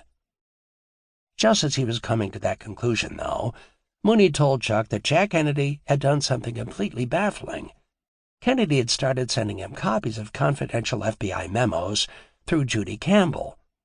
Chuck would later learn from Mooney that the president used a young starlet and Marilyn Monroe as couriers between them as well. What documents these other two women carried, Chuck never knew, although 2 decades later, when he heard sensationalized claims of women carrying correspondence regarding the Castro assassination between his brother and the president, he dismissed them as preposterous and laughable. Mooney wasn't one to correspond. Guys in the outfit weren't stupid enough to get their picture taken in compromising positions, nor did they write incriminating memorandums or keep damning tapes that proved their wrongdoing. Bureaucrats they were not. Studying the documents Mooney received from the president proved to be an eye-opener. Mooney was startled to learn that the G-Men surveillance was highly detailed and incredibly extensive. He'd viewed the G-Men as Boy Scouts, a nuisance, but basically nothing more. However, it appeared from the documents Jack was sending that the FBI was a bigger threat than he'd previously realized. There was at least one informant among his own ranks, and extreme pressure to solicit more. Mooney interpreted his receipt of the FBI memos, which were routinely conveyed from the White House, as evidence that his relationship with the president was solid after all. He concluded, wrongly as it turned out, that Hoover and his agents were merely present in Chicago now to make it look good. He had Jack's word he would be kept informed of the FBI's operations, and therefore would always be one step ahead of the game. Relieved, but still guarded and confused as to Bobby's role in the scenario, Mooney dropped the notion that Jack Kennedy had turned his back on his pre-election promises.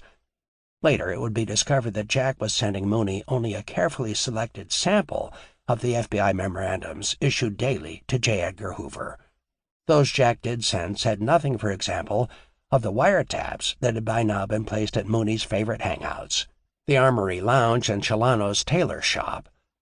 Meanwhile, Bobby Kennedy, now ensconced as the Attorney General, was orchestrating what would become the largest attack on organized crime in the nation's history.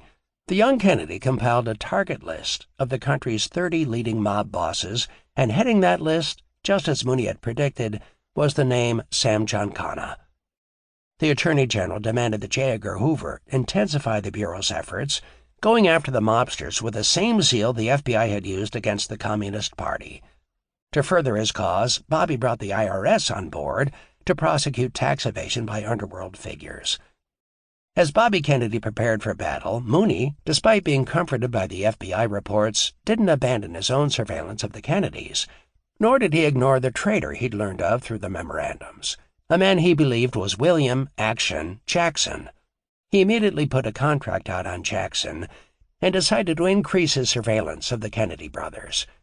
Previously, in 1959, Mooney had given his man at the Teamsters, Jimmy Hoffa, the green light to bug locations frequented by the McClellan Committee chief counsel, Bobby Kennedy. Hoffa had gone to Hollywood private detective Fred Otash for assistance in the project and had selected sometime CIA operative and master wireman Bernard Spindle for his technical expertise. Spindle frequently assisted the outfit and CIA simultaneously. Now, in 1961, Mooney said he called on Otash and Spindle again to coordinate the wiring of every square inch of the Kennedy haunts. Considered by both government officials and the underworld as the king of wiremen, Spindle was known for his sophisticated technology and cunning applications. At Mooney's behest, Spindle put a team of outfit CIA professionals to work, placing the Kennedys under a near blanket of visual and electronic surveillance. For the task of tailing the Attorney General and the President, Mooney selected his CIA co-conspirator Bob Mayhew, telling him to put together a team of detectives that would eventually include Fred Otash and John Danoff. "I told Mayhew I want to know where the Kennedys are 24 hours a day. I want to know when they go to the water fountain. I want to know when they take a shit. And Bob's guys in the CIA can get it done," Mooney confided to Chuck. "I said a long time ago I'd never trust a Kennedy." On April 4, 1961, When he learned of Carlos Marcelo's deportation to Guatemala at the direction of the Attorney General, Mooney's worst fears were confirmed. The Kennedys were pulling a double cross. As Mooney had been since Castro's victory in January 1959, Marcelo was a co-conspirator with the CIA in gun-running operations and a fervent supporter of the anti-Castro exiles. It was an arrangement, Mooney said more than once, aimed at returning Cuba to its pre-Castro glory, meaning its lucrative casinos and vice rackets. It was rumored in the outfit that Bobby Kennedy was out to get Marcelo because the New Orleans boss had refused to throw his support behind Kennedy on the floor of the Democratic National Convention. Marcelo had always favored Lyndon Johnson. But whether or not this was the case, the fact remained that Marcelo had been aiding other branches of the U.S. government. Unfortunately for Marcelo, neither his acts of patriotism nor his monumental donations to Jack Kennedy's campaign had impressed Bobby Kennedy sufficiently to grant him protection. It was a strong signal to Mooney, one he couldn't ignore. He said his friends in the CIA were equally livid and were planning to secretly fly Marcelo back into the United States, but nevertheless were currently too involved in overthrowing Castro's regime to divert much attention from the immediate task at hand. That task was to assassinate the Cuban leader, now an avowed Marxist. Mooney himself had become deeply involved in the CIA's Cuban operations, so much so, in fact, that he offered one of his own rising stars, Richard Kane, to the government agency. An extremely handsome, dashing young man with a genius for mathematics, Kane, whose real name was Ricardo Scalzitti, was both fluent in 5 languages and a superior marksman who had been trained by the Chicago Police Department. He took to the CIA like a duck to water, as Mooney put it, and the CIA likewise found him tailor-made for a top-notch agent. While in Miami training Cuban exiles in military operations, Kane did become a full-fledged CIA operative, according to Mooney. Like other intelligence personnel involved in the Cuban operation, he was, for the record, formally employed by a Miami detective agency that was, again according to Mooney, a CIA front. Following the Bay of Pigs invasion, Kane would return to Chicago. Shortly thereafter, Mooney would receive the CIA's assistance in placing Kane in a highly sensitive position, chief investigator of the Cook County Sheriff's Office. It was a secret victory for Mooney. Kane would be second in command to Mooney's arch-enemy in Chicago, Sheriff Richard Ogilvie, a man who had made his reputation as a mob buster. Unknown to Ogilvie, Mooney would have a spy, a real one, in his midst. Mooney confided to Chuck that spring that a CIA-instigated invasion of Cuba was in the offing, waiting only for the underworld's elimination of Castro. To accomplish the latter task, Mooney said the CIA and outfit shared the talents of a University of Illinois chemist and researcher, a man whose lethal chemical concoctions had been utilized many times over the years by both organizations. The list of chemical weapons to be aimed at Castro was extensive and, according to Mooney, included poison-laced cigars, a lethal bacterial powder intended to be absorbed through the skin, toiletries spiked with a drug that, when splashed on the face or body, would induce a massive heart attack, a highly potent poison, 1 drop and a guy's dead, to be slipped into his food or drink, a cancer-producing injectable agent, and a slow-acting but lethal virus. There was even talk, Mooney confided, of utilizing radiation in the form of high-intensity X-rays to induce cancer in their victim. But in the end, all attempts to assassinate Castro, Chuck heard of 3, however sophisticated and devious they might have been, failed. When they first undertook the plot to eliminate Castro, Mooney and his CIA friends didn't realize how difficult a target they'd selected. Unbeknown to them, all food and drink were sampled in the Prime Minister's presence by political prisoners.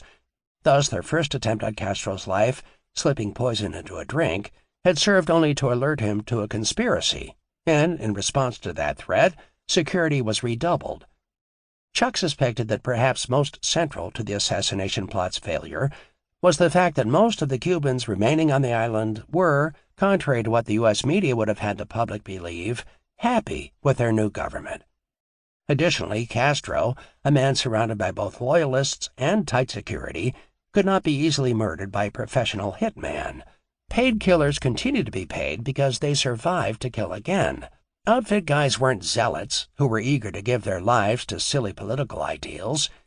And even if a killer willing to sacrifice himself could be found, neither the CIA nor the outfit could afford the exposure a tortured assassin's confession might bring. This left only the Cuban locals as possible Confederates. Mooney complained that there were few weak links to be located within Castro's regime. They'd tried pressuring several men close to the dictator, and only one, a man named Cubella, had succumbed. After several meetings with the CIA, Cubella was arrested by Cuban counterintelligence and served 13 years in prison. Finally, the CIA decided to go forward with the invasion anyway. They planned to bombard the island's coastline with an army of Cuban exile soldiers, mercenaries, and undercover agents, anticipating that the disgruntled, depressed population would rise up and complete the overthrow. President Kennedy would approve military air support for the invasion, and within a matter of hours, Cuba would return to its previous state of glitter and greed. What occurred instead was a horrifying fiasco. On April 14th, 6 bombers left Nicaragua, less than half the number the CIA deemed necessary for the plan to succeed. Failing to demolish the Cuban Air Force, preparations began for a second strike, but the word came down that the president had ordered the strike canceled, and the bombers never left the ground. Meanwhile, a brigade of 1,400 courageous Cuban exiles on their mission to secure a beachhead at the Bay of Pigs was left pathetically vulnerable. Against Castro's 200,000-man army, they didn't stand a chance. Kennedy received an urgent plea for air support on the morning of April 16th and was told that without his intervention, the invasion would fail. In an act that would dog his political career thereafter, the president denied the request. It was to be a suicide mission. Over 100 men were killed and over 1,000 captured by Castro's army. On April 24th, Kennedy released a statement taking full responsibility for the failed invasion. But behind the scenes, he blamed not only himself, but also CIA Director Allen Dulles, the Director of Covert Operations Richard Bissell, and the CIA Deputy Director General Charles Cabell. Enraged, he vowed to splinter the CIA into 1,000 pieces, and shortly thereafter the men he believed had caused him to suffer public humiliation and defeat were fired. Cabell angrily denounced Jack Kennedy as a traitor. Mooney was hugely disappointed by the defeat. Like the young president, he'd viewed the Cuban operation as a test of his greatness, a test he'd clearly failed.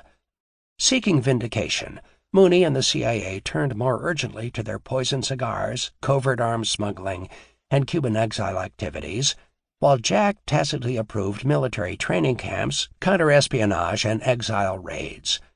Within the CIA, the dismay at having been betrayed by both the President and Attorney General, as well as the President's open promise to dismantle the intelligence agency's power, soon turned to hatred, creating a ripple effect that would blacken the moods of the men Mooney dealt with in his covert operations. These men expressed their outrage at the Bay of Pigs operation along with their fear that Kennedy now posed a very real threat to the CIA's continued autonomy, perhaps its very existence.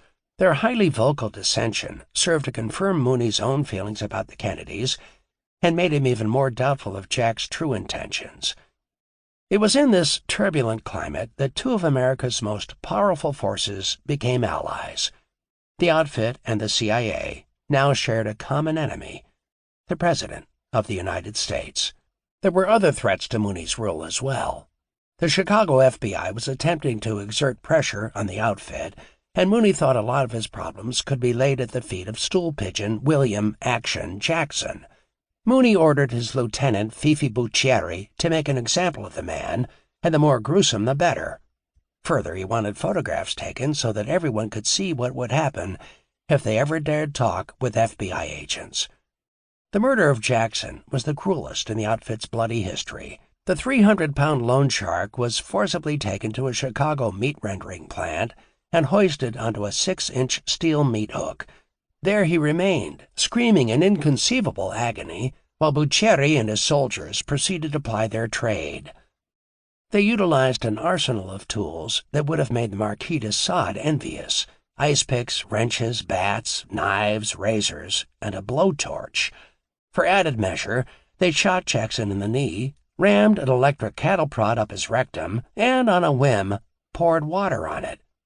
Taking photographs of such horror only added to Buccieri's enthusiasm for the job. He and his cohorts tortured Jackson for 2 full days, around the clock, until at last the man mercifully died. It was incongruous to Chuck that a man who could so easily call for another man's brutal execution could just as readily dote and fawn over a woman, all rough edges falling away while acting the perfect gentleman.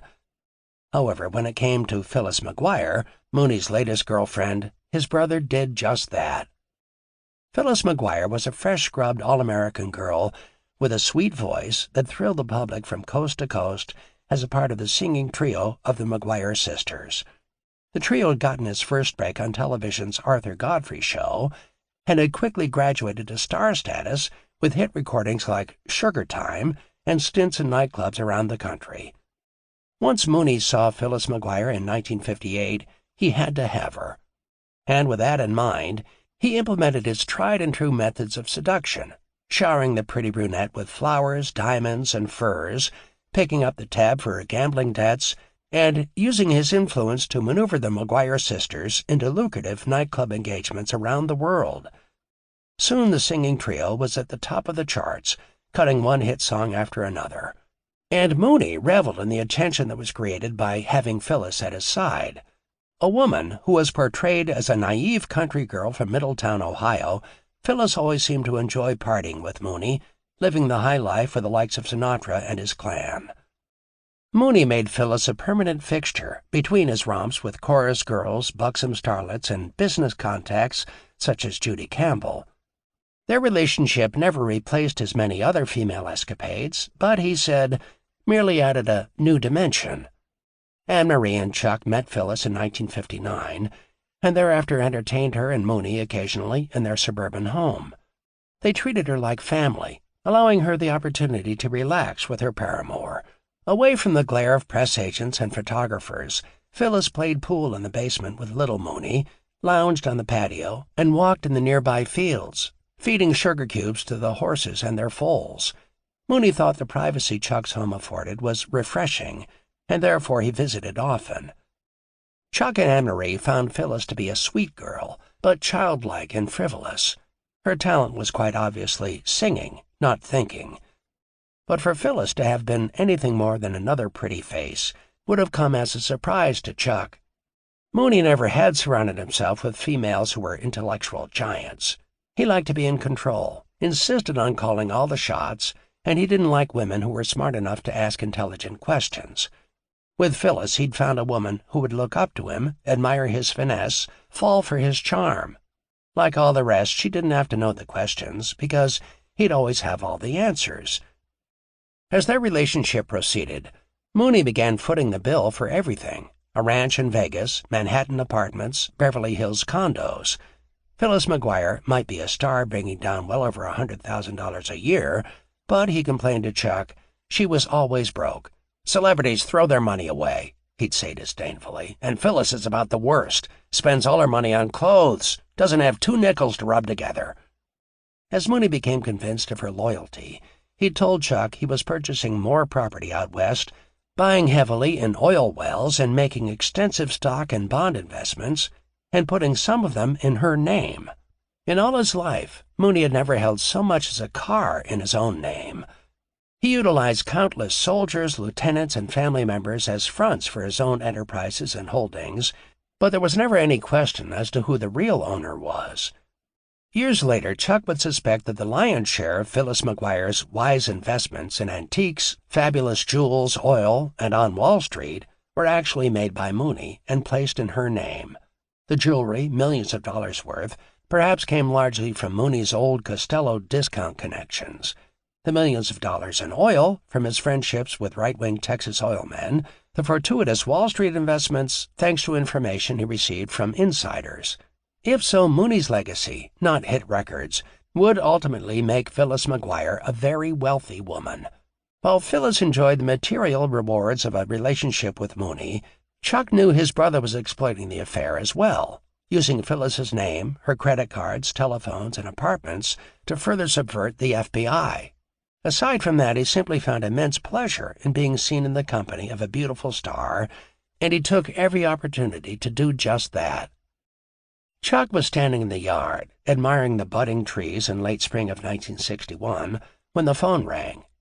His brother wanted to talk to him right away, and they arranged to meet at the Thunderbolt Motel at noon. It was urgent. "It's about Phyllis," Mooney said, a note of concern in his voice. At the hotel, Mooney explained that Phyllis needed a safe haven through what would be perhaps 6 months of a difficult time. It would have to be a place where she could be assured total privacy, very hush-hush, no press, no noisy neighbors, and certainly no FBI. Could Phyllis live with Chuck and Anne-Marie? Chuck gathered from the request that Phyllis might be pregnant, and immediately agreed, relishing the opportunity to help his brother in any way possible. It was decided Chuck would wait for his brother's call and then proceed to make all the necessary arrangements. But the call never came, and Chuck never asked what had happened. The word omerta ran through his mind whenever he considered inquiring. "Forget about it," was Mooney's only terse comment on the entire incident. It was never mentioned again. During their affair, Mooney and Phyllis traveled constantly around the globe, to Acapulco, Puerto Rico, Europe, Latin America, and Hawaii, under the guise of vacationing with the singing star, or just following the McGuire sisters' act. Mooney met with his international associates, exuberantly cutting one deal after another. Sitting in Chuck's living room that spring, they laughed and talked of how they'd outfoxed the FBI agents time after time, Phyllis donning men's clothes and Mooney a disguise. It was a challenge to them to see whether they could walk right past an agent, right under his nose, and never be noticed. They found it all immensely humorous, a game.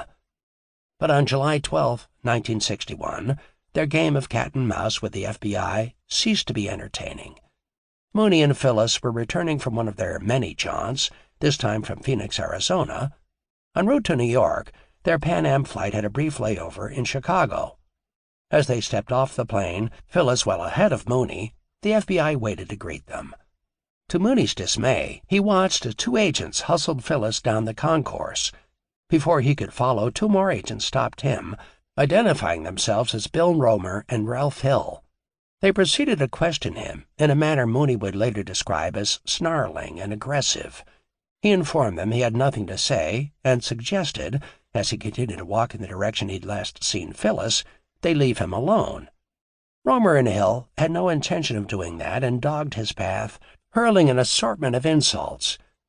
Mooney was more familiar with the duo than they realized. He'd put Bob Mayhew to work digging up information on the agents in Chicago, and with one in particular, Ralph Hill, he said he'd hit pay dirt. In recalling the incident at the airport, Mooney explained to Chuck that he decided to drop a little bombshell on the illustrious Mr. Hill and give him something to think about in the future. So I said, "You're the guy that's been fucking around with some of my girlfriends. Well, I've got some affidavits, and I'm just waiting for the right time to use them." The look on Hill's face was nothing short of stunned, Mooney said, laughing with pleasure at the memory. "I had that motherfucker by the balls, and he knew it. I shut him up real fast. I bet he can't sleep at night now that he knows that I've got concrete evidence of what kind of guy he really is." Agent Romer, however, was not to be deterred, and a shouting match ensued. "He wanted me to throw a punch. That's what he wanted, the lousy cocksucker." Romer demanded to know whether Mooney was threatening a federal agent, and with that, Mooney said he'd return to the plane, emerging moments later with Phyllis's hat and purse. When he did, Romer seized upon the opportunity to goad him once more. That bastard started whistling and saying I was queer. I wanted to kill him. People gathered around. We were screaming back and forth. Man, oh man, it was fucking ridiculous. I got really pissed off and said, "Fuck your boss and your boss's boss and his fucking boss, too." Then Romer asked me who that was, and I said, "Jack Kennedy, that's who." He thought he'd be a smart-ass, so he got real cocky and grinned and said he didn't think the president would be interested in Sam Giancana. What a dumb motherfucker. I told him, "Hey, asshole, I have the lowdown on all the fucking Kennedys, and someday I'll tell everything. Then the whole world will know what hypocritical bastards they are. I wanted to tell that son of a bitch a few more things, that I know everything about the lousy FBI, every move they make, and that I get it all thanks to the president himself. I'd like to have heard what he would have said to that news." In the aftermath of the airport confrontation, FBI surveillance increased. Chuck grimly shook his head as he noted agents following him to work at the motel, shadowing his errand running, sipping cokes in his Thunderbolt lounge. They'd gotten pushier, too, walking up to him at lunch, asking to meet for a cup of coffee. He refused to socialize, shaking his head politely and rejecting their efforts to corner him. Agents were following Anne-Marie as well. Whether it was taking little Mooney to school, making trips to the salon, or shopping at Marshall Fields and Bonwit Teller, there was always a government sedan nearby, watching her every move. Their neighbors had begun to act even more aloof, she said, and Chuck imagined the FBI had paid them visits, questioning them on the Giancana's habits, their comings and goings. Under the microscope of government agents, the pressure started to take its toll. For his brother, it was still a game. If anything, he seemed to enjoy the challenge of dodging the tails and outwitting the Boy Scouts. "Can't you get Kennedy to lay off?" Chuck complained to Mooney, bitterness in his voice. Always undaunted, Mooney reassured him, "Hey, they call this Camelot, remember? So relax. Don't you know who's sitting at the round table? We are." Chuck could find no evidence that Mooney's assessment was grounded in fact. Mooney's having saved Joe Kennedy's life, his massive monetary contributions to Kennedy's election, the vote-stealing that had clinched the presidency, the promises he'd extracted, none had any effect. To the contrary, it appeared, despite Jack Kennedy's faithfully delivered FBI reports, that the Kennedys were out to erase any hint of obligation to their powerful benefactor. If this was Camelot, Chuck mused, it looked like Mooney was being made the court jester. Chapter 20. Mooney wasn't laughing. Sitting by the motel pool in the moonlight, Chuck studied his brother's tired, unshaven face. For 6 months, Mooney had struggled to hold on to the lingering belief that the presidency he'd bought and paid for would protect him. But by June, his personal dreams for Camelot were crumbling. Since the first of the year, the last vestiges of Mooney's control over the Kennedys had all but fallen away. Quite ominously, Murray Humphreys was suddenly unwelcome in the Oval Office. Additionally, his manipulation of the Kennedy-Sinatra friendship was eroded when the Kennedys refused the singer's invitation to vacation at his recently remodeled Palm Springs estate. To bolster the logic of the insult to Sinatra, Bobby Kennedy pointed to a 19-page report prepared by the FBI highlighting Sinatra's connections to underworld characters. Faced with this damning document, Jack Kennedy called on Peter Lawford, a Kennedy brother-in-law and Klan member, to break the news to Sinatra that he was persona non grata. Henceforth, the entertainer would not be welcome at the White House or at presidential social functions. Mooney was dumbfounded and enraged, an anger which, he confessed to Chuck, made him so mad he'd considered having various helpers hid, but later changed his mind. "I guess I like the guys. Shit, it's not their fault that the Kennedys are assholes. But if I didn't like them, you can be goddamn sure they'd be dead men." To a guy in the outfit, it made all the sense in the world to hit a man who let you down, whether it was his fault or not. To let him get away with a botched job could mean losing the respect of your other men, or worse, it might someday lead the cops right to your door. The way Mooney saw it, his men were expected to come through on a request or a promise he'd extracted from them. This operation of Mooney's had backfired, and Chuck imagined that thanks to this screw-up, a lot of people would grovel at Mooney's feet for the rest of his life. But Chuck also had to admit, groveling was a hell of a lot better than dying. Aside from the difficulties Murray Humphreys was having with the Kennedys, there was other evidence of a double cross. Word came down from Joe Kennedy to Cal Neva's Skinny D'Amato that Bobby would not allow mobster Joe Adonis back in the country as had been promised prior to the West Virginia primary. Then there was the plight of Mooney's associate Carlos Marcello of New Orleans. Only after a horrendous trek through the jungles of Guatemala, which Marcello enjoyed recounting as demonstrative of the Kennedys' brutality, had he managed to sneak back into the United States. Now he was in hiding, as Mooney put it, in his own damned country. Further evidence of the deteriorating relationship came when Judy Campbell's calls to the White House were refused. The affair with Jack Kennedy had cooled considerably since March, and because of that, Mooney was no longer receiving Jack's FBI reports. Overnight, Mooney's contact had been severed with Jack Kennedy, while Bobby Kennedy diligently worked to destroy him. It was all too clear to Mooney that the Kennedys had no intention of honoring their promises. More likely, they intended to annihilate him and thereby remove any trace of their previous relationship. The seduction had achieved its end. Mooney was a lover scorned. "If I was going to get fucked, at least it should have felt good," he fumed. The events of the past months were proof positive to Mooney of the ultimate double-cross. Left unchallenged, his stature with the Commission and his men across the country would suffer irreparable damage. Quite simply, America's #1 mob boss had never been made a fool of in his entire life, or if he had, the perpetrator of such an offense hadn't lived to tell of his accomplishment. Chuck didn't believe Mooney would ever allow the Kennedys to be the first. Leaning back in the lounge chair at the pool's edge, his brother sighed and lit a cigar. In the light of the flame, Chuck saw an older man, worn by determination. He silently recalled the time Mooney had been sentenced to prison at Joliet. It seemed like a century ago. Mooney had been so young then, just a cocky street punk, but he'd been Chuck's hero all the same. A sadness filled him, made him ache for Mooney's loneliness, mourn their loss of innocence. He'd never known anyone more totally alone than his brother. Once within his grasp, Mooney's dream had slipped through his fingers, and although he hadn't expressed his disappointment, Chuck knew the defeat was devastating.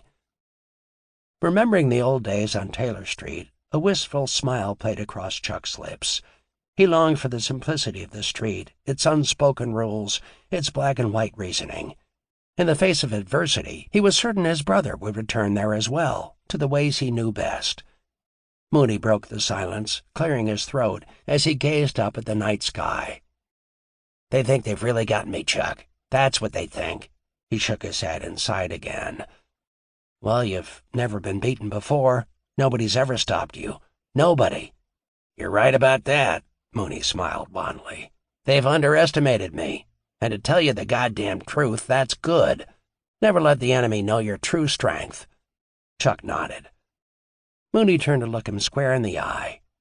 "That Mick cocksucker Bobby, we got him on the wire calling me a guinea greaseball. Can you believe that? My millions were good enough for him, weren't they? The votes I muscled for him were good enough to get Jack elected. So now I'm a fucking greaseball, am I?" He smiled, his eyes narrowing into small cobra-like slits, and stood up. "Well, I'm going to send them a message they'll never forget." It was a formal declaration of war. As he watched Mooney disappear into the shadows, Chuck wondered what his brother intended to do, and was afraid to guess. Whatever he was planning, it would be merciless. Of that Chuck was certain. Unlike the White House and Justice Department, the CIA had continued their head-over-heels affair with Sam Giancana. For months, activity had been fierce. Mooney had collaborated with the intelligence agency in covert operations ranging from the Castro assassination plot and Cuban exile training to Latin American, Middle Eastern, and Asian operations. He'd also played a critical role in the CIA's international smuggling and money laundering ventures. Along with his New York friend, Carlo Gambino, Mooney had introduced the agents early on to the range of services that might be performed by Sicilian mob financial wizard and Vatican consultant Michele Sindona. Mooney confided that through their Vatican connections and shady banking deals, he and Gambino had assisted the CIA in pouring millions of illegally earned dollars into Sindona's illicit slush funds. In exchange, the CIA had contributed heavily to Catholic charities, some legitimate, others not. For his service to the CIA, Mooney had been well rewarded in May of that year. As a favor, and perhaps even more important to conceal just how closely they'd been collaborating, Mooney's CIA associates had managed to get a Las Vegas wiretap case against Bob Mayhew and Mooney dropped. "They risked their jobs for me to get it handled. Now that's what I call loyalty," Mooney exclaimed. Indeed, jeopardizing their own careers, Mooney said the CIA's top officials had confessed to Attorney General Robert Kennedy their agency's own involvement in the bugging of comedian Dan Rowan's apartment. Rowan was half of the popular Las Vegas comedy team of Rowan and Martin, which would later achieve fame hosting the hit television show Laugh-In, and had been suspected by Mooney of romancing Phyllis McGuire in his absence. To allay Mooney's concerns, the agency had bugged Rowan's home. Afraid of the possible political fallout, Bobby Kennedy was forced to back off and the case was closed. But the Attorney General didn't retreat from battle, demanding the FBI rid the country of the man outfit guy said he referred to as that Dago scum Sam Giancana. For months since the primaries, using technical assistance that could be traced back at least partially to the CIA, Mooney had gathered damning evidence of the Kennedys' sexual exploits. And in the weeks following his poolside proclamation of war to Chuck, he made it clear he fully intended to use this evidence, exposing the Kennedys' tawdry hypocrisies to the entire world. The time was right, he said. He now had the muscle and the necessary connections to the media to destroy the Kennedy dynasty once and for all. But that would not be the case. There was one lingering problem with blackmail, a method Mooney longed to use. The fact was that in exposing the sins of the Kennedys, the exact nature of the relationship between the CIA and outfit might be exposed, just as had been feared in the case of the Dan Rowan wiretapping. Grudgingly, Mooney agreed early that summer with the opinion of his CIA cronies. Blackmail was out of the question. Any information gleaned from their surveillance of the Kennedys would be used in more oblique ways. For several weeks, Mooney lamented this decision. Knowing he had enough smut to ruin the Kennedys forever, and yet couldn't use it, embittered him even further. But eventually, and Chuck thought somewhat portentously, Mooney brightened, saying they would just have to come up with another, more lasting solution to the Kennedy problem, a solution embodied in Marilyn Monroe. Marilyn Monroe had long been connected to the outfit. His first real break had come from a man Mooney and his lieutenant Johnny Roselli knew well, Joe Schenck, the Hollywood producer convicted and imprisoned back in the 40s during the Brown buy-off scandal. An aging 70-year-old man by the time Mooney said he betted Marilyn Monroe, Schenck nevertheless was still powerful in Hollywood. Always on the lookout for potential stars through his relationships with producers such as Schenck, Roselli had been impressed by Monroe and told Mooney so. From behind the scenes, Chicago quietly promoted her career, and Schenck introduced the buxom beauty to another man Mooney said he often conducted business with, producer Harry Cohn. According to Mooney, both Schenck and Cohn enjoyed Marilyn's sexual favors in exchange for two-bit parts in films. But by 1953, her two-bit days were over. After achieving household name recognition with her sensationalized nude calendar and the movie All About Eve, Marilyn catapulted to true stardom with the hit movie Niagara. Although Mooney said she'd been a good investment, he also admitted she was a sadly driven woman. More comfortable with her clothes off than on, Marilyn readily traded her body and soul for what she imagined was success and fame. Hers was a fantasy filled with conquered men and white knights, and neither would be the case, for instead she became the conquered, discovering to her endless sorrow that the men she envisioned as her saviors became at last her persecutors. Deceived countless times by countless men, Marilyn Monroe was the quintessential victim. From what Chuck had learned from his brother, in the late 50s and early 60s, Marilyn's desire to achieve stardom, coupled with her childlike desire to please, was exploited by the outfit and the CIA as well. Her sexual charms were employed by the CIA to frame world leaders, among them President Sukarno of Indonesia. Mooney insisted that using Monroe as bait, the CIA had successfully compromised leaders from Asia to the Middle East, and Marilyn, perhaps more because she enjoyed the attentions of the world's most powerful men than for reasons of patriotism, had been a willing participant in the intrigue. Throughout 1962, part-time outfit CIA operative Bernie Spindle's wiretaps had recorded the lovemaking of Jack Kennedy. According to Mooney, he had all of Kennedy's playthings, among them Judy Campbell and socialite Mary Meyer, as well as actresses Angie Dickinson and Marilyn Monroe, under surveillance. Sometime that spring, Mooney said he'd learned from Guy Bannister that J. Edgar Hoover had confronted the president with FBI reports of the affair with Campbell, and that thanks to that, Judy's effectiveness had waned. However, he also knew that Marilyn and the president had been connected romantically since the Democratic National Convention, and that in March of 1962, Bobby Kennedy had become involved with her as well. Marilyn, the orphan child of a dozen foster homes, now passed from one Kennedy to the other, and she told friends over her tapped phones she believed she was falling in love with the Attorney General. The timing was perfect for Mooney. While Bobby and Jack were hurriedly severing their ties to their benefactors, they continued to believe that they themselves were untouchable. With Marilyn Monroe, Mooney would show them just how truly vulnerable they were. By June of 1962, Marilyn's film career was losing momentum. She'd become unreliable and deeply troubled. Early that summer, Mooney told Chuck he'd had a former FBI agent and a detective working on Marilyn's surveillance, and in so doing had received a wealth of information about the starlet's habits, her emotional state, and her stormy love life. From what he'd learned, Mooney believed Marilyn's use to Chicago and the CIA was dwindling.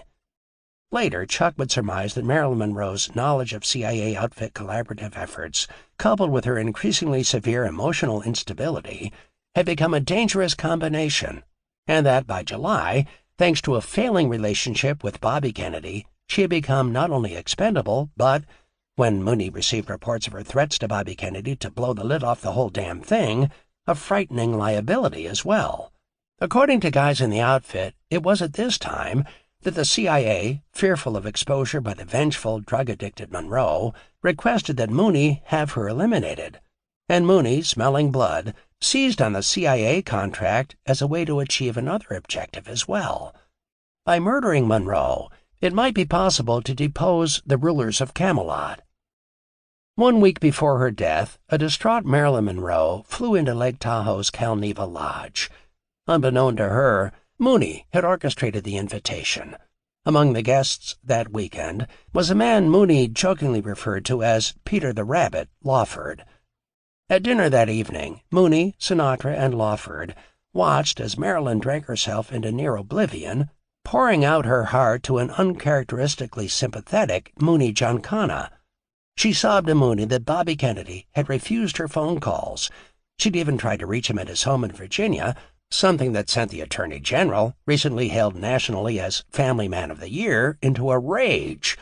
She was obviously crushed by the possibility that she was, as she put it, nothing more than a piece of meat to the two brothers. That night at the Calneva, seeing Marilyn draped nude across her bed, her blonde hair in a frothy wave cascading over one eye, had been a beautiful, if disheveled sight, Mooney said. He stood at the foot of her bed, looking on as she spread her legs for him, running her hands enticingly along her thighs. He'd accepted the invitation. He'd had her before, he said, plenty of times, but more than ever, he wanted her now. Wanted to know that he could take whatever the Kennedys might have.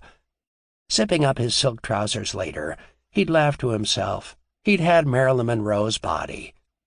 What he didn't tell Chuck was that he'd soon have her life. 1 week later, Marilyn Monroe lay dead. It was all over the news that she'd committed suicide by taking an overdose of barbiturates, a tragic end to an already tragic life.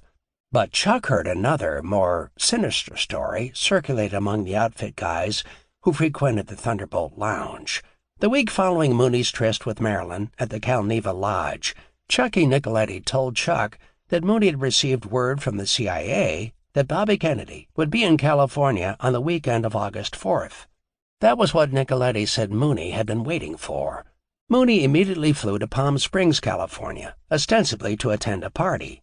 But in truth, Chuck imagined Mooney just wanted to be nearby when it happened, hoped to see Bobby Kennedy's face for himself when the nation's Attorney General was implicated in the scandalous suicide of a rejected starlet. Nicoletti said that 3 other planes also landed in California that week, in San Francisco, carrying 4 other men. Mooney had selected a trusted assassin, Needles Gianola, to coordinate the job. Needles, in turn, brought his sidekick, Muggsy Tortorella, on board, and 2 other professional killers, one from Kansas City and one from Detroit. The 4 men had gone to California, under Mooney's orders, to murder Marilyn Monroe. Eavesdropping nearby, where the electronic surveillance equipment had been set up by Bernie Spindle, the killers patiently waited for the Attorney General to arrive. Bobby Kennedy finally did appear at Marilyn's home, late on Saturday, accompanied by another man. Listening in on the conversation, Mooney's men ascertained that Marilyn was more than a little angry at Bobby. She became agitated, hysterical in fact, and in response, they heard Kennedy instruct the man with him, evidently a doctor, to give her a shot to calm her down. Shortly thereafter, the Attorney General and the doctor left. The killers waited for the cover of darkness, and sometime before midnight entered Marilyn's home. She struggled at first, it was said, but already drugged by the injected sedative, thanks to Bobby's doctor friend, their rubber-gloved hands easily forced her nude body to the bed.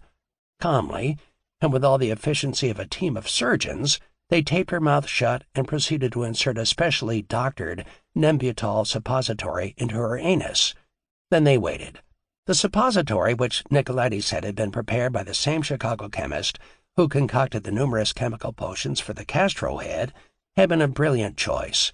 A lethal dosage of sedatives administered orally and by force would have been too risky, causing suspicious bruising during a likely struggle, as well as vomiting, a side effect that typically resulted from ingesting the huge quantities necessary to guarantee death.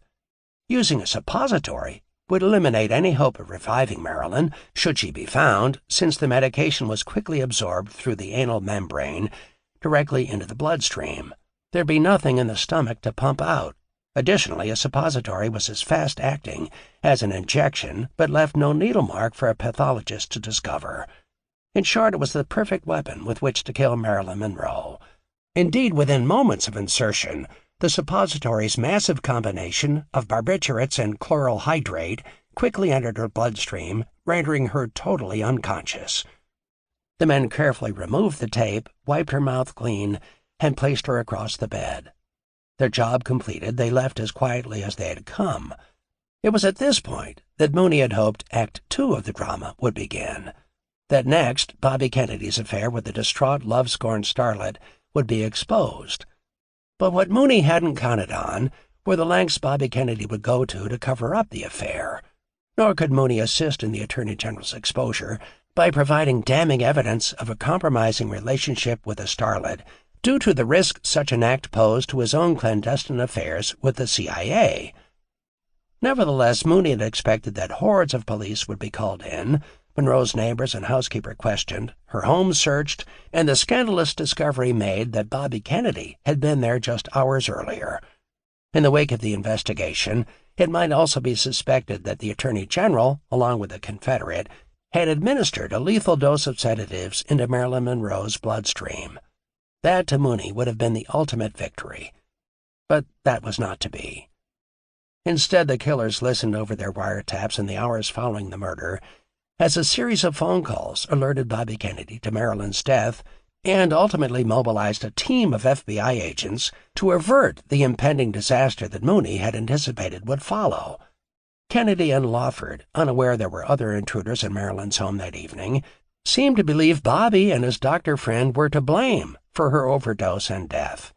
From the wiretaps, Needles and Muggsy learned that Kennedy had panicked at the prospect of being charged with the starlet's murder and implicated as Monroe's sexual playmate. He directed Peter Lawford and Detective Robert Otash, ironically one of the men involved in setting up surveillance of Monroe, to sweep the house before the authorities arrived. Thus, there were to be no discoveries of Bobby's visit to Marilyn's home earlier in the day, no love notes or damning phone numbers connecting either Bobby or Jack to the dead sex symbol. Chuck would later hear that Marilyn's diary had disappeared that night, and that J. Edgar Hoover's agents had confiscated the highly damaging telephone records, leaving little of substance that would implicate Bobby Kennedy. Ultimately, Marilyn's death was termed a suicide, and Bobby Kennedy was not mentioned publicly as either her lover or unwitting murderer until years later. It had been easy for the public to swallow such a story. Suicide wasn't surprising, given Marilyn's known addiction to alcohol and pills. She was unstable, that was no secret, an emotionally disturbed woman who'd attempted to take her own life on numerous occasions. This time, she'd simply been successful. Nicoletti told Chuck that J. Edgar Hoover's men from the Justice Department eagerly stepped in to protect the Attorney General. Like the underworld, the FBI had the President and the Attorney General under surveillance. But this was a coup for Hoover. Nicoletti said that Hoover thought he had the goods on the Kennedys, and from this point on would call the shots. For years there'd be whispered speculation about Marilyn's death, and hearing countless theories, Chuck would always laugh cynically to himself. Some, like that offered by Peter Lawford, who insisted that Marilyn had merely committed suicide, were to Chuck simply obvious attempts to protect the Kennedys. Typically, the closer a theory about the CIA and outfit collaboration came to the truth, the greater the effort to discredit its proponent. By October, the story of the starlet's murder was old news. That's the way it was in the outfit. Life went on. You listened, didn't ask questions, tried not to think about the unpleasantries, and you got damn good at it, too. Still, philosophical or not, Chuck found the FBI surveillance, now targeted at him and his family, especially demoralizing. Through the late summer and into the fall of 1962, he agonized about the constant stream of sedans parked outside his home or at the Thunderbolt Motel, and about the agents who sat at the bar sipping Coca-Colas. His agony increased when Mooney suggested he sell the motel. "It's too hot to even have a drink in the fucking lounge," Mooney complained. "It's crawling with G-men in there, so sell the joint. I'll find something else for you to do." Although Chuck did as he was instructed, putting the Thunderbolt up for sale at $500,000 in early October, the thought of being out of work sent him into a panic. He hadn't forgotten his months of waiting for a job before the motel had come along. When and if it sold, he wouldn't grovel for a handout. He'd press for the opportunity to go into something legitimate, preferably his lifelong dream of construction. Chuck blamed the FBI for this turn of events in his life. As Bobby Kennedy's personal army of FBI agents slammed into Chuck's world with full force, he began to see his dreams for his children slipping away. With each new headline and television expose, little Mooney and Chucky sustained further injuries to their psyches. And in the midst of his depression, Chuck dared not think about the sale of the motel, secretly hoping that despite the FBI's pressure, Mooney would tell him to take it off the market. It was better to go to work each day and face the G-men than not to go to work at all. Anne-Marie begged him to talk to his brother. "Please, Chuck, maybe there's something he can do. There must be. Why should we suffer because of him? It isn't fair," she said tearfully. But in the end, Chuck said nothing to his brother about their misfortune. Nor did he ask that the motel not be sold. It just wasn't fair to burden Mooney further, he reasoned.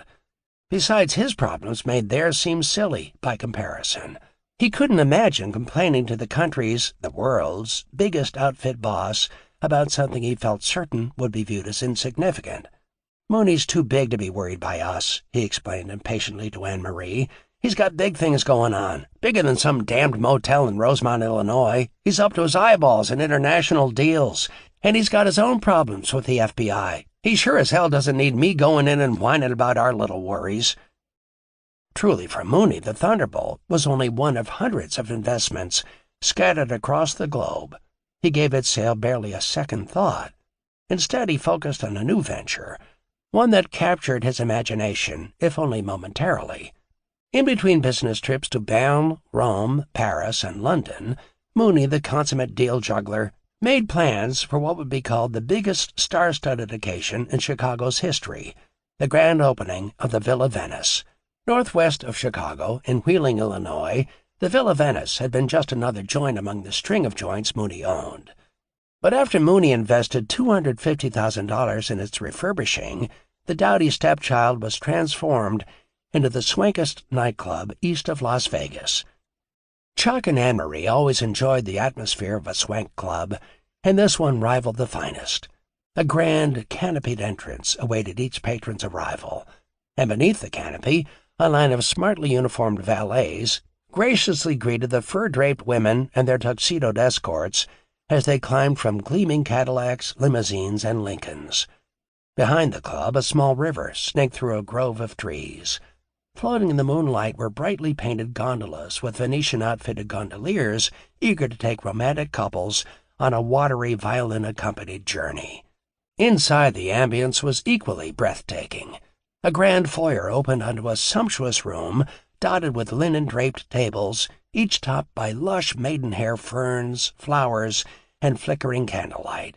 Thick burgundy carpets muffled the footfalls of dozens of elegantly dressed waiters. Throughout the opening week, drinks flowed, and the sounds of elegant, subdued laughter mingled with the tinkling of crystal glasses and champagne flutes. An ornate wrought iron railing separated the club's revelers from a gleaming hardwood dance floor, while on stage, stars such as Eddie Fisher, Frank Sinatra, Dean Martin, and Sammy Davis Jr. crooned for hundreds of admiring fans. That week, Chuck and Anne-Marie were stationed front row and center. At their table sat Butch Blasey, Mooney's bodyguard, and his wife, Chuck English and his wife Laura, Butch and Mary English, and the Potenzas. Anne-Marie, like the other women, was dressed to the nines. The scent of expensive perfume blanketed the smoke-filled air, and there was a hushed excitement in the room, electrifying the night. Other people were willing to pay hundreds, even thousands, just to stand. And here Chuck was, sitting so close to the stage he could smell Sinatra's cologne. That was what being Mooney Giancana's brother was all about, Chuck thought to himself, as the uncertainty of his financial future and the problems with the G-men and Kennedys faded from consciousness. He leaned back to enjoy his front-row vantage point. Glancing up toward the ceiling, Chuck caught sight of Mooney clowning around on the catwalk, waving and making faces at the entertainers. He seemed on top of the world. As Chuck watched Sammy Davis Jr. on stage, he let his mind wander. He'd met Davis years earlier, when he'd accompanied Mooney's New York fence, George Unger, backstage at an Atlantic City nightclub. Unger wanted to collect on a $20,000 debt owed by Davis for jewelry. Unger and Chuck hadn't muscled Davis, but nevertheless the entertainer had been terrified at the sight of Mooney's brother. The name Giancana was as good as any bullet ever invented, striking fear into the heart of a man well acquainted with Mooney's outfit tactics. Davis was not the only celebrity who owed money to Mooney. Half of Hollywood was in his debt. Mooney said countless entertainers, sports figures, and politicians owed him substantial amounts of money. How substantial, Chuck wasn't sure, but his brother complained about it every time a particular name came up. Mooney might not have had his financial concerns squared away with his Hollywood associates, but during the opening of the Villa Venice, he managed to wrestle major dollars from Chicago's affluent gamblers. Guests of the Villa Venice, desiring to indulge their interest in high-stakes gambling, were shuttled to either a nearby Quonset hut, a prefab corrugated metal building set up specifically for the occasion with roulette wheels, card games, and slot machines, or to the classy Vernon Country Club. Mooney had at last built a monument to his power in his own hometown, and although it had cost the outfit's boss a small fortune, it was apparent to Chuck and Anne-Marie, as they joined the club's famous entertainers for a late-night party, that the Villa Venice was worth every dime. When journalists would later report that the famous celebrities had performed for free, as they'd claimed to nosy FBI agents, Chuck would chuckle. Mooney said different, and in no uncertain terms. He'd paid various entertainers $75,000 each in cash for their appearances during the club's grand opening month. Mooney had an unwritten policy of always paying the people who worked for him, entertainers included, because he didn't want to feel obligated. He didn't ask for favors, he granted them. He hadn't asked whether particular performers would do him a favor and come in for the club's opening. He hadn't called in a marker that had forced them to leave their other engagements. He'd told them, and they'd been happy to comply. It was true that Mooney had grown disgusted with the insincere behavior of some of the Hollywood names, but his dislike of them did nothing to cool his desire for profits. He made sure the biggest names were included in his extravaganza at the Villa Venice. He even went so far as to suggest to Los Angeles attorney and theatrical agent Sidney Korshak, a man once described in the New York Times as a major link between big business and the outfit, that Dinah Shore be sent to Chicago. Not necessarily to sing, he told Chuck, but because she had a reputation as a great partier. Her absence at the opening was Mooney's only disappointment, and so far as Chuck could tell, that was a mild disappointment indeed, because apart from a sexual tryst or two, using stars was all business. All business now.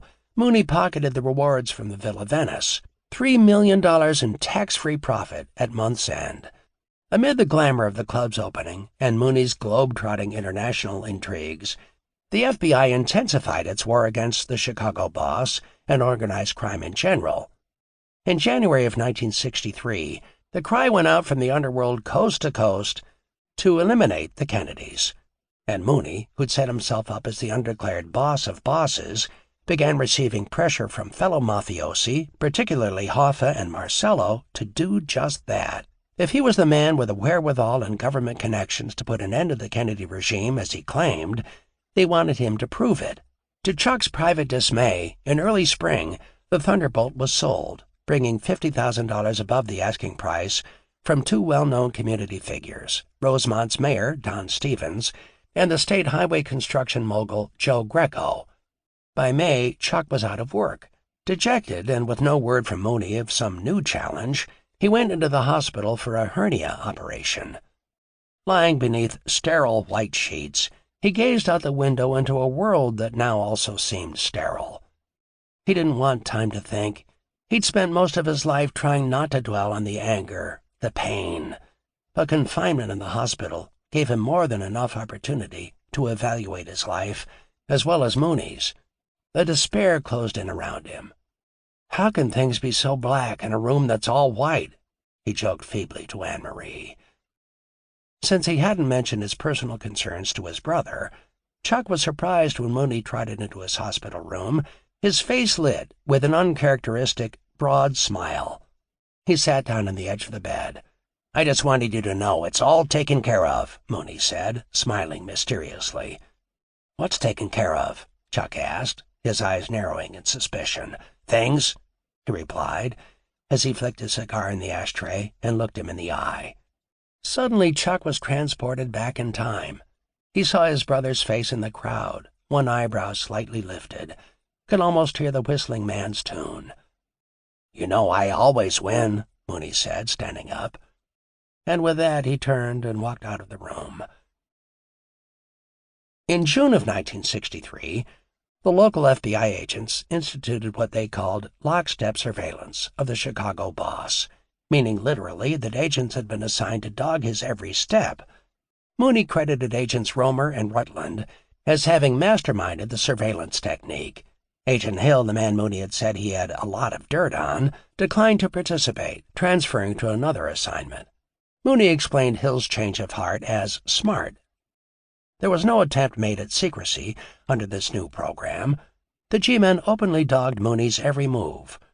More than anything, Mooney took lockstep as a sign that the Kennedys were fighting back, that they were out to get him first. Certainly it was with a new vengeance that the Justice Department now waged war on Sam Giancana. Chuck imagined that the continuous FBI tale would quickly annoy his brother, but he never dreamed Mooney would react by taking legal action. On June 28th of that year, though, at the advice of his attorney and son-in-law, Tony Tishy, that's exactly what Mooney did. He filed suit against the Justice Department in the hope that he'd win a court injunction against the FBI for harassment on the grounds that the agency was depriving him of his constitutional right to privacy. For a reputed mobster to sue the government was unheard of. The headlines in the Chicago papers blared amazement. Chuck, like everyone else in the outfit, had initially been surprised by the stunt. But Mooney was enormously confident, telling Chuck he'd win his case for what he called two very good reasons. First, he said, his civil rights were indeed being violated, and this he could prove in a court of law. And second, but more important, he'd win because by filing the suit, he'd essentially called Bobby Kennedy's bluff. He was certain the Attorney General would back down. As he saw it, Kennedy would have no choice. "I'll be sitting on the stand holding a can of worms, and Bobby'll be scared to death I'll open it, because if I do, all their dirty little secrets will come out." There was some risk involved in Mooney's strategy, however. By taking the government to court, Mooney knew he'd have to go on the stand himself, swearing that he was a law-abiding citizen. He'd then be cross-examined by government attorneys who possessed reams of documents detailing every aspect of his criminal history, enough ammunition to put him away for life. Under oath, Mooney would be forced to answer all questions posed by these attorneys or face binding contempt charges. Nevertheless, Mooney wasn't worried at all. He said he'd heard that the local FBI agents were ecstatic, thinking they'd somehow managed to trap Mooney Giancana and that the crime boss was in for a big surprise. Instead, it was they who were in for a surprise. Attorney General Robert Kennedy claimed that the court had no legal right to rule on the FBI's conduct of surveillance. On that basis, the prosecution declined to cross-examine Mooney, and the court eventually ruled that the surveillance had to be reduced. Mooney had won. But his victory was short-lived. That summer, the Court of Appeals overturned the earlier ruling, and once again the FBI agents dogged his every step. Mooney was philosophical about this turn of events, as well as adaptable. To conduct business, he simply dodged the FBI agents and changed his routine, meeting associates in parking lots, cemeteries, and on street corners. Occasionally, he'd lament the FBI crusade, but largely he said little to Chuck, seething inside perhaps, but seemingly satisfied to wait his turn at revenge. Still out of work, Chuck toyed with the idea of striking out on his own.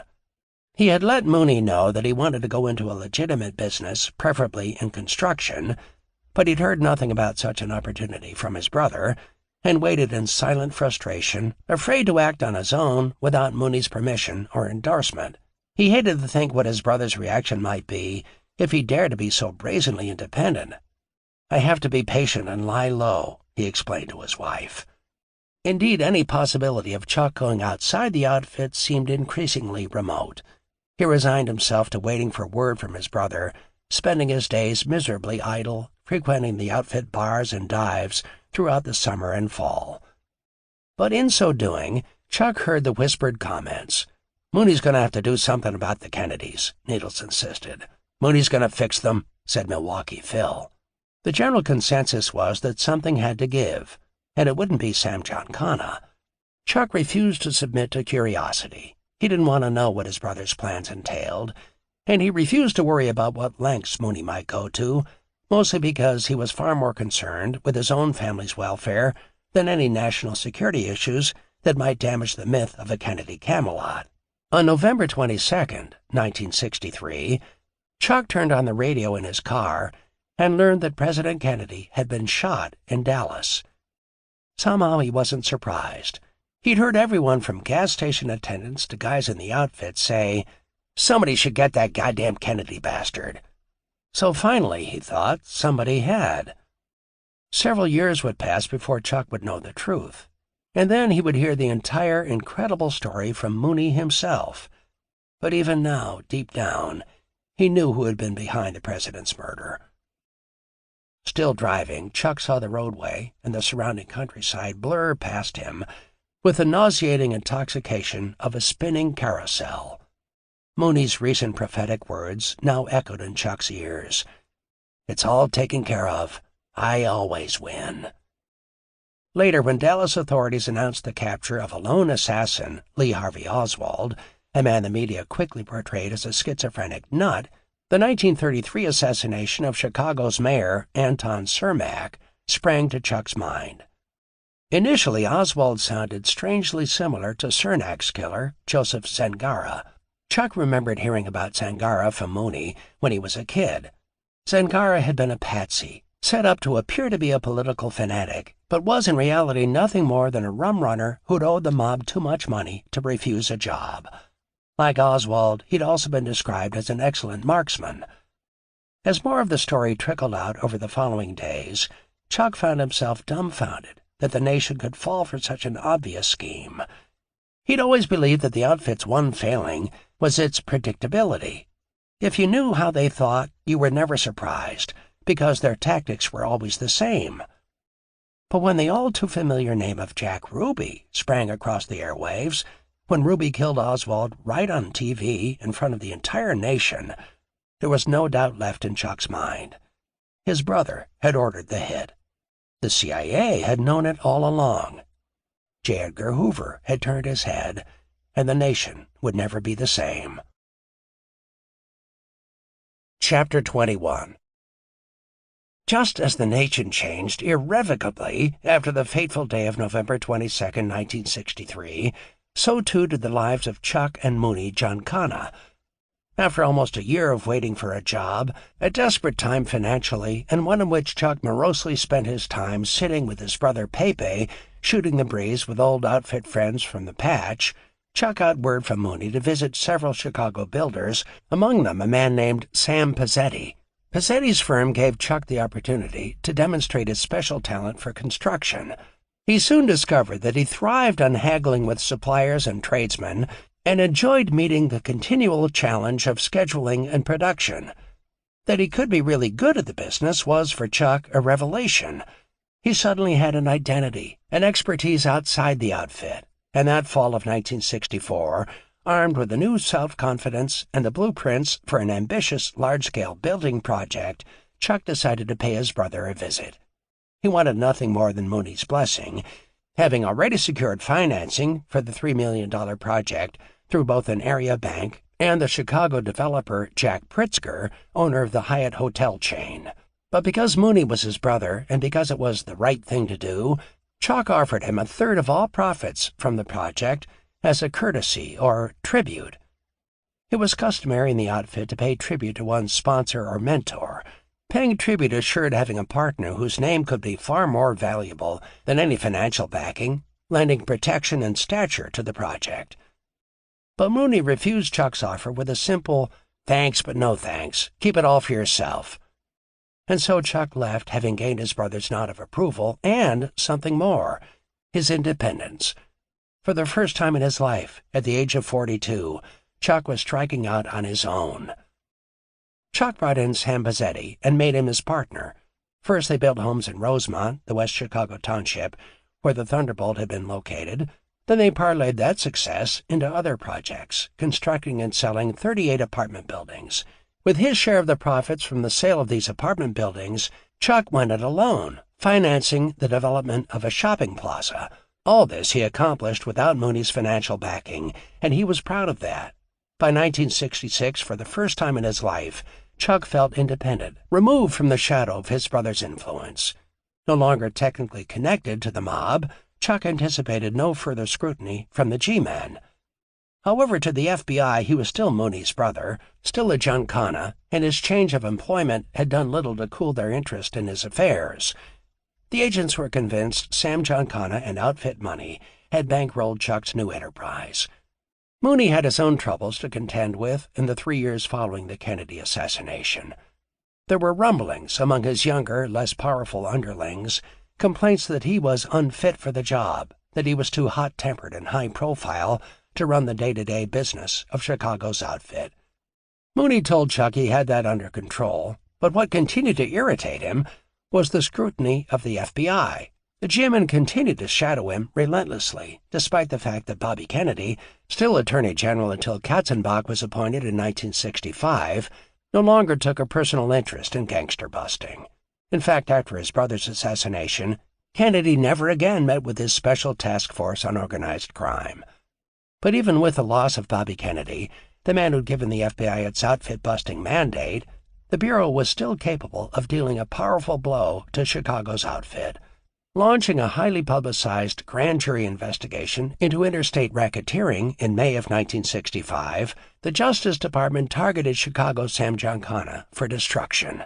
The following month, Mooney, who'd been granted immunity but refused to talk, was found in contempt of court and sentenced to the Cook County Jail. The incarceration would drag on for a full year until Mooney's release on Memorial Day of 1966 with the termination of the grand jury. It was a long year for Chuck as well. Mooney had sent word during his prison stay that his younger brother shouldn't visit. "No reason to bring on any more heat from the G than you already have," he said. Chuck found himself balancing the logic of Mooney's statement with his strong desire to see his brother. Ultimately, logic won out, and he comforted himself with the thought that the imprisonment couldn't last forever. Chuck hadn't realized how much he'd missed Mooney until he finally saw him, immediately following his release from jail. His brother had gone to Chuck's suburban home, saying he wanted to outfox the G-men who'd been tailing him since his release. It had always been a place where Mooney felt comfortable, where he could relax, have some pasta, share a few laughs, and talk openly. Neither Chuck nor his brother considered the possibility that the FBI might be bugging their conversations. Such an idea had never been mentioned, perhaps because Mooney believed that only he and the CIA would resort to illegal wiretapping. Alone in Chuck's rambling ranch home, the two brothers now reminisced about the old days. Mooney's gaunt face and thinning hair saddened Chuck. The past year hadn't been kind. But as much as Mooney looked different, little had really changed. In many respects, he was still the same cocky punk from the patch, a charming, albeit sometimes sinister, rogue who, twinkle in his eye, liked nothing more than to display a new piece of stolen jewelry while extolling the virtues of a good game of golf. Chuck was relieved to find that Mooney's old 42 gang brand of confidence remained intact, that the arrogant swagger still lingered in his stride. "I'm leaving," he suddenly announced in a tone filled half with pleasure, half with what Chuck thought was a tinge of regret. He sat back and lit a cigar. "Leaving? Where are you going?" Chuck exclaimed, practically rising out of his leather chair in surprise. Mooney's words sounded more final than those of a man simply going for a drive. "I'm leaving for Mexico," Mooney replied. "Mexico? What the hell for? For who? Why?" Chuck's string of questions poured out so rapidly he startled even himself. He suddenly remembered Mooney leaving for Joliet, and realized here he was some 30-odd years later, and a grown man on top of it, and yet he felt the same panic, the same sadness he'd felt as a child at the prospect of losing his brother. "Slow down," Mooney said, grinning. "Jesus, you'd think I was being run out of town on a rail." He chuckled, then said, "Sure, I'll miss Chicago, but it's going to be terrific, Chuck." He paused. "Didn't you wonder why Hanrahan didn't go after me again? If he had, they could have kept me in jail forever." Chuck shook his head. He was aware there'd been quite an uproar when U.S. Attorney Hanrahan had backed down and refused to go forward with reimmunization procedures on orders from Washington, the papers had said. There'd even been a rumor, which Chuck had laughingly dismissed, that Mooney was going to turn, that he was going to help the feds nail his fellow bosses. "Well, they would have reimmunized me. That's what Hanrahan and the local G wanted to do. But the CIA pulled some strings with those cocksuckers at the Justice Department. All I got to do now is take Dick Kane and work deals for the CIA and the outfit all over the world. We've got some big-name companies ready to act as fronts and supply the financial backing. There's lots of money. Billions to be made in Asia, Europe, the Middle East, and south of the border. I'll still be running things like I always have in Chicago. I'm putting Teets Battaglia in charge here. He'll do what the hell I tell him to." Chuck nodded in agreement. Mooney and Battaglia went back a long way. "Overseas is where it's all heading, Chuck," Mooney continued. "I've got Trafficani on board for Asia. The Vietnam War is going to make a lot of guys rich. I've got Marcelo in line for the shit from Latin America. Gambino and I'll be working together on Europe and the Middle East. As far as Chicago's concerned, Teets and Ricardo and Rika can handle it just fine without me here." He put his feet up on the table in obvious self-satisfaction. "Yeah, the government's sure been good to you," Chuck retorted sarcastically. "Hey," Mooney said sharply. He leaned forward and knotted his hands into two tight fists. "Forget about the fucking G-men. I'm talking CIA. They're different, like night and day. We've been partners on more deals than I have time to tell you about. You should know that by now, for Christ's sake." "I guess I'll never understand, huh?" Chuck challenged, irritated by Mooney's cavalier know-it-all attitude. Glowering, Mooney stood up from his chair, cigar in hand, and marched across the room. When he reached Chuck, he lowered his voice and hissed, "Maybe this will help." He fixed Chuck in a steely, impenetrable gaze. "We took care of Kennedy. Together." He lifted his cigar to his lips, and a cruel smile curled like an embrace around it. There was a deadly silence in the room as Mooney stalked back to the comfort of his chair. Chuck felt as if his mind had just gone blank, become an empty slate of shock, and still a million questions rushed in just as quickly. He finally knew for certain what he'd secretly feared all along. His brother had been right. The government and the outfit really were two sides of the same coin. But hearing the truth, and hearing it directly from Mooney, left him speechless. He saw his hands tremble as he reached for the reassurance of a cigar. "How's that?" Mooney said, smiling triumphantly from his chair. Chuck could only nod. He cleared his throat and muttered, I guess I see what you mean." For the next hour, Mooney shared the darkest and most horrifying of his secrets. Deep down, Chuck wanted to tell his brother to stop, wanted to cover his ears. These were not, he thought, the secrets a man should know if he valued his life. But somehow he couldn't call a halt to the stream of words. Chuck had already known Jack Ruby was not a stranger to Chicago. Ruby had been Chicago's, meaning Mooney's, man in Dallas for years, running strip joints, gambling rackets, and narcotics for the outfit, and running guns, and he heard narcotics as well, for the CIA. All the activities were carried out under Mooney's direction, largely through the insulatory channels of a small, trusted handful of lieutenants, Lenny Patrick, Dave Yaris, Paul Jones, and his old Calneva pit boss, Louis McWillie, as well as Mooney's outfit Teamsters men, Red and Alan Dorfman. Ruby's murder of Oswald, an act that placed Chicago's outfit and its leader squarely in the middle of the assassination cover-up for anyone who understood the outfit hierarchy, was, as Chuck had already suspected, not inspired by a sudden outburst of patriotism on the part of a two-bit racketeer. Mooney told Chuck that he'd kept Johnny Roselli as his liaison to Marcello, Trafficante, and the CIA, while concurrently directing his lieutenants to put Ruby in charge of overseeing the outfit's role in the assassination, collaborating in Dallas with the government agents. So it came to be that another Jack Ruby, a smart, clever man, one very different from the person erroneously portrayed by the media as an overzealous yet bumbling nightclub owner, played a major role in the events surrounding the murder of the president. Ruby, Mooney told Jack, had been a logical choice. The guy had previously demonstrated his extreme loyalty and ability to work with the CIA during the planning for the Bay of Pigs invasion. Mooney said he'd heard through Lenny Patrick that Ruby actually had come into his own while collaborating with his intelligence buddies.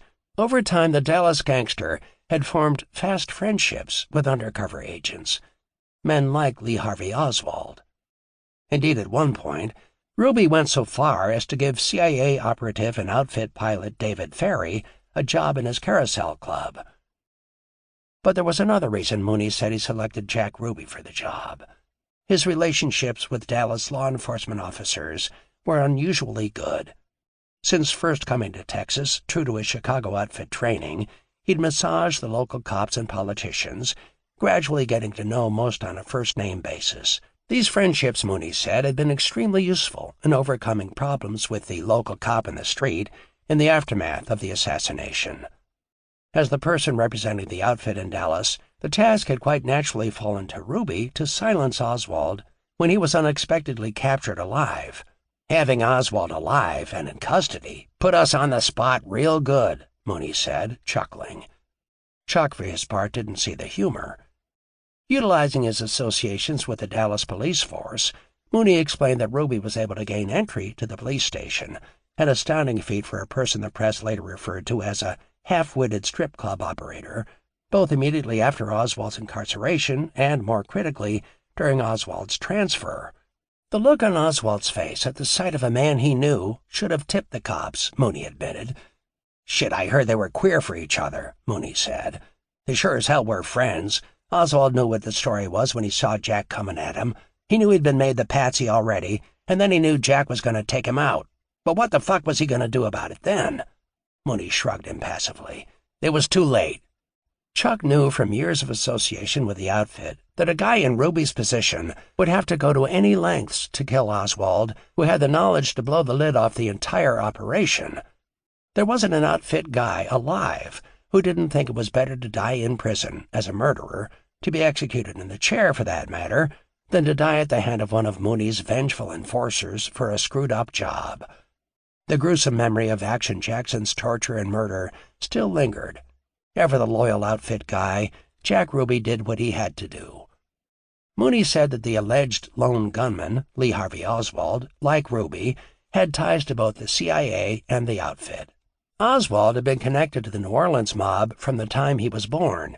His uncle was a Marcello lieutenant who had exerted a powerful influence over the fatherless boy.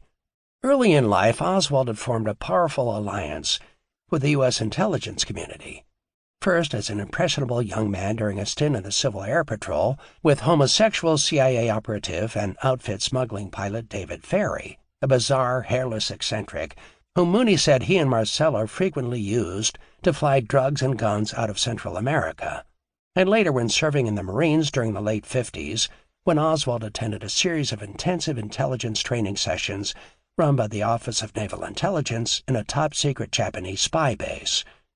The short of it, Mooney said, was that Lee Harvey Oswald was a CIA agent.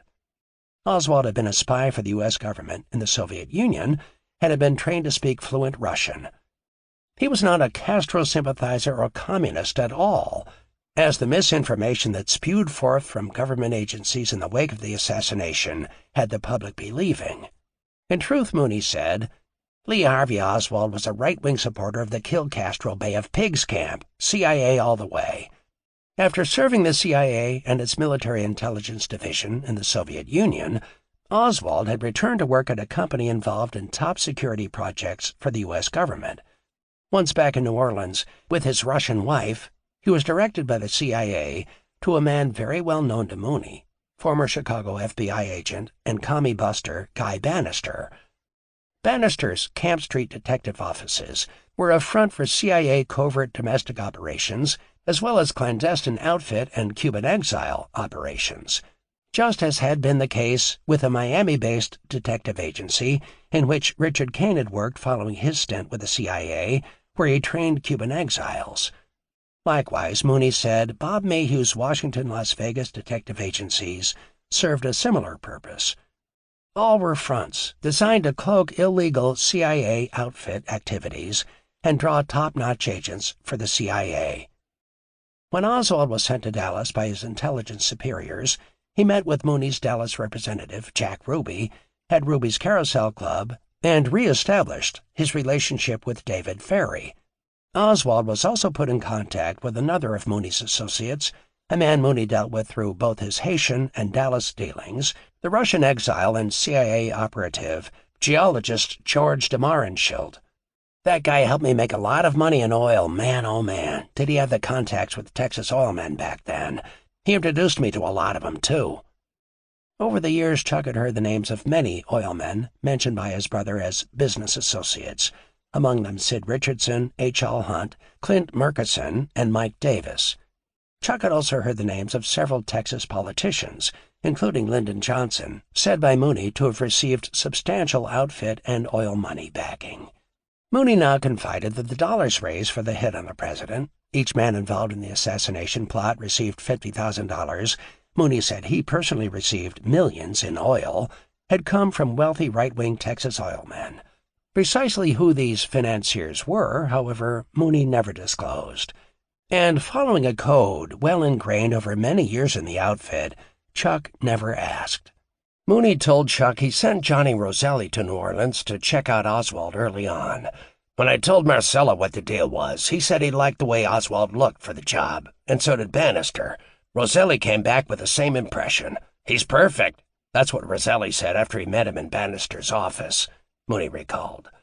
Roselli returned to Bannister's New Orleans office several times in preparation for Dallas, his last trip being in October of 1963. Contrary to popular opinion, Oswald, Mooney added, had been a bright kid. His downfall had been his unyielding patriotism and malleability. He was easily manipulated. In early spring of 1963, when the decision was reached by Mooney and his CIA associates to finalize plans for their elimination of the president, Oswald was the natural choice as fall guy. They'd already laid the groundwork to make him look like a commie nut by going to Russia and with all that pro-Castro shit. He was perfect. He acted like a commie. He smelled like a commie. So they figured it would be no problem to convince people he was a commie. As he'd done with the Castro assassination attempt and other covert operations previously, Mooney told Chuck he relied on Roselli as his main conduit to the CIA, but only after he said he held an initial meeting with Guy Bannister and former CIA Deputy Director Charles Cabell, then employed in Mayhew's detective firm. There was also a man Mooney described as a covert operations specialist, and some top brass in U.S. military intelligence from Asia in attendance. After this meeting, Mooney said that Roselli met several times with members of the original group, as well as a CIA agent. Roselli also continued to serve as Mooney's go-between to Marcello, Trafficante, and Hoffa, men who were equally eager to see their nemesis, Jack Kennedy, eliminated. Mooney said that the entire conspiracy went right up to the top of the CIA. He claimed that some of its former and present leaders were involved, as well as a half-dozen fanatical right-wing Texans, Vice President Lyndon Johnson, and one of the team from the Bay of Pigs Action Office under Eisenhower. The more Chuck understood about Mooney's plot and its multitude of players, the more apparent it became that there were few, if any, lines of demarcation between the outfit and the CIA. There were no black hats and white hats. That was all a sham, for, as Mooney put it, saps to cling to. In many instances, the outfit and the CIA were one and the same. Such was the case, according to Mooney, with Frank Fiorini, Mooney's lieutenant, who worked simultaneously with the government intelligence agency and would go on to become embroiled in Richard Nixon's Watergate fiasco under the alias Frank Sturgis. The same held true of Richard Kane. Kane was an operative and outfit man who secretly had worked as a spy for Mooney in Chicago Sheriff Richard Ogilvy's department. Kane was not the man whom Mooney intended to make his confidant, international traveling companion, and CIA dealmaker. From Mooney's point of view, one that Chuck couldn't help but embrace when faced with the facts his brother threw down before him, the CIA and outfit had become so intertwined that to say there had been a conspiracy between the two overlooked the mere fact that they had become, for all practical purposes, one. For all its apparent simplicity, Mooney said the Dallas assassination had taken months to mastermind. Dozens of men were involved, and the hit had been planned for several different cities: Miami, Chicago, Los Angeles, and Dallas. But ultimately the president had been lured to Dallas, the city affording the best opportunity for a successful assassination. Mooney said both Richard Nixon and Lyndon Johnson knew about the whole damned thing, having met with him several times in Dallas immediately prior to the assassination. What exactly was discussed between these men, Mooney didn't say. The politicians and the CIA made it real simple, Mooney explained. We'd each provide men for the hit. I'd oversee the outfit side of things and throw in Jack Ruby and some extra backup, and the CIA would put their own guys on to take care of the rest. According to Mooney, the nuts and bolts planning had involved some of the top people in the Dallas police force. Most conveniently, the mayor, Earl Cabell, was the brother of former CIA Deputy Director Charles Cabell. As the man responsible for citywide security, the mayor provided the police protection for the presidential motorcade. Mooney grinned. They made sure it was so loose down there in the day of the hit, shit, a 4-year-old could have nailed Jack Kennedy. Chuck would later learn through the outfit grapevine that Mooney solicited professional killers from several quarters, killers who, the guys said, were required to be top-notch marksmen. 2 of Marcello's men were recruited for assassination, as well as 2 of Trafficante's Cuban exile friends. It was rumored that one of these exiles was a former Havana vice cop turned mobster, and the other a radical turned corrupt U.S. Customs official. From Chicago, Mooney brought in Richard Kane, Chucky Nicoletti, and Milwaukee Phil, all having worked previously on the Bay of Pigs deal. Mooney said that both Kane and Nicoletti were actual gunmen for the hit, being placed at opposite ends of the Dallas Book Depository. In fact, he asserted it was Kane, not Oswald, who'd actually fired from the infamous 6th-story window. Mooney also alleged that the CIA had added several of their own soldiers, using one of the anti-Castro and Roscoe White as actual gunmen for the hit, along with J.D. Tippit and Lee Harvey Oswald, the man Mooney said they intended to frame as the lone assassin. During the operation, Mooney said the CIA upper echelon sequestered themselves in a hotel surrounded by electronic equipment. With the aid of walkie-talkies, the men were able to secure their firing positions and learn of Oswald's whereabouts immediately following the hit. Mooney's backup, Milwaukee Phil, stood armed and ready to handle any last-minute interference with the shooters.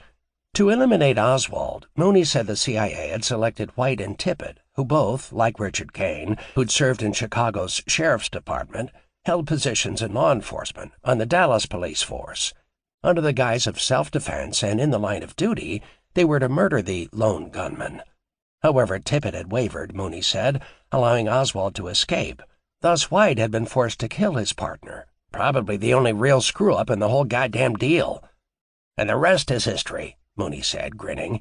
For once we didn't even have to worry about J. Edgar Hoover. He hated the Kennedys as much as anybody, and he wasn't about to help Bobby find his brother's killers. He buried his head in the sand, covered up anything and everything his Boy Scouts found.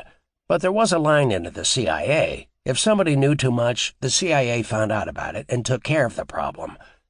When Mooney used the phrase, took care of the problem, Chuck caught the tacit message being conveyed. From what Mooney said that day, the CIA had indeed stepped in with immense efficiency and removed all traces of conspiracy. As for any evidence that Chicago's mob boss was a participant in the events of November 22, 1963, Mooney said he was well insulated, thanks to his practice of delegating the details to his trusted lieutenants. Mooney, like the higher-ups in the CIA, cared very little about the minute details of the plot's inner workings. The results were all that mattered. He'd met one last time in Dallas, right before the hit, with the top guys in the CIA group, some politicians, and the Texan assassination backers, and that was that. Chuck had listened appalled while Mooney unveiled the story of the president's murder. Now his brother suddenly looked away, falling quiet as he apparently searched for the right words. He turned back to Chuck and went on. The hit in Dallas was just like any other operation we'd worked on in the past.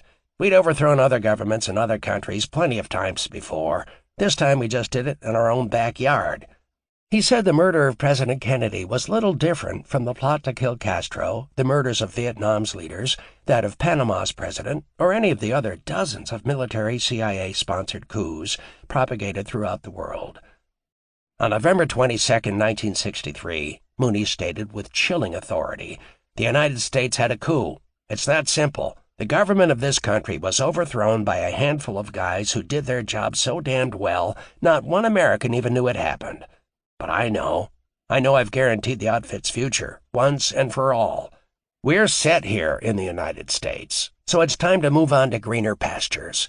Spreading the outfit's power and making a fortune in deals overseas are two of the best reasons I can think of to leave the country.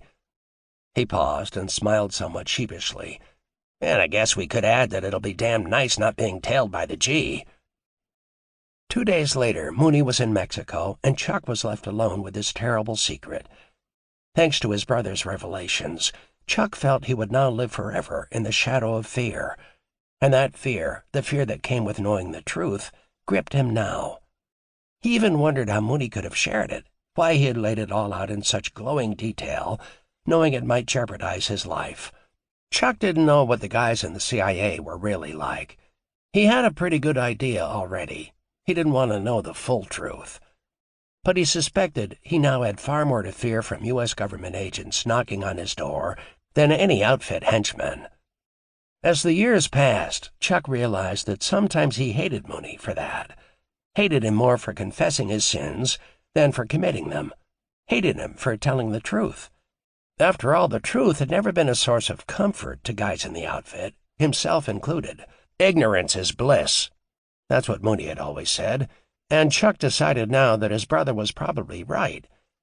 Because if the wrong people found out how much he really knew, his life could fast become a hell.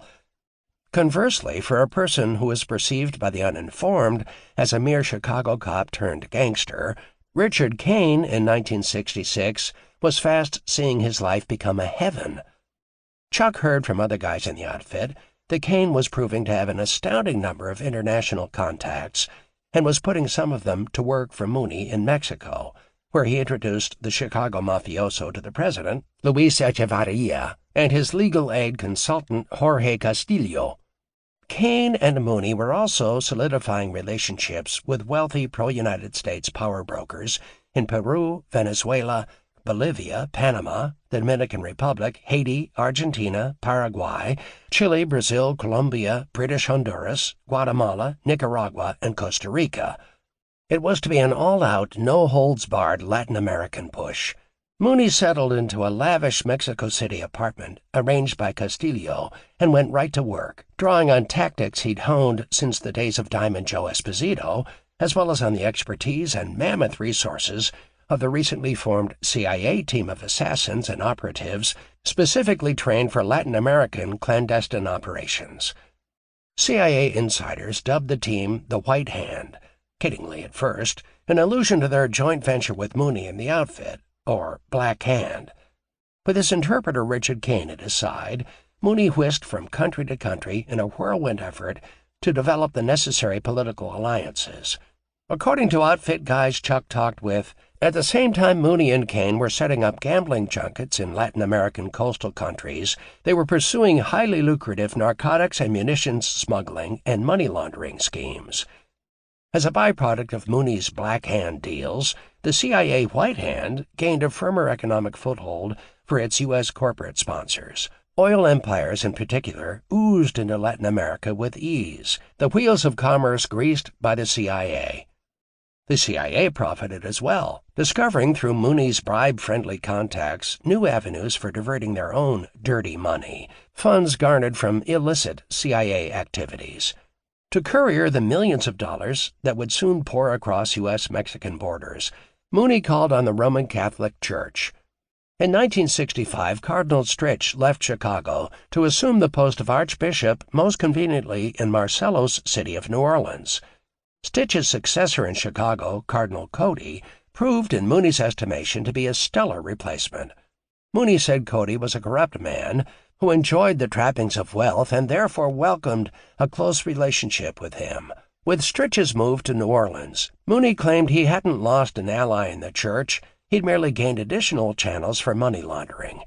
Father Cash, the Chicago priest Mooney utilized as a courier, had traveled under Mooney's orders across the nation and to Europe for close to 2 decades.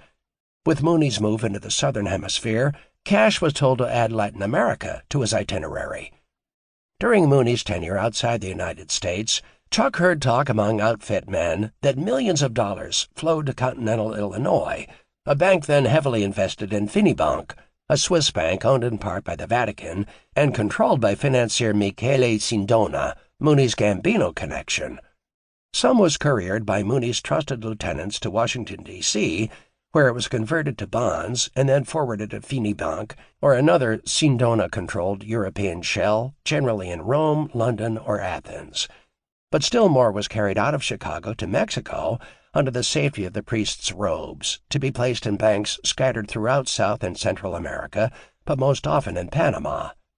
Often these funds were then diverted to Milan and on to the Vatican Bank in Rome, where they were easily transferred to Finibank in Switzerland and straight into the hands of Michele Sindona and an up-and-coming Chicago priest residing in the Vatican, Paul Marcinkus. The CIA, eager to improve its own financial position, was said to have followed suit, dealing frequently and closely with Marcinkus and Sindona. While Mooney struck gold on countless foreign coasts in 1967, Chuck met a different fate. That year saw one disaster follow on the heels of another. At first it had looked as if he was really going to make it on his own in the construction business, and make it big. Since 1964, he'd diligently established himself in Rosemont as an active community sponsor, becoming personal friends with area bankers and the mayor. Out of the outfit's shadow, Chuck was finally prospering and living the life of a successful, upstanding citizen. He and his family began once again to live the American dream. But in February 1967, that dream suddenly shattered. He learned later that the FBI had suggested to reporters at the Chicago Tribune and Chicago Sun-Times that perhaps Sam Giancana, although now absent, might still be investing in Chicago real estate and construction. For starters, the agents pointed to Chuck's thriving Rosemont shopping plaza. A slight prodding in this direction was all it took to entice the headline-grabbing reporters who'd found the Chicago mob scene dull since Mooney's departure. Within 24 hours, helicopters loaded with cameramen circled like vultures above the shopping plaza, and its legitimate shop owners were besieged. Chuck was soon bombarded with questions by aggressive reporters. Faced with their damning accusations, Chuck rightfully insisted that his success was his own, that his brother had contributed not one thin dime to his real estate ventures. But the newspapers the following day told a different story and suggested in their headlines that Sam Giancana was indeed up to his old tricks. After all, Chuck Giancana was Mooney's brother. It was obvious he served merely as a front for one of Mooney's many illegal money laundering schemes. Within hours of the newspaper's scandalous allegations, Chuck received a call from the bank that held the note on his shopping plaza. They learned that the insurance coverage on the property had been canceled, which was news to Chuck, and were calling his $200,000 note. Chuck had to come up with the cash or surrender the property. Soon after the disturbing call, Chuck discovered that not just reporters but also FBI agents had been visiting his tenants and questioning his bank and insurance company. Evidently, the agents hoped this crisis would bring Chuck's brother out of the woodwork and back into the United States. The month of February was a frantic one, filled with desperate calls to insurance companies and lending institutions. Chuck was determined not to go to Mooney for financial assistance, but at last forced to admit that there wasn't a bank in the United States that would touch him with a 10-foot pole, due to the FBI agent's relentless threats and warnings about dealing with an undesirable character, Chuck resigned himself to the inevitable and sent a message to Mexico. He needed Mooney's help. His brother's reply was simple and direct. "No way. Unload the joint." Chuck was stunned. Never in his life had he felt such rage. He'd never asked his brother for anything more than a decent job, and now, when he needed him most, when his family's welfare, his entire fortune, depended on it, Mooney had turned his back. 2 days prior to foreclosure, Chuck sold his shopping plaza. He was overwhelmed with bitterness. He'd felt the cool thrill of the brass ring in his hand, felt it wrested from his grasp, all because of who he was.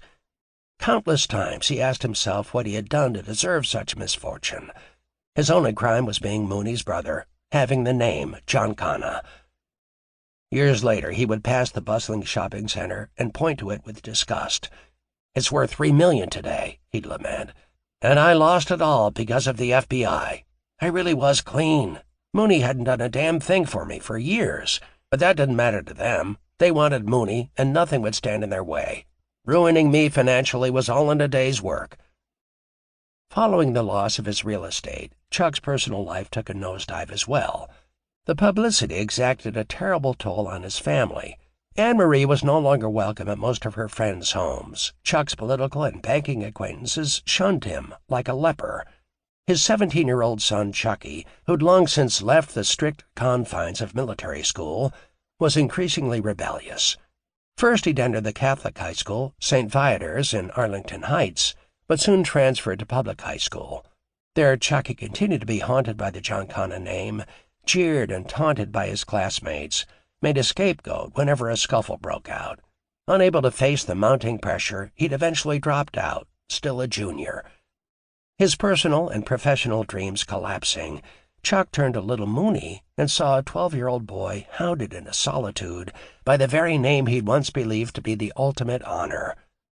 A darkness enveloped Chuck's world, and with no future in construction, he went to work as a motion picture operator. The blackness of the theater suited him well now. With just the endless reels of film as company, he sat alone, seething in anger at life's injustice. And he reviewed his life along with the movies. In so doing, Chuck saw more clearly than ever before how Mooney had left his lasting, destructive mark on every aspect of his own being.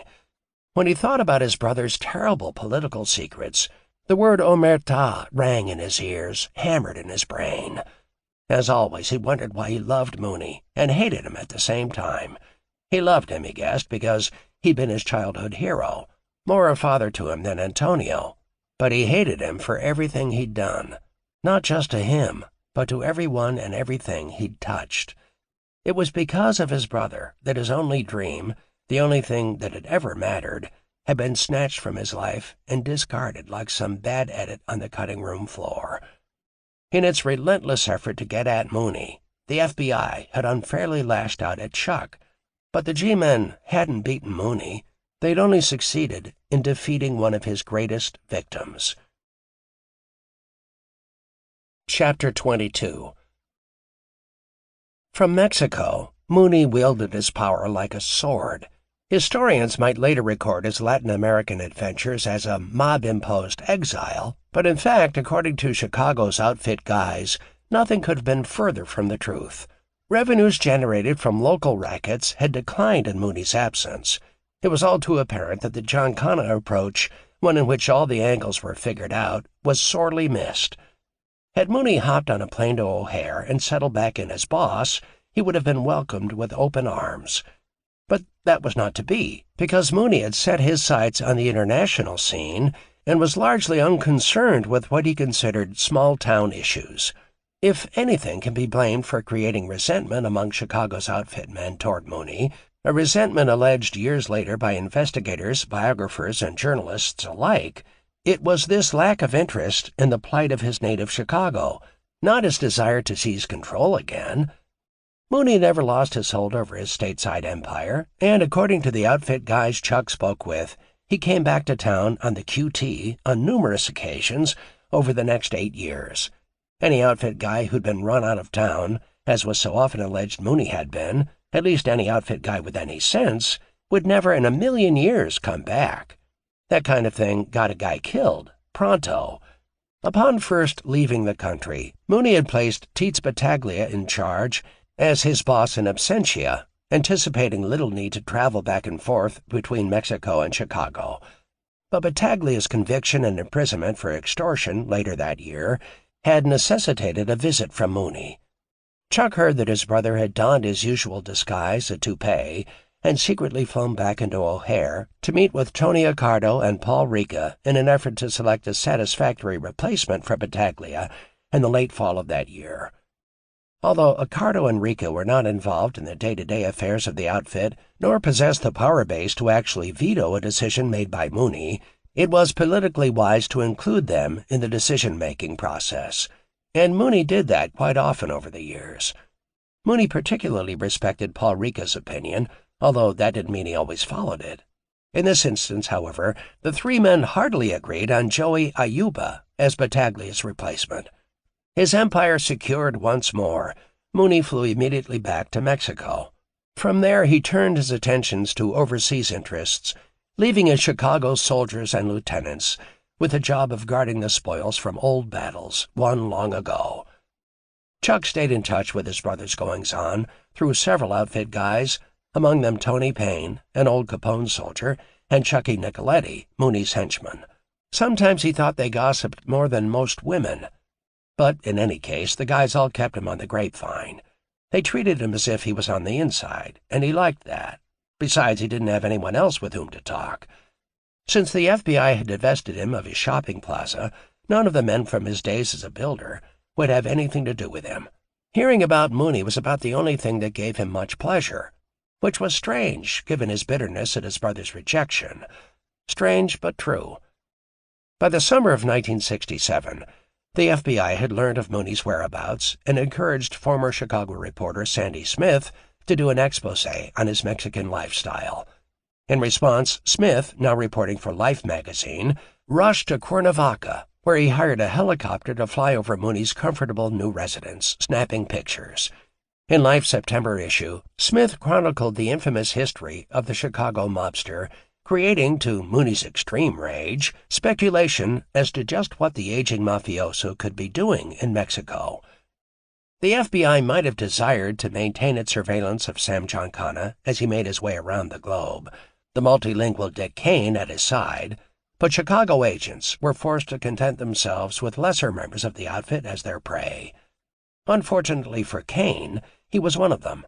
As part of a federal investigation, 24 outfit members were indicted in 1967, among them Mooney's erstwhile interpreter. Going back to Illinois to handle business for his boss, Kane was nabbed by federal agents on charges dating back to a 1963 robbery. He was held in Chicago to await trial, and in 1968, Kane, along with Willie Potatoes Dodano, was convicted and sentenced to prison. Willie got 15 years, and Kane, rumored to have been aided by his agent friends, managed to scrape by with 4. Without his sidekick, Mooney continued his travels. He spent long hours in discussion with Meyer Lansky in Rio and Acapulco, traveled to Rome for a private audience with Pope Paul, and occasionally took time out from his busy schedule to vacation with Phyllis McGuire, entertain Mexican officials in his home, or play golf at a nearby country club. According to Chuck's family and friends, such was the life of a retired mobster in exile. In July of 1968, the FBI again attempted to shake Mooney from his Mexican headquarters. This time, however, their attempts took a sinister turn, involving Mooney's daughter, Bonnie, and her husband, Tony Tishy. The couple now lived in Tucson, a city New York boss, Joe Bonanno, also called home. To carry out the plan, Tucson FBI agent David Hale hired 3 area hoods. Their first target was the home of Mooney's daughter. Late one evening, shots crashed through its windows into the living room. 2 weeks later, the homes of Bonanno and other gangsters were laid under a similar siege.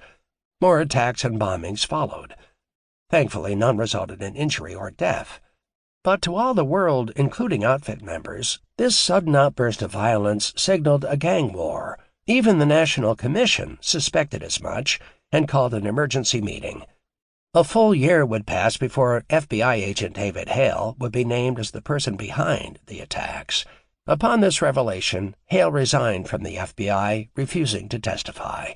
A witness to the shooting at the Tichy home was found murdered, and with that the case was closed. The FBI and its agent David Hale escaped prosecution. Outfit members believed the attack on Mooney's daughter's home had been an attempt to lure the Chicago boss across the Mexican border. If so, they failed to wrest Mooney from his lair.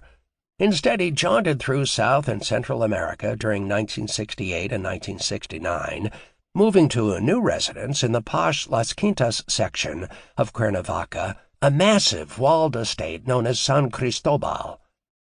In April of 1969, Chuck crawled out of the darkness of his movie operator's booth long enough to learn some distressing news about his brother from outfit enforcer Chucky Nicoletti. He'd stopped by the Lilac Lodge, a West Side Chicago haunt. Since it was well known as an outfit watering hole, Chuck hoped to hear some word of Mooney's Mexican adventures. During the spring and summer months, Mooney's men, everybody who was anybody, often played a round of golf at the nearby Fresh Meadows Golf Club, and sooner or later made their way over to Lilac Lodge for a drink. When he walked in the door, Chuck spotted Chucky Nicoletti, apparently alone, at a corner table. Nicoletti waved him over and ordered another drink. Nicoletti was not what Chuck considered a brilliant conversationalist, but what he had to say on this afternoon, while they sat sequestered in the quiet recesses of the Lilac Lodge, captured Chuck's attention completely. "Well," Nicoletti announced, after they'd exchanged handshakes and had drinks in hand, "one more Kennedy out of the way, huh?" He smiled broadly. "Yeah," Chuck murmured absent-mindedly. He wasn't in the mood to talk about the Kennedys, and hoped Nicoletti would change the subject. Instead, Nicoletti continued. "So Mooney did it again. Goddamn, I'll tell you, your brother's a fucking genius." "Did what again?" Chuck asked, sipping his martini. "You know." Nicoletti lowered his voice an octave. "Hit Bobby." Not wanting to appear ignorant, Chuck nodded and lit a cigar. "Oh, yeah," he replied. "Setting up that guy Sirhan to take the rap? Shit. Didn't it work like a charm? Of course," he added, winking, "the son of a bitch didn't have much choice." "No, not much choice," wondering what Nicoletti meant. "Hey, when you work for the outfit and owe 'em a small fortune and you can't cough it up, that's what happens, right? Shit, now that I think about it, it was a lot like the Ruby and Oswald deal." "Yeah," Chuck agreed. "You know," Nicoletti whispered, "Oswald didn't really fire a shot. At least Sirhan did that much, but even if he couldn't hit a barn, it didn't matter, 'cause Mooney had another guy to do the job on Bobby, some Mexican he probably dug up down south." "Yeah, I saw it on TV, the murder," Chuck added, not knowing what to say. Obviously, Nicoletti thought he was still very much on the inside with Mooney. "Me too," Nicoletti said, laughing out loud. "Can you believe it? Mooney must like to nail those Kennedy bastards in front of God and everybody. Sort of proves a point, doesn't it?" His eyes narrowed. "I guess so. Lets him know nothing will stop him, not even a crowd of reporters." He felt his heart begin to race.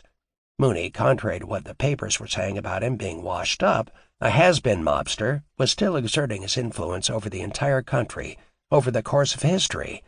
Chuck wondered whether the same people were responsible, whether the CIA was involved. Certainly the lack of any real investigation into Bobby's murder seemed suspiciously similar to what had occurred in the wake of Jack's death. Nicoletti, warmed by his discussion of Mooney, began waxing nostalgic, talking about the old days in the patch. "Your brother's just as tough today as he was 30 years ago, Chuck," he said, grinning. "Just as goddamn powerful. No, more powerful now. There's nobody who can fucking touch him now." Tommy Payne would later tell Chuck that the Chicago outfit had controlled everything at the Los Angeles hotel where the hit on Bobby Kennedy had occurred, and that the other gunman, an outfit hitman, was a last-minute replacement for a regular security guard. It was all planned out, down to the last detail, and covered up, just like the other brother, Payne confided.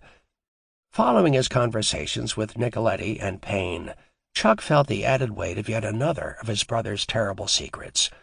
And with this new knowledge, he'd never felt so alone in his life. Was it the proverbial straw that broke the camel's back? He really didn't know. But he did know one thing for certain. He knew too much. Too much about Mooney, and too much about the CIA and the politicians who would sell their souls for power. He'd never be safe again. Maybe his family wouldn't be either. The anger at realizing it was all because of Mooney was overwhelming. Something had died in him when he'd lost the plaza. His love, his trust in his brother had been all swept away, and there was little left to cling to now. Whether it was out of self-preservation or moral outrage, he'd never honestly be able to say, but he suspected it was the former, less noble motivation. He vowed then with every fiber of his being to turn his back forever on Mooney and the world of the outfit. On May 23, 1969, Chuck Giancana's family legally changed their last name. Chuck had decided he wanted to extricate himself completely. He didn't care whether he ever saw Mooney again. What he didn't know at the time was that he never would. At least, not alive. Epilogue. On June 19, 1975, staff members of the Senate Select Committee on Intelligence arrived in Chicago, Illinois. Their purpose was to arrange for the safe transport of Sam Giancana from his Oak Park residence, where he had been sequestered since his deportation from Mexico the previous year, to Washington, D.C. for his testimony 5 days later on June 24th. Senator Frank Church and his committee colleagues were specifically interested in his connection to the CIA's Castro assassination plot. Mooney Giancana, however, like so many other potentially explosive sources of information before and after him, would not live to sit before the committee. On the evening of the very day that Senate staffers went to Chicago, Mooney was murdered. Since changing his name and severing all ties to Chicago's outfit in 1969, Chuck had not spoken to Mooney. Their relationship had been irreparably damaged. Over the years, however, Chuck had kept track of his brother's whereabouts through friends and family members. What Chuck knew of those years, coupled with what he'd gleaned from previous conversations with Mooney, only added to his suspicions regarding his brother's murder, as well as to his bitter disappointment in the government of the United States. In the years immediately following 1969, Mooney continued to reside at his Mexican estate, San Cristobal. He traveled extensively, visiting not just European and Latin American cities, but also the Middle Eastern cities of Tehran, Iran, and Beirut, Lebanon. In Beirut, Mooney had obtained membership in an exclusive country club, Chuck was told, and while based there had met with many of the world's most influential power brokers, including Mooney's friend, the Shah of Iran. Interestingly, U.S. CIA relations with these countries were in their heyday during this same period. Mooney had once told Chuck that the Shah had been placed on the throne by the CIA. To accomplish that, Mooney said U.S. intelligence had utilized massive bribes and financed a coup to overthrow the Shah's predecessor, Mossadegh, in 1953. For their efforts, the CIA remained fast friends with the corrupt Iranian government until the Shah's forced exile in 1979. Chuck thought it probable that Mooney's relationships in the Middle East also flourished during this period, given the inordinate amount of time he spent in the area. Some biographers would later claim that the Justice Department had succeeded in souring several of Mooney's Middle Eastern enterprises, but outfit men told Chuck that J. Edgar Hoover's attempts to interfere with Mooney's affairs overseas never had any impact. Indeed, such an idea was laughable, given foreign officials' willingness to accept handsome outfit payoffs. Hoover and his FBI agents might strike fear into the heart of the erring American, but their authority was inconsequential elsewhere. During the latter part of 1971, Richard Kane was freed from a Texarkana prison and quickly resumed duties as Mooney's international protégé and interpreter. The sheer number of Latin American countries the duo visited, countries of extreme interest to the CIA, bolstered Chuck's suspicion that Kane had resumed his clandestine CIA duties as well.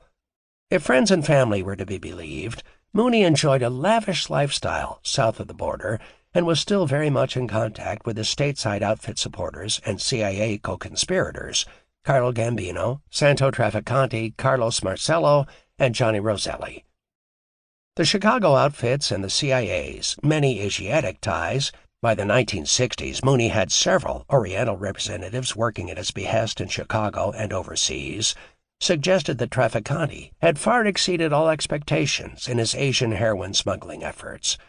In fact, it would later be claimed by several historians that Trafficante had collaborated with U.S. intelligence in Hong Kong, the Philippines, Vietnam, and Laos. It also seemed likely that Mooney, along with Marcello and Trafficante, continued to reap the benefits of an extensive CIA Mafia Texas cocaine smuggling ring worth literally billions of dollars, a joint effort based in South America, Costa Rica, and Panama, which Mooney had described to Chuck during the Bay of Pigs era. Based on his brother's comments at that time, Chuck suspected the ring utilized offshore Texas oil wells to subvert the efforts of U.S. Customs. As for the Gambino-European opium connection, there was reason to think, based on Mooney's frequent trips to Rome, Bern, and Athens, that during the years following Chuck's estrangement with his brother, Mooney maintained his partnership in the Gambino enterprise. Mooney's travels might also have served to further his relationships with the Vatican's Michele Sindona. In 1973, after several profitable and fast-paced years with Richard Kane at his side, Mooney and his friend were reported to have had a heated falling out, one that led to Kane's departure to Chicago. It was not known by Chuck whether Kane also severed his ties with U.S. intelligence, but he'd heard that once back in Illinois, Kane made it known he was looking for investors in a Cyprus Malta gambling junket without the blessing of his mentor. Kane spoke openly of his displeasure with Mooney, telling virtually anyone who'd listen that he intended to proceed with the gambling venture against his boss's wishes. According to FBI reports, Kane then met with Bureau agents and asked to be hired by the Justice Department. The agreement called for him to continue his outfit duties and act as a paid FBI informant. Whether or not the Justice Department was aware of Richard Kane's alleged CIA ties was never revealed, but according to FBI reports, he was indeed given the status of paid informant, earning a handsome consulting fee equal to that of the average annual salary of a Chicago agent. In light of his FBI employment, it seems strange that Kane, rather than mend his fast-souring relationship with the outfit in an effort to gain information for the FBI, began an even more fervent announcement of Mooney, seeking out dissatisfied mobsters as his cohorts. For the informed, there were shades of the Tucson FBI dirty tricks in this endeavor, although tame by comparison. Chuck believed, as did many of his fellow outfit friends, that it was more likely Kane, rather than acting as an informant, was part of a covert FBI operation whose aim was to foster turmoil within Chicago's outfit. Told to back off by outfit superiors, Kane continued his public ranting, claiming that one day he himself might become Chicago's boss. Such braggadocio was not only foolhardy, it was suicidal. Kane, of all people, should have known better. Given his behavior, no one was surprised when Richard Kane was murdered on December 20th, 1973. Obviously, he'd shot his mouth off one too many times. Authorities ruled his death a gangland slaying, and the case was closed. But for Chuck, Kane's actions and the details of his murder raised some disturbing questions. Given his involvement with the CIA and FBI, and, according to Mooney, in the presidential assassination and countless other covert activities, Kane's behavior and death deserved closer inspection. According to police reports, the murder took place in broad daylight at Rosa's sandwich shop. There Kane lunched with several unidentified men. These men got up and left while Kane remained alone at his table. Soon after, two men, wearing ski masks and toting shotguns, entered the shop. They swiftly lined the diner's terrified inhabitants against the wall. Witnesses reported that one of the gunmen sported a black glove in his left hand, a white one on his right, while his gloveless accomplice carried a walkie-talkie. Witnesses stated that the man with the walkie-talkie held it to his mouth and said, "Who's got the package?" He repeated this question several times until finally a reply came back, "Here comes a guy now. Maybe he's got the package." Hearing those words, the strangely gloved man walked up to Kane and fired 2 shotgun blasts at point-blank range into his brain. After briefly searching Kane's pockets, the two walked rapidly out the door, disappearing forever. There were several intriguing features to this incident. Certainly it was unlike any outfit hit in the history of Chicago. Since the flamboyant days of Al Capone, the Chicago outfit's professional assassins had shunned witnesses, preferring the cover of darkness to accomplish their ends. There was little question Kane could have been hit at night. His whereabouts were no secret to anyone in the outfit desiring to harm him. Another element that didn't make sense was the use of walkie-talkies. Such a thing was considered silly by macho Italian killers. But most interesting were the two mismatched gloves on the hands of Kane's killer. It seemed probable to Chuck that the two gloves were a bold message from the collaborators in Kane's execution, a message only Kane himself would recognize. Very likely they represented the two forces he knew all too well, the Latin American CIA White Hand and the Black Hand of Sam Giancana. What Mooney's precise role might have been in the murder would never be known. Perhaps Kane was lured to the diner by Mooney's trusted lieutenants and then executed by his co-conspirators from the White Hand.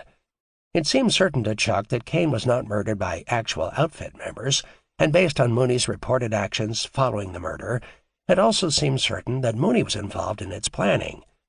Had the White Hand executed Kane without Mooney's approval, Mooney would have rightly feared for his own life. But in 1974, if he did harbor such fears, he gave no indication to family or friends.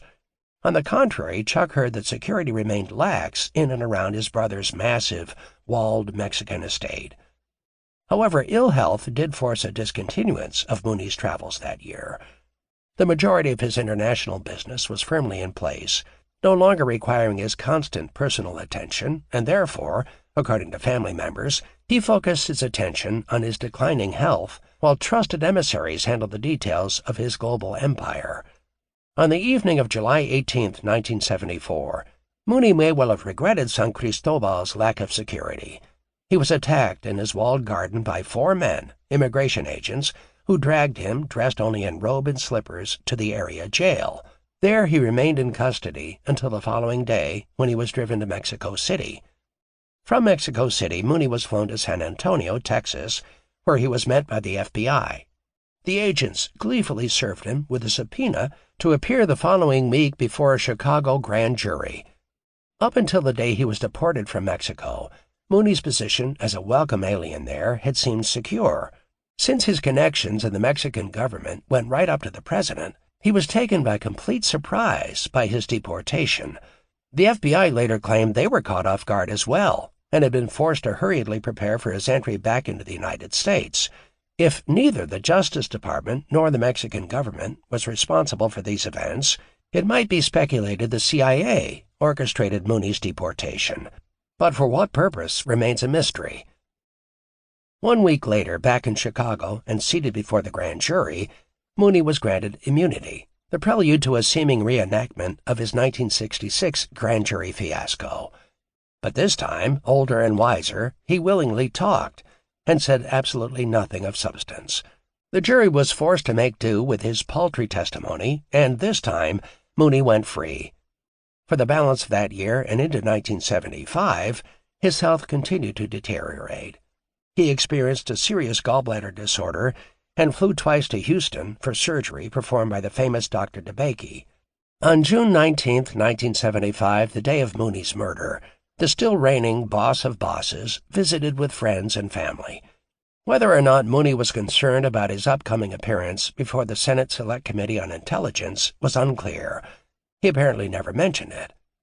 Chuck believed, though, that his brother would have met this new inquiry as he'd met dozens of hearings before, by saying nothing of consequence. Mooney never would have revealed his vast knowledge of covert CIA operations or any of the thousands of skeletons buried in the closet of Chicago's outfit. Quite simply, the code of omertà ran too strongly through his Sicilian veins. Throughout his life he'd clung to it like a badge. It was his code of honor. But to those unaware of this ethic, the specter of Sam Giancana, testifying before the committee, must have appeared as a threat of monstrous proportions. Thus, by midnight, Mooney was dead, shot once in the back of the head, once in the mouth, and 5 times under the chin. And by dawn the next day, all the world would know was that another mobster was dead, Murdered, of course, in true gangland style. As reason for his murder, it would later be said that Mooney became greedy, refusing to share with other outfit members the wealth he'd accumulated during his sojourn in Latin America. If that was true, it was the first time in his life he'd been so inclined. It would also be said that he was making a bid for power, a bid the outfit had countered with his murder. Obviously recovering from difficult surgery, Mooney was in no condition or state of mind to make a comeback in Chicago had one been necessary. In truth, he'd not lost for 1 minute the ruthless power for which he was known. Indeed, Chuck learned that the week prior to his death, Mooney had placed a contract, rumored to have been requested by the CIA and a former U.S. president, on Jimmy Hoffa. The job was given to 5 soldiers, 2 from Chicago, 1 from Boston, 1 from Detroit, and 1 from Cincinnati. And 1 month later, Hoffa did in fact disappear and was presumed murdered by mobsters. Evidence suggested that there might well be more to Mooney's murder than gangland retribution. There was the fact that if what he told Chuck was true, he would have posed far more of a threat to his CIA associates than to Chicago's outfit. His outfit friends knew he never would have divulged damaging information. The CIA, rampant with spies and counter-spies, crosses and double-crosses, may not have been so certain of his loyalty. In pinpointing Mooney's executioners, Chuck thought of applying one of Mooney's own adages: "Find out who's still alive and you'll find the killer." That approach led quite clearly to a suspect. In 1976, both Carlo Gambino and Johnny Roselli died, Gambino of a heart attack, and Roselli by the hand of an unknown assailant in Miami. Carlos Marcello, Mooney's other cohort, continued to be plagued by his alien status and, conveniently for those not wanting his part in the conspiracy known, began exhibiting signs of mental deterioration, thought to be Alzheimer's disease. Chuck heard rumors among the outfit guys that such diseases were the product of modern CIA chemistry. It was said, but never proven, that Marcello's was as well. Nevertheless, in June of 1983, Marcello's New Orleans kingdom formally collapsed with his imprisonment in Giancana. In fact, of all the major players Mooney said were involved in CIA covert activity, only Santo Trafficante remained alive and well. Trafficante was virtually untouched. His narcotics ventures in Latin America and Asia reportedly boomed. One had only to read the newspapers to see that the focus of underworld crime busters was not on Tampa, Florida, but on its highly visible New York and Chicago cousins to the north. Accordingly, Trafficante conducted business without so much as a whisper of legal difficulty until just before his death due to kidney failure in 1987. Under Trafficante's reign, Florida became known as the nation's major entry point for illicit drugs. Interestingly and inexplicably, Trafficante's involvement in the assassination of the president was never thoroughly investigated. Given his documented involvement with the CIA around the globe, this lack of scrutiny was compelling. Applying Mooney's own method of deduction, Santo Trafficante appeared the most likely outfit suspect in the orchestration of Mooney's murder. That is not to say Trafficante was unaware of the code of omerta to which Mooney adhered, or that the Tampa mobster for a moment believed that his compatriot would actually talk to a Senate committee, nor is it suggested that Chicago had somehow become part of Trafficante's territory, or that Mooney was murdered without the support of the Chicago outfit, but rather that Trafficante was simply given a job to do, just as Mooney himself had been so many times in the past, by the CIA. And to oversee that job, Chuck believed Trafficante solicited a Chicago representative of the outfit and a fellow CIA co-conspirator, Johnny Roselli. Mooney's biographers, family, and friends would later insist that Mooney's killer was someone known and trusted. A hometown boy himself, Roselli could have assured that the proper individual was dispatched. Significantly, perhaps, the gun used in Mooney's murder, a .22 caliber weapon, was traced to Miami, Florida. There also remained a persistent rumor that Mooney, sometime before his death, had begun questioning whether Roselli and Trafficante were too close, and that Mooney had actually begun to mistrust his Floridian crony. If Mooney's suspicions were well-founded, and Roselli had indeed assisted Trafficante in a CIA contract on the Chicago boss, it could explain Johnny Roselli's own gruesome murder. Roselli's chopped-up remains were found floating in a sealed oil drum at Traficante's home state of Florida in 1976, following Roselli's well-publicized interviews with reporters Drew Pearson and Jack Anderson and his top-secret testimony before the Senate Select Committee on Intelligence. Roselli's disclosures involving the Mafia-CIA efforts in the Bay of Pigs and the Castro assassination attempt demonstrated that he was a man who certainly knew too much. Perhaps he was also the one man who could implicate Traficante and the CIA in the murder of Giancana, and, even more damning, in the assassination of the President of the United States and his presidential hopeful brother. Roselli's testimony and murder soon after prompted the formation of the U.S. House Select Committee on Assassinations and the reopening of investigations into the death of the president. Curiously, Traficante did appear before both Senate committees, but, quite unlike Mooney and Roselli, experienced no ill after-effects. More deaths were to follow Mooney's and Roselli's, some more suspicious than others. Chucky Nicoletti was murdered in 1977, immediately after the U.S. House Select Committee on Assassinations determined he would be called for questioning.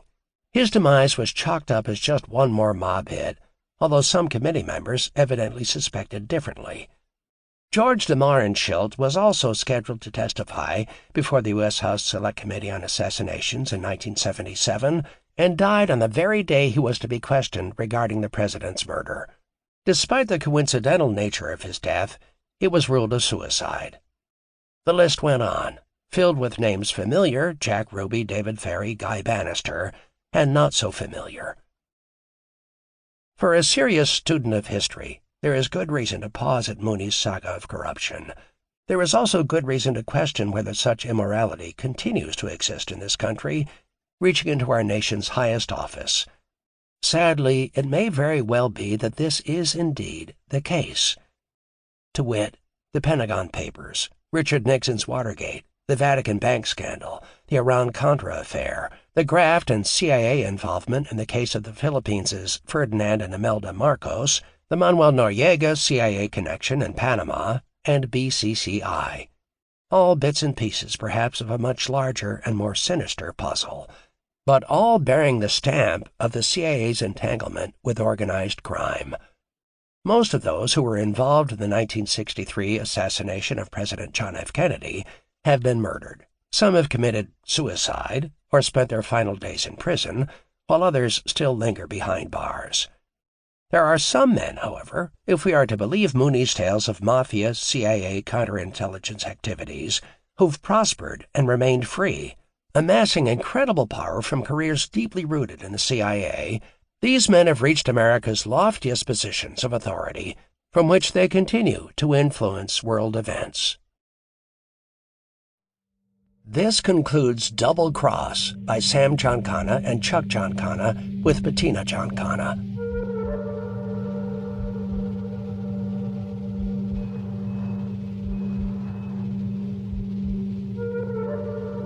Truth, audiobooks with the people.